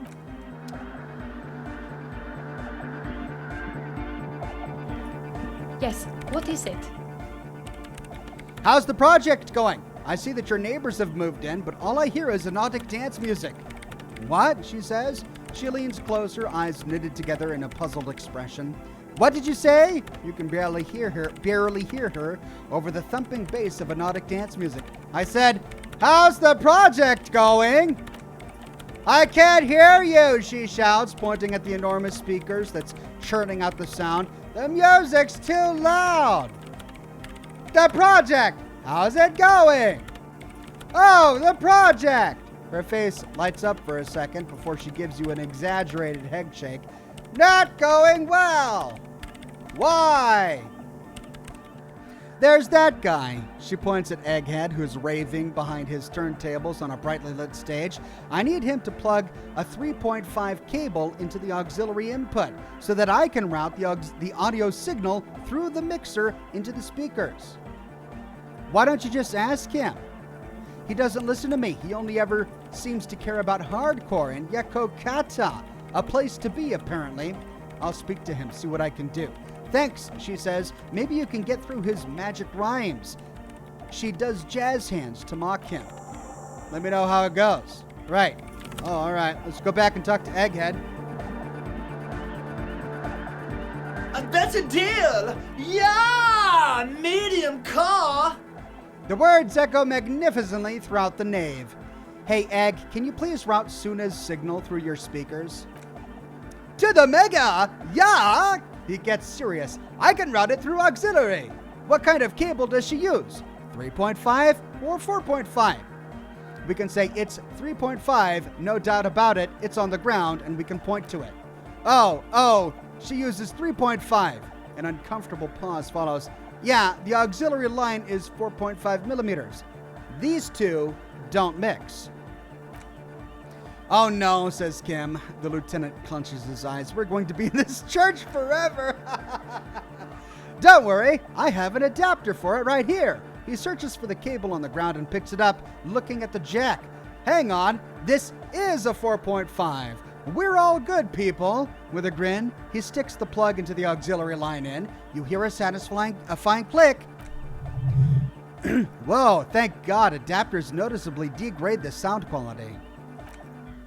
Great, someone just in case. Egghead says, Maximum! Shouts Egghead, a great smile still adorning his face, larger than a red dwarf star. Maximum is the only way! I know it is, but could you please turn it down just this instance? Just this one time? Maximum is not the only way, okay? Pump it up to the brick! Pump it up, or pump it to the brick! Pump it to the hardmaster! There is no other way! Glue style! Sky. Glue style? Okay, there literally is no other way. The mixing desk is glued to the Maximum. See? She turns to face you, ready to give up. He pumps it to the hardmaster. It's hopeless. Why do you want to turn down the volume, we can ask? And she says, because I'm afraid that something might happen. It's an unknown phenomenon. She turns to Egghead. We can always turn it back up if there's a need. Can't turn down the hardcore. I think what Egg is trying to say, we can say, is that the volume button is stuck on maximum. Of course it is, says Suna. She shrugs, consigned to her fate. Yeah! Permanent enlightenment! Ray of sound, says Egghead. Never mind then. Let's get on with our project. I'm going to unmute the speakers on a count of 5. Everyone ready? She looks around the church. Egghead pumps his hand up in the air, waiting for the beat to drop. Born ready, says Andre. Ready, yells Noid. Finally, Estelle turns to face you and the lieutenant. I'm ready if you two are detectives. The lieutenant nods stoically. Suddenly, your palms are sweaty. The church seems cold and large somehow. There's tightness in your chest. Hold on for a moment, we can say. What? We could say, maybe we shouldn't do this. It's too dangerous. On maximum volume 2. Or we can say, never mind, let's do this. I'm ready. Woo! 5, 4, 3, 2, 1. Mute. Disengaged. She lifts her hands from the keyboard. Complete silence fills the room.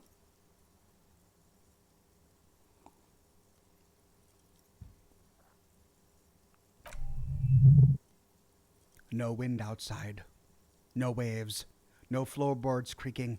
Total continuous silence. This is unnatural. The woman looks around. In the silence, you see dust move on the floorboards. The driver of the speakers vibrates in the air and then stops. Plasterwork begins to crumble down the walls. In the silence, a low hum starts creeping up your spine. It's a song inside you. Not in the speakers, not in the room. A great bass sigh in the basement of your mind. Slowly it builds until the air around you starts to vibrate. It's out there now, in the world, made manifest. It will devour everything. The floorboards, the boards, the glass, the streets and the people. Nothing will remain.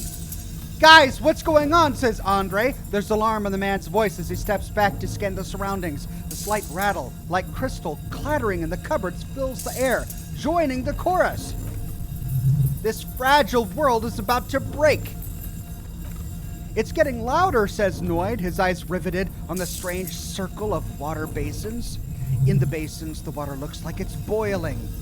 Egghead says, Hosiana, Mother Omega! You hear Egghead yell, then something else, but his voice is growing faint. In his mind, a tidal wave approaching from afar, swallowing entire coastlines on its way. Salvation. He's peaking. The worst high he's ever been on.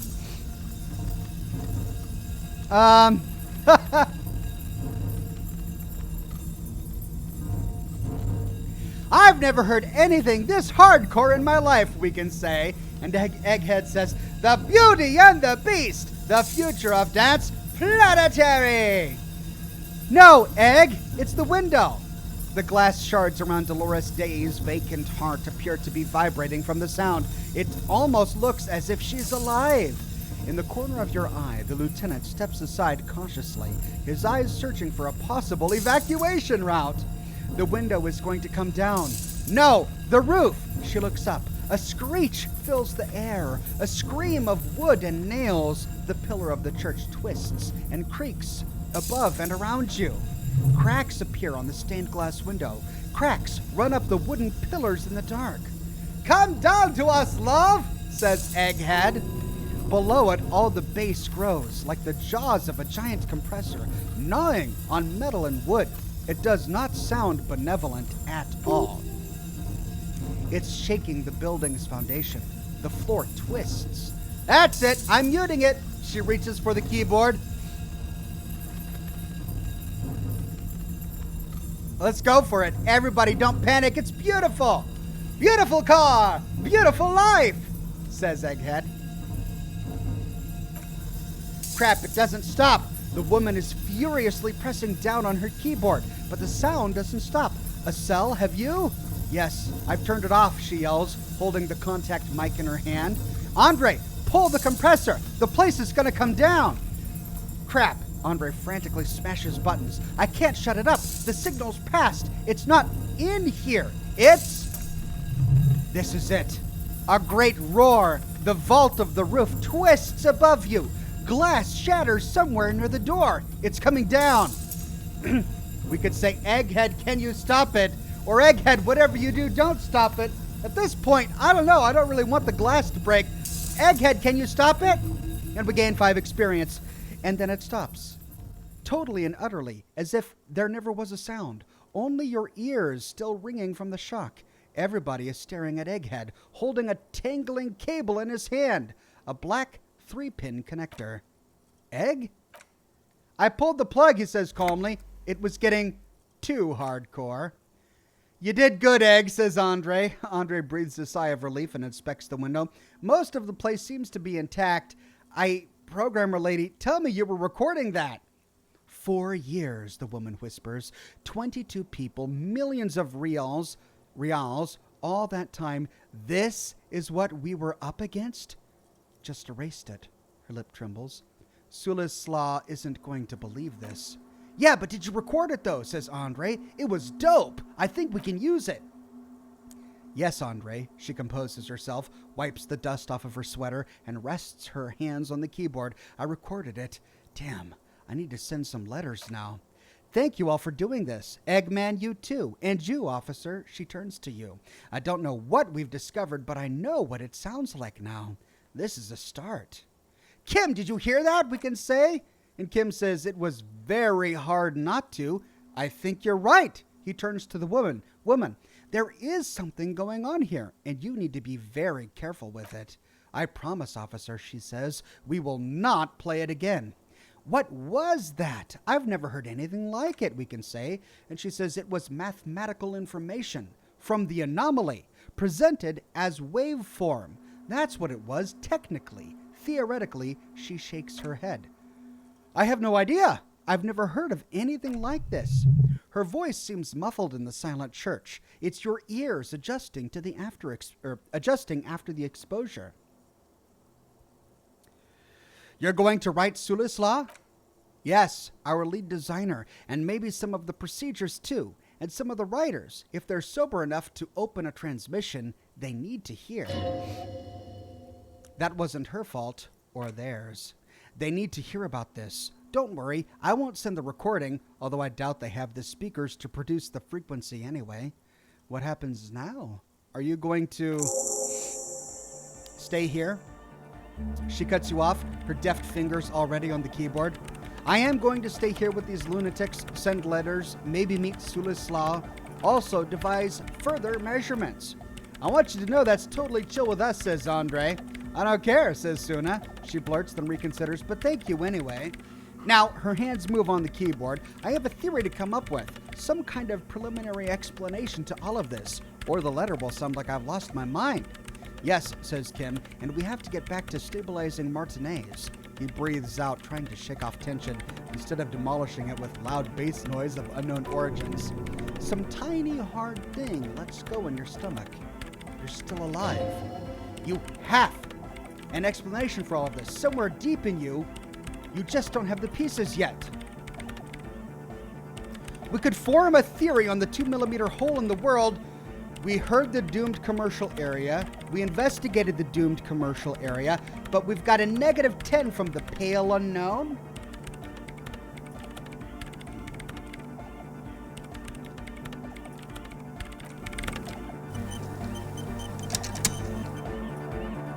Ranger Station says, what would have happened if he didn't stop it? I don't know. Did I do good?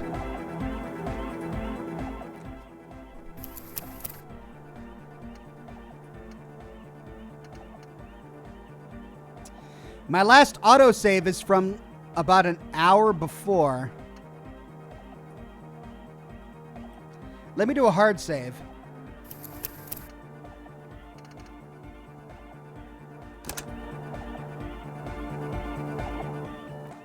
Let's see if we can load the autosave at 1345. And then I can go through all of the dialogue options really quickly just to see what would have happened.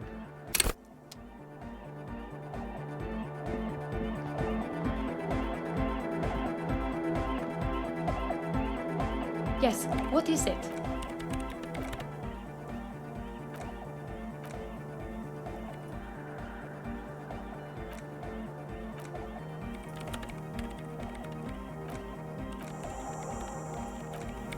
Okay, so we get him to switch out the cable. DeLorean Church, the place to be! Make some noise, my church people!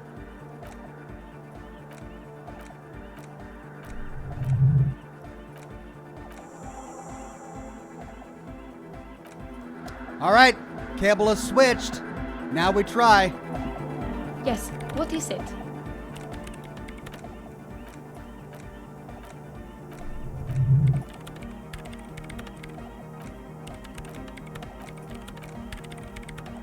Here we go. Vladimir says, did you notice the dialogue panel is felled computer tape reeling up as you speak? Oh, I'm just now noticing that. Thank you for putting that out, Vlad.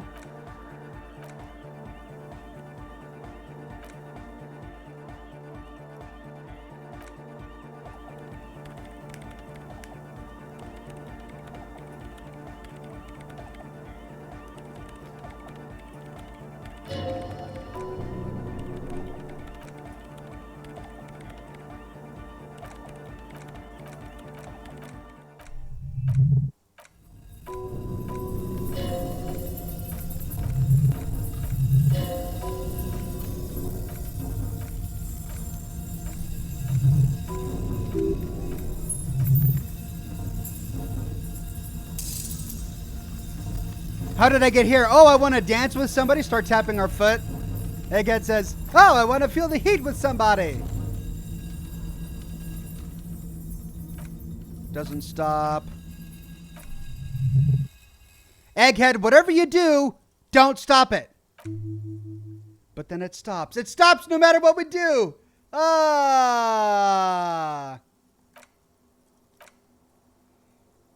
No matter what we do, Egghead pulls the plug because it's too hardcore.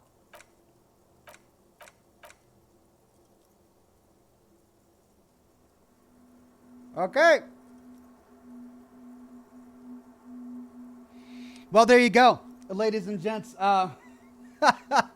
We had quite an eventful broadcast, but that's about I think I'm over time. Yeah, I'm over time by a few minutes. Pavel says, if it helps, the Pale is the name for substance which surrounds and divides Isola's continents. Okay, cool. Thank you for that, Pavel. I'm over time, so thank you for joining me for today's broadcast of Disco Elysium. We've got a lot to do next week. We need to go tell the poor lady outside the bookshop what happened to her husband. We've got to find the next shrimp, or no, the locust thing. There's a lot we got to do. So we're going to pick up where we leave off this time next week, 10 o'clock a.m. Pacific time here on my channel, unless something pops up. Remember, this week I've got my schedule posted on Twitter, but that might change because the new expansion or DLC for Doom Eternal is going to be coming out this week. And so I want to cover that when it's the right time. So stay tuned for more information about that. Otherwise, if things don't work out with Doom, I do intend to follow my schedule. We do have Scotch and Smoke Rings on Thursday. We won't be skipping that. And then I'm going to try to get a lore video for you for Friday. That's the plan. Have a wonderful rest of your Monday. I'll see you all very soon. And stay tuned for more. Bye-bye now.